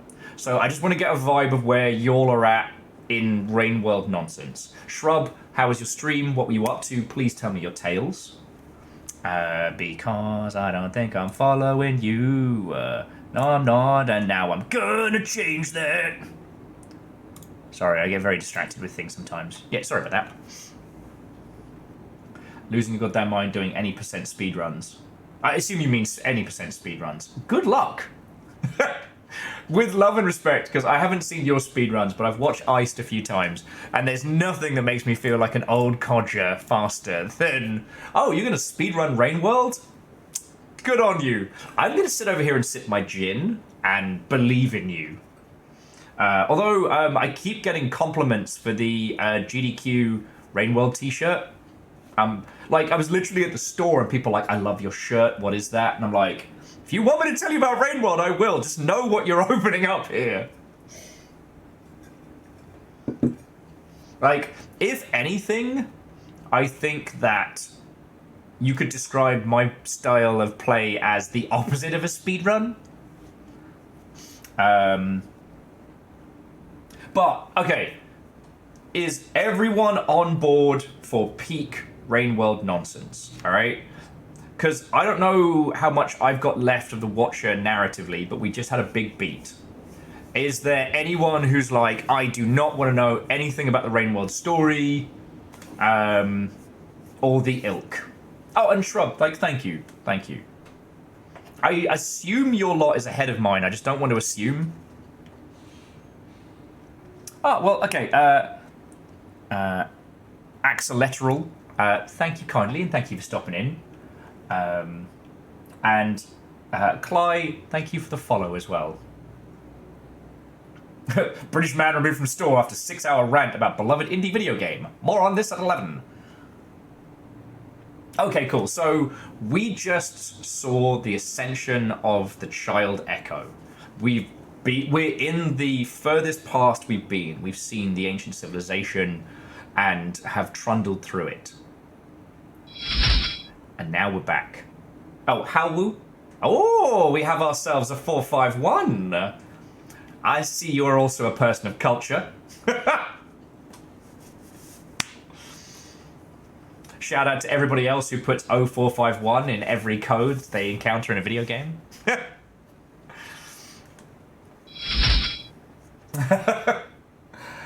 Yes, I do recommend underscores and capitalizations, but it's lovely to make your acquaintance. And yeah, thank you kindly for the follow. Oh, so Howoo, so you don't hang out with sickos, do you? You gotta come hang out here more often. Like, we are... Oh, yo! Ninja Turtle, Fearless, you fucking ledge! Have overcome the arc villain Shredder. Shit, Fearless, thank you. You got King Kretzy, Jupiter, Happy Pie Pew Pew, Sherlock Hummus, and Crab Boxity. Fearless, thank you, friend. Okay, so, to everybody here, I have played and finished all the other campaigns with all of the currently available endings. I am playing the Watcher way slower than everybody else, but I'm only doing 1 day a week. Mainly because a lot of people... Ninja Turtle, oh shit! Our 4 Victorian heroes have overcome the arc Simple villain Chaos, Shredder. fucking thank you. Got Zypher Orion Rogshator. Just a friendly duck. It's just a regular friendly duck. And Ginger Gina and Avenger. No, seriously, Simple Chaos, Fearless. Thank you. All right. So yeah, you are weapons free to talk about any of the other Rain World campaigns. If we do have non-Rain World folks pop in, I'm kind of hinting at stuff around the Saint because I think it's one of the few campaigns that the less you know going into it, the better. Because by the time you're ready to play as the Saint, then yeah. I do need to do my little flexes before we continue. So one, yes, I do have every Rain World plushie. Sorry, every Slugcat plushie. I don't have all of the lizards. I have a glow-in-the-dark green lizard, because I got to save some money somewhere. Yes, I do have the OG 3 Slugcats on my arm, and I got that after we played the original 3 campaigns like a squillion years ago. Fearless is playing Hunt the Unsubbed, you fucking legend, thank you. Actually, Heiwu, I didn't beat Envy. I've played it. I'm haunted by the well done, gamer. And so I think I will be getting a Scav plush at some point. I'll probably hit the Sanshi stand at PAX. Because I gotta stop shit online. No, Fearless, thank you. Okay, and just very, very quickly. Oh, Shrub, if you and the peeps are heading off, go sleep.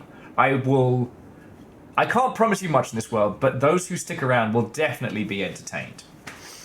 Very, very quickly, I'm Will. I've worked in video games for a squillion years. If you want to know anything about video gamery, ask away. I have an upsetting amount of knowledge on that topic.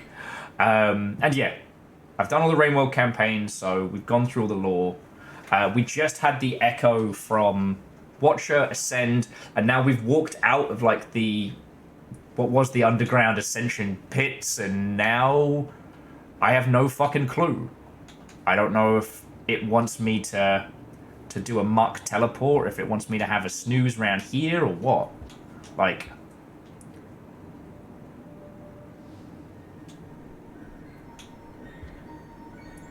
this whole area is so different when you're invisible. And there doesn't seem to be the same, like, void hunters in this area. But I also haven't tried it, you know? And I kind of don't want to.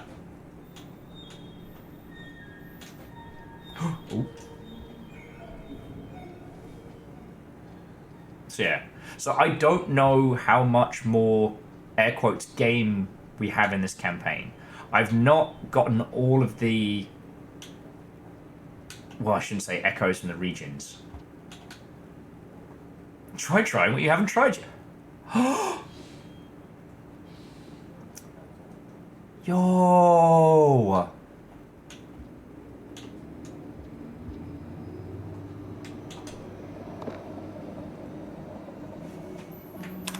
Yo! Boo!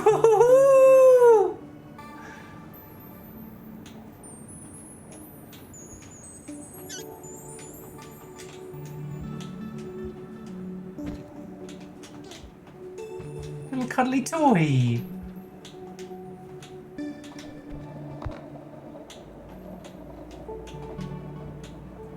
Should probably try cleaning up for her mem.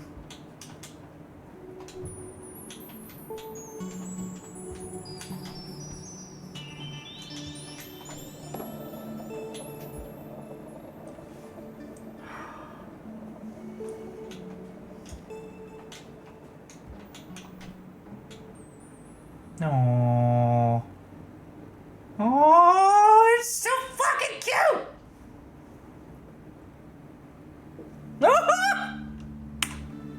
Fuck, that's cute!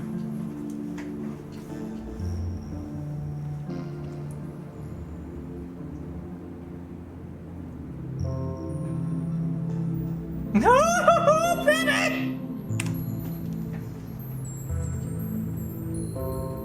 Look at his little face! That's so cute.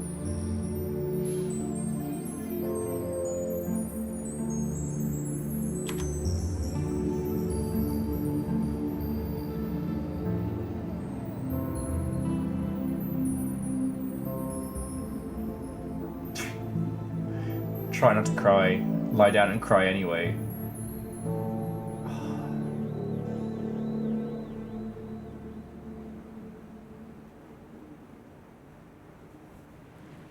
Yo!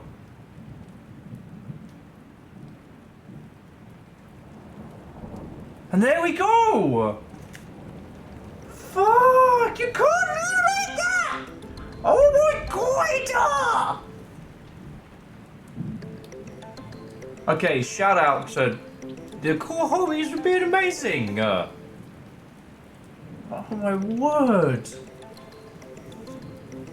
Oh my god! It's too light outside for fucking tears! It's so cute! Fuck! Look, can we back and...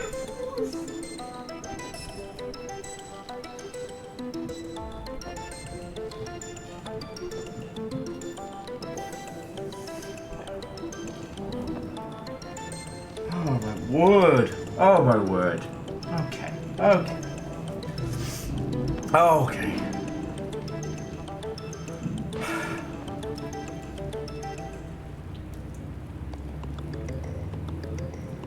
It's just a little bee. It's just a little guy.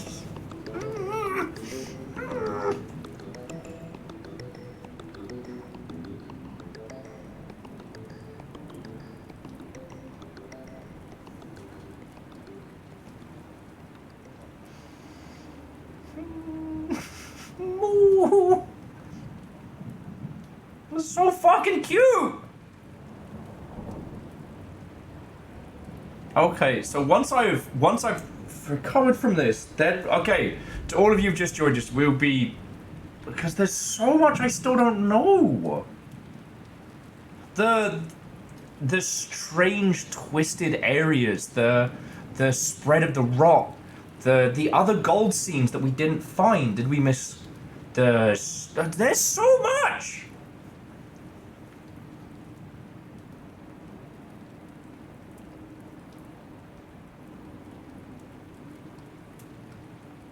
There's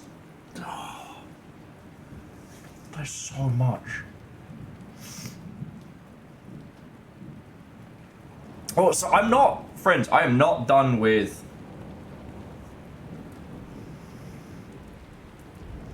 I'm not done with this. And also lovely that the James, Lydia, Del, and Joie were all on this. I think Joie was just consulting because Joie's making other games, but what a fucking great idea. What a fucking great setup! God, it is so fucking good! Running out of words! Okay. Yeah, so Simple Chaos. For the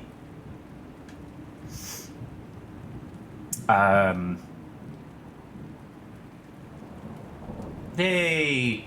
For those who don't know, Steve Gee is a fucking legend, and we wouldn't have this without him. Steve does not get enough respect for it.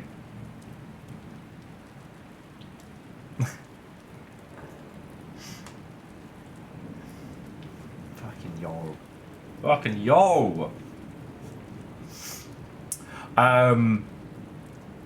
So yeah. This is so good. If there's more to this, then we're not done. Like, friends, like, Rainworld Wednesdays.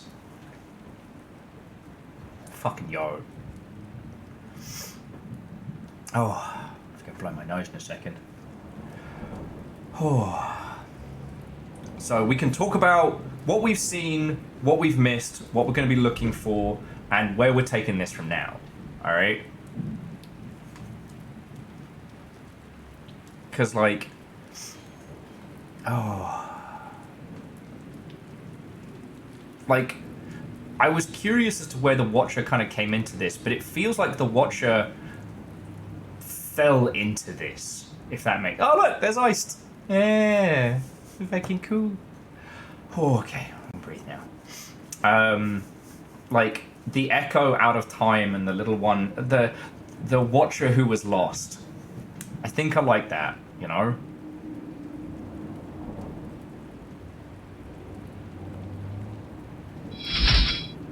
Silver's Watto and welcome. We just got our first clear of the Watcher.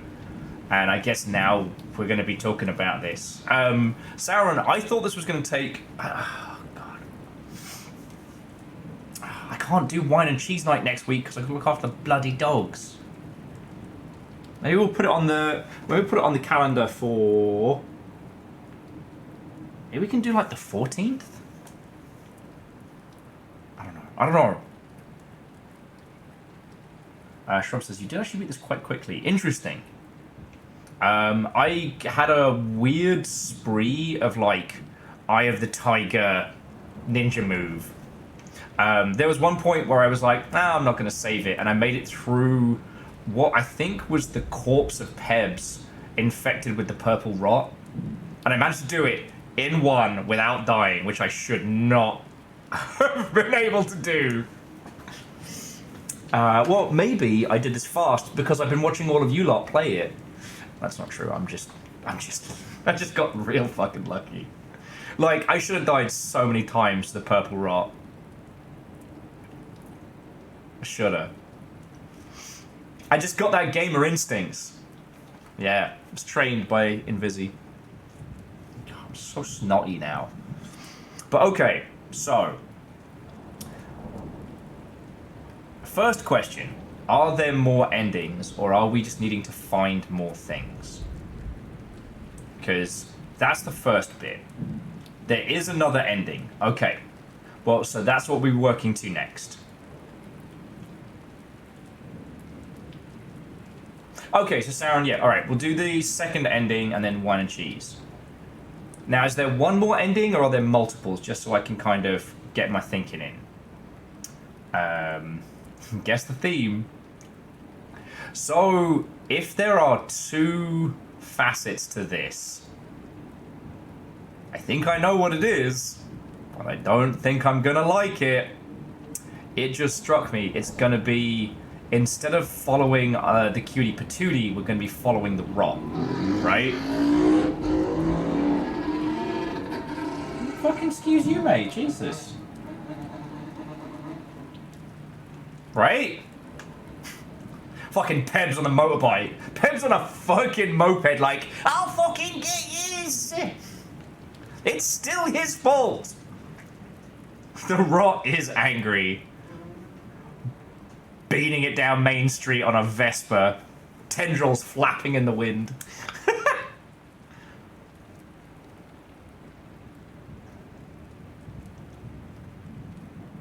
And yes, Rob, I did see the post that we're going to be getting some more, possibly more endings, more other elements.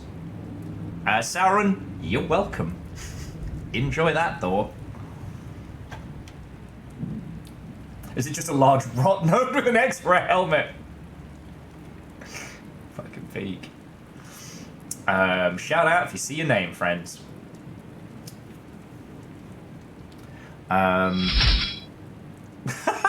And Rod Friends is right here. Okay. Okay. So what do we know? We know that we followed the path of that cute little echo. We know that through following them and seeing all the parts of time that they'd looked at, that we helped them say goodbye. We helped them ascend. When we saw the map overall, it kind of looked like areas were being taken or converged. But in some, as we saw, it was both golden, i.e. we could find the echo, and also purple, i.e. the rot was taking hold. I had the theory early on that the rot was spreading. But what if we are what causes that? You know, by the very nature of doing our kind of like janky time travel. Because like the rot is quasi-transcendent, right? Because that's the thing with the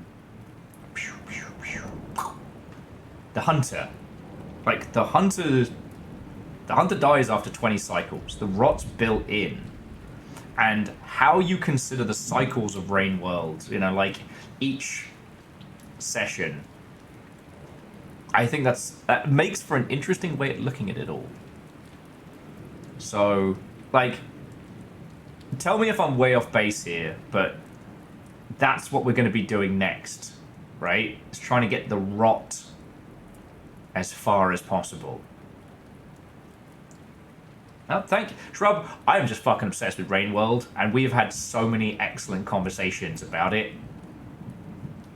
The fact that the purple rot, the fact that the rot is purple, and so is whatever place we exist in. Because, like, again, we're kind of half in, half out of the spirit realm, but not in the best way. Spreading cheer and joy across the multiverse. Yay! We're helping! Thanks, Rod friends! No, look at his little face! I can't believe I'm going to restart this.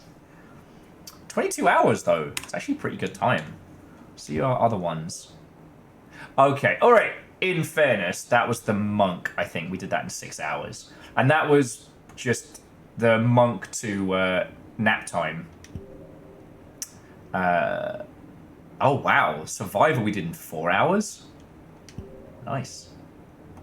I think that's the Hunter? 5 hours? Gourmand was 25. Subterranean. Oh, no, I think that's... Wait, no, that's the Artificer. Rivulet, 8 hours. Spearmaster, 32. In my defense, alright, before you start fucking judging me about the Spearmaster, I might have accidentally gone on a kill spree, and I might have created a bit of a alpha red lizard problem. Little salami tail. And yep, the Saint in 9 hours. Okay, so we can achieve the other run from the same file. Okay, so give me... Alright. What's the goal now? The goal now is to try and spread the rot. Now... Oh, there's something in the purple areas we need to find, isn't there? It's not about spreading it, it's about finding it. And when we visited the gigantic rot nodule. Fuck! That's why it had the ascension symbols around it. Fuck!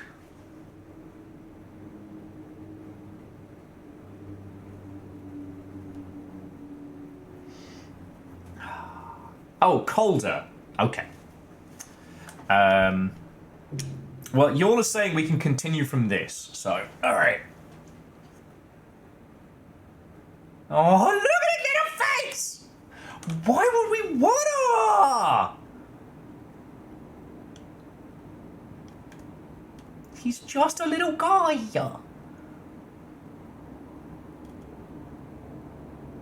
He's just sleepy and eepy. He's just a little guy.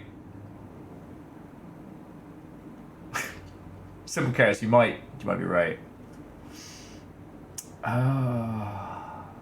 Simple chaos, probably. Yeah, we watched The Watcher forever, and it's a happy ending. The end.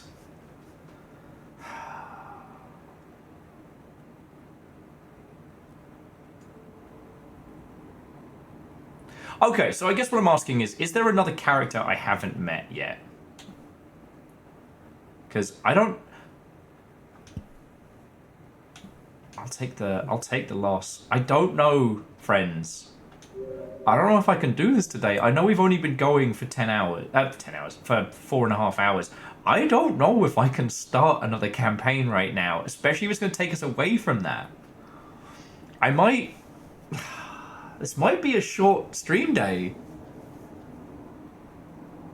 Just look at his little face.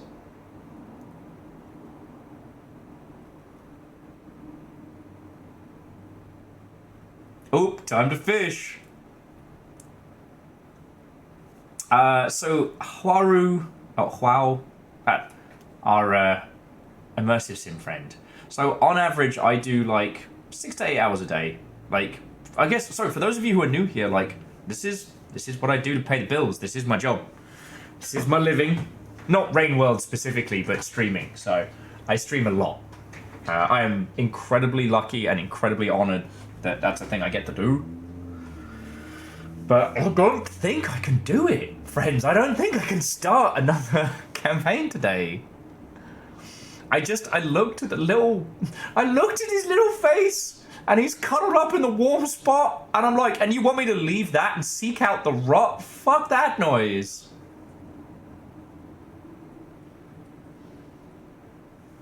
And I mean, Shrub, I'm totally down for taking more time with it. Like, oh, and Safik, thank you for filling the pint glass. But like, that's fine. You know, I didn't come to Rain World for an easy, quick ending and then be done. It's just, I'm feeling a lot of feelings today. All right, shut up. Okay. So, is there anything about that first ending that you'll feel I haven't noted or you want to talk about? Don't hate it till you try it. Look, Rob, I'm going to do it. It's not a question of if, it's just a question of next week. So nothing else to be adding. Okay. It was interesting that we did find places that were, like, super outside of time. And it did feel like the way in which we were traveling at times left, like, rifts and rips. You know, like we're not supposed to be. You know what I mean? Safik says, I'm stuck on why the ancients would ascend a child. Well, she's before the ascension. Okay, so if I had to guess, when we encounter the temples in Rain World as the survivor, they've drilled down into these ancient catacombs, right? Where the void fluid is and things like that. What I am guessing is that before the civilization as we know it was essentially built on top of it, whatever came before, having your body washed in the void fluid was part of like the ritual of leaving this mortal coil, right? Maybe the kid was sick. Maybe they weren't okay. Maybe they were dying or already dead. And they are washed in the void fluid. And it didn't take bad times. Maybe the child had the rot. There is also possibly that. You know, we know that the rot goes beyond.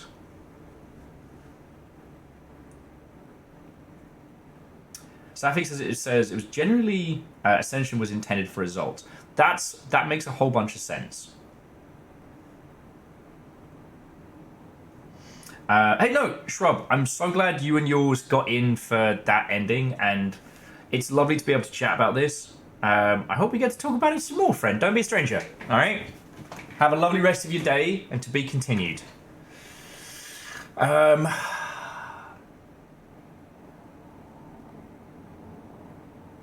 Okay. We're gonna back it on out, and I'm gonna put on some tunes and some jams while we talk about this. I might get some water. We're in theory Bants mode, all right? Because holy crap, that was amazing. Again, I'm sorry to bring the gameplay proportion to kind of a close now. It's just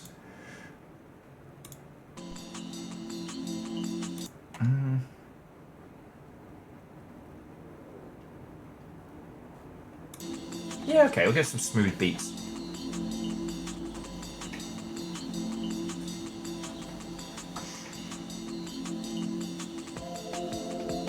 But, okay, one thing we do know is that the rot as it existed around Pebs and from the Hunter was a blue.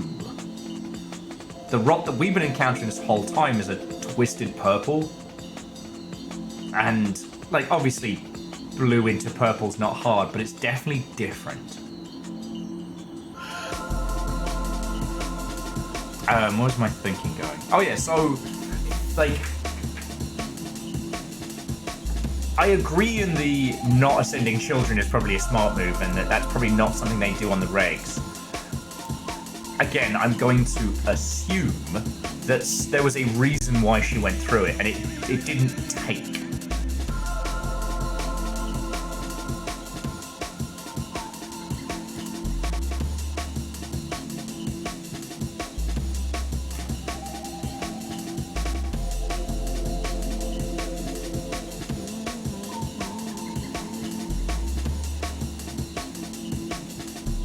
That's been anything added to the red that could get purple. Big alpha nonsense.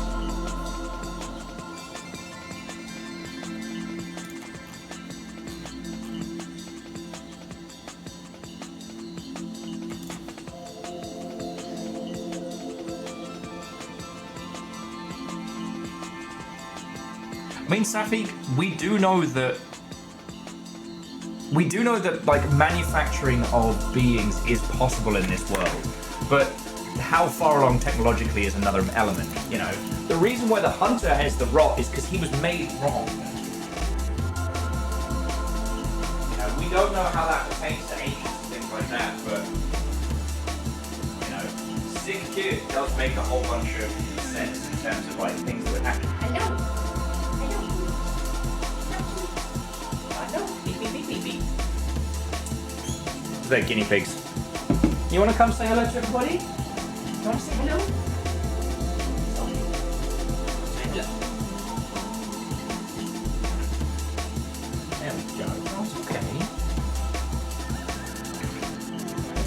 This is one of my 2 guinea pigs if you haven't met them. This is Cleona. She is a cutie patootie.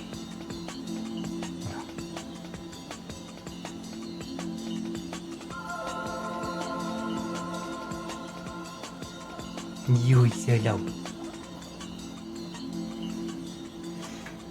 There's a little patootie. To Yellow Gazoot, thank you kindly for the follow. We're talking Rain World full spoilers, so we're in Banter Town now. Okay.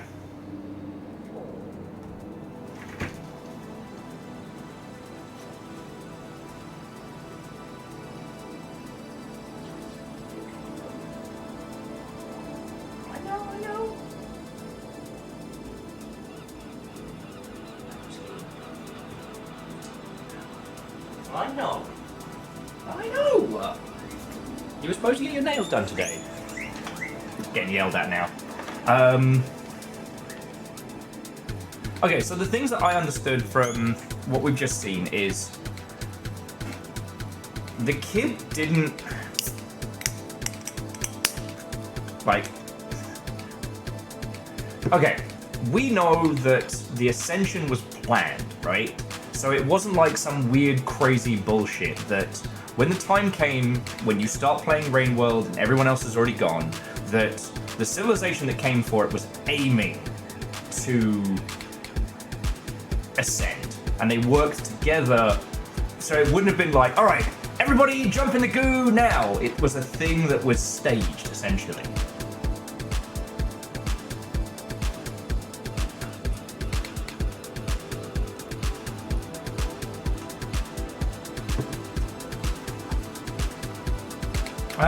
Sekio, an interesting one. An interesting one. Jail for 1,000 years. Doing my best. Oh. To those of you just joined us as well, I'm very dyslexic, so any phonetic or weird spellings will always throw me for a tiny loop.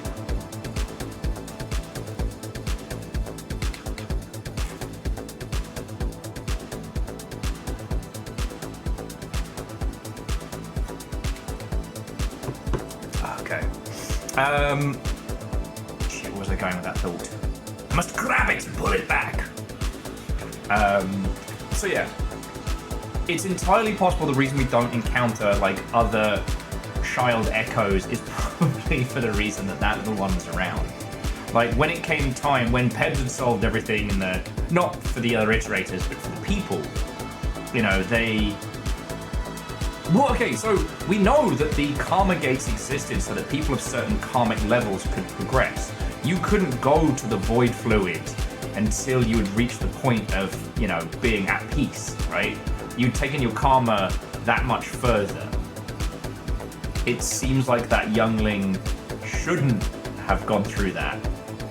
But hey, you helped them. That is a great place to leave it off. But now, like... the rot existing far beyond the standards of just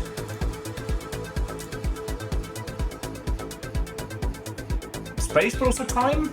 Like, we now know that the connection between those elements is time.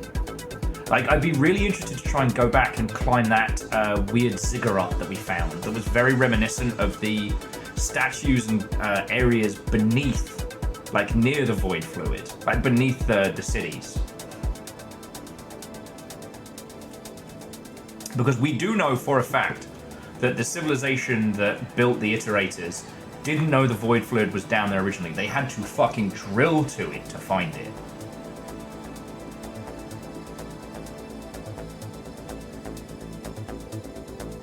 And Safik, abso-fucking-lutely, like, I've spoken about this a lot. There are very few games that are this open to interpretation because the very nature of games that something is or is not, because they're made with computers. There are very few games where we get to choose to interpret it, and we get to look at all these details and decide, and this is absolutely one of them. And it also features these fucking cutie patooties. Look at the little face! Little face! Okay. I say little face. Technically, this is Nightcat. This is the Watcher. But, like, look at him.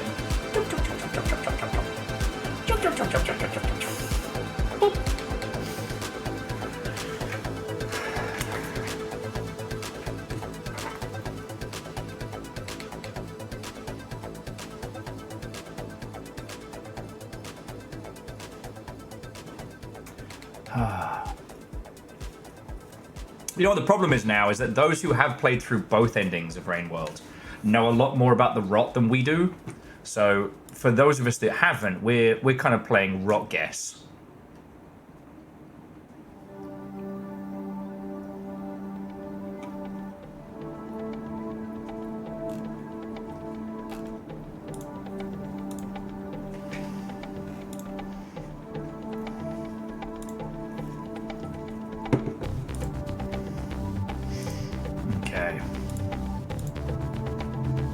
Now we've stopped, I'm just overwhelmed by the sheer amount of everything. It's just a game about slug cats. It's just a game about slug cats. Oh, but what a lovely little ending. Like, we literally, you know, we helped that cutie patootie to ascend. Like, they have a good, that's as happy an ending as you can ask for. Maybe time for a simpler topic. I mean, I think I'm just turning to goo. Like, I might have to pass your lovely selves over to one of our other glorious cohorts. And yeah, the Watcher got to play with the little toys. It's so fucking cute.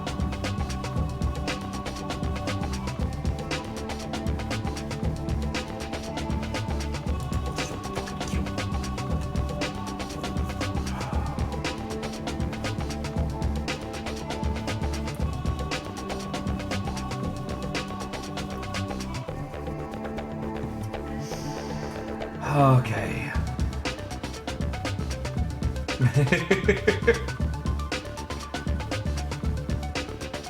God. It's just hitting me like a brick. But like in a good way, you know?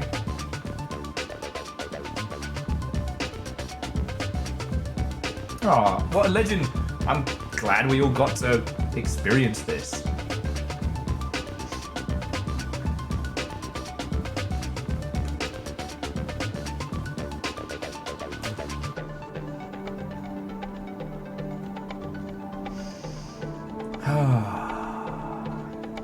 I mean, it's ironic blank that you were asking if it's random yap time because like now that we've concluded on this one and my brain's just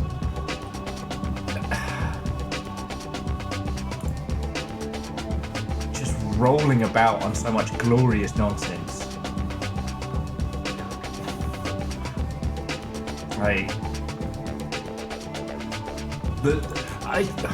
yeah. You know what, Fearless? No, you're right. I need time to let the ending digest. I am, Devoshi, I am having a post-campaign crash. I was riding fucking high. Okay. So I tell you what, friends. I'm going to pass you over to one of our myriad of friendos.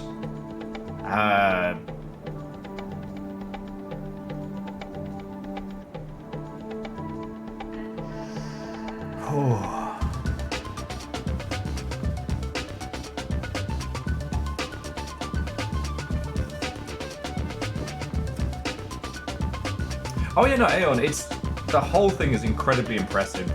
And there are some true 3D elements in it, but Schwa made like a... Schwa? Can't pronounce for shit. Yeah, there's a ton of elements inside of Rainworld that give it that wonderful, beautiful look.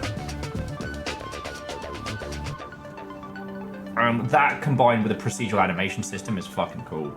I just keep thinking of the questions we're gonna need to ask next week. Like, the Ascended Scabs, where do they fit on the timeline?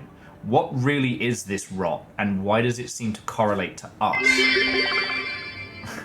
Fun fact, did you know the pyramids are in Egypt? Because they are very heavy. So the British couldn't take them back to their museums. Oh, simple chaos. You see, you think that's the reason.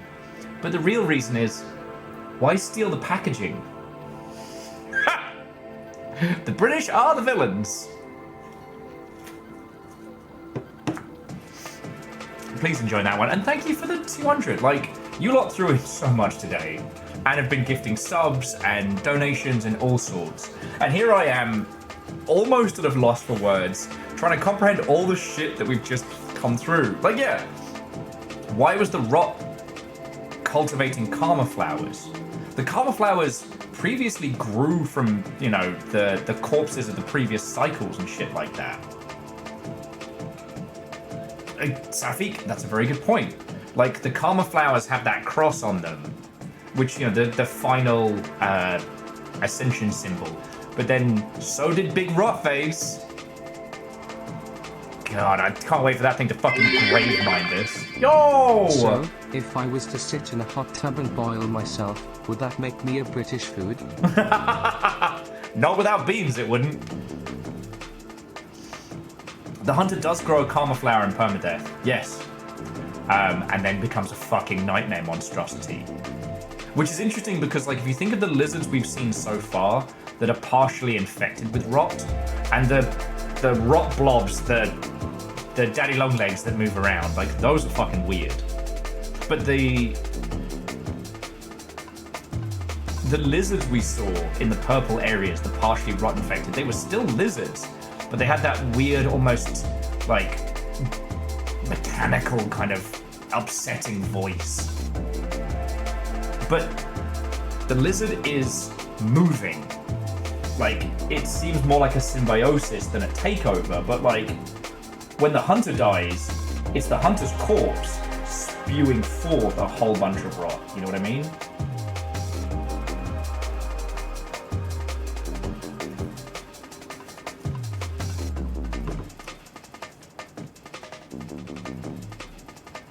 Chaos has a pet theory that the rot is karmic balance for ascension. Someone goes up, almost fuels the rot to connect.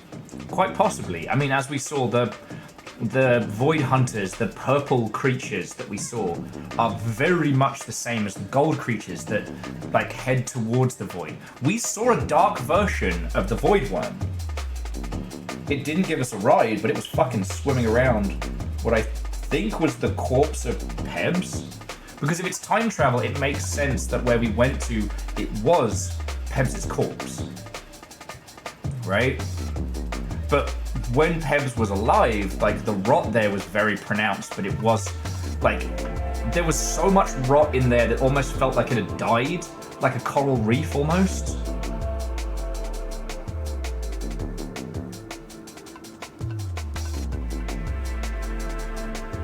Sakeo, that's a really good theory. Like, that's a really good theory. Sorry, Sekiro saying... Sekiro. There you go, you got a full... Congratulations, you are now a Bandai Namco FromSoft game. Saying that the hunter is the only creature that gets infected by the rot in vanilla. If we don't count Pebs' structure as Pebs, but yeah, I know what you mean. So the Watcher's rot is the same.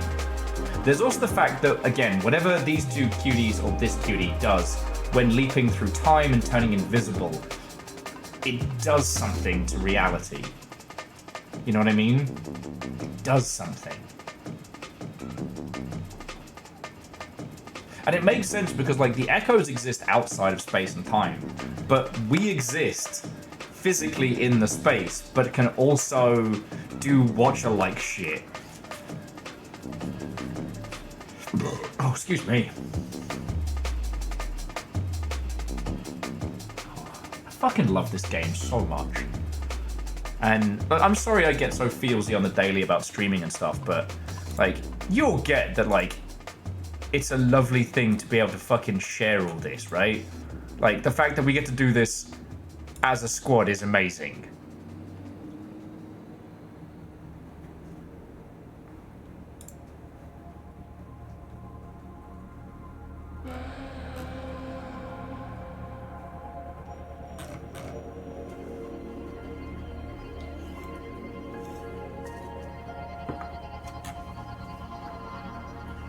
And Moose, very, very good point. If the Echo is able to exist or move between those points, then yeah.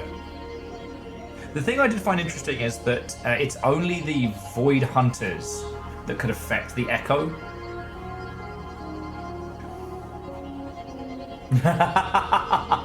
Oh shit. Wait, Simple Chaos, if I'm stuck in here with you, and you're stuck in here with me, then who's driving the plane? It's slug cats. It's 17 slug cats, and we're all in serious peril. You little faces. You little faces.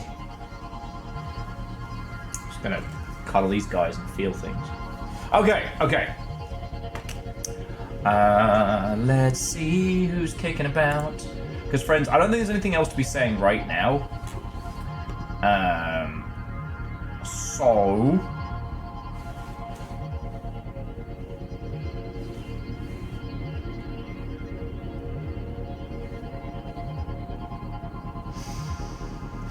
let's see. You know what, friends?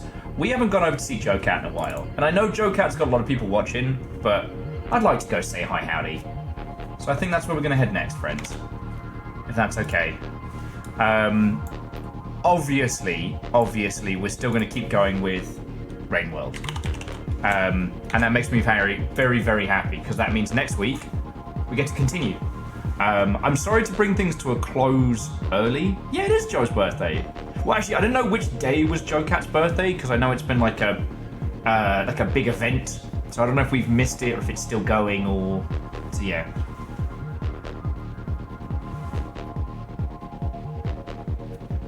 So yeah. To all of you who just found a little corner of the internet, it was lovely to make your acquaintance, friends. I'm going to be doing credits and thank yous in just a second, but I hope you'll come by.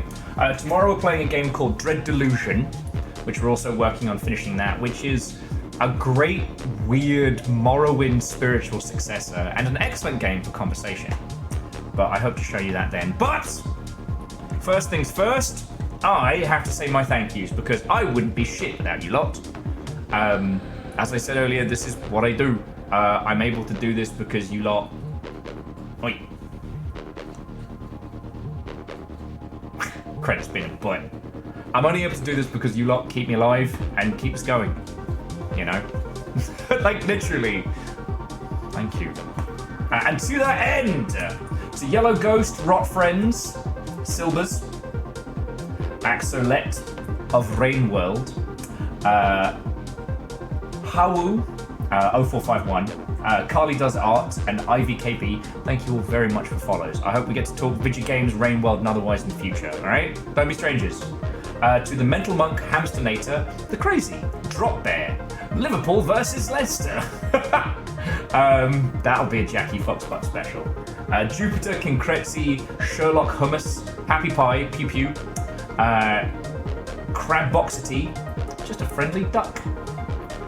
Ginger Gina, so that's Rog Shator, Zephyrion Avenger, Carly Does Art, Axolotl, and our 0451 friendo. Whether you received a gift sub or were celebrating 78 months, you fucking legends, thank you.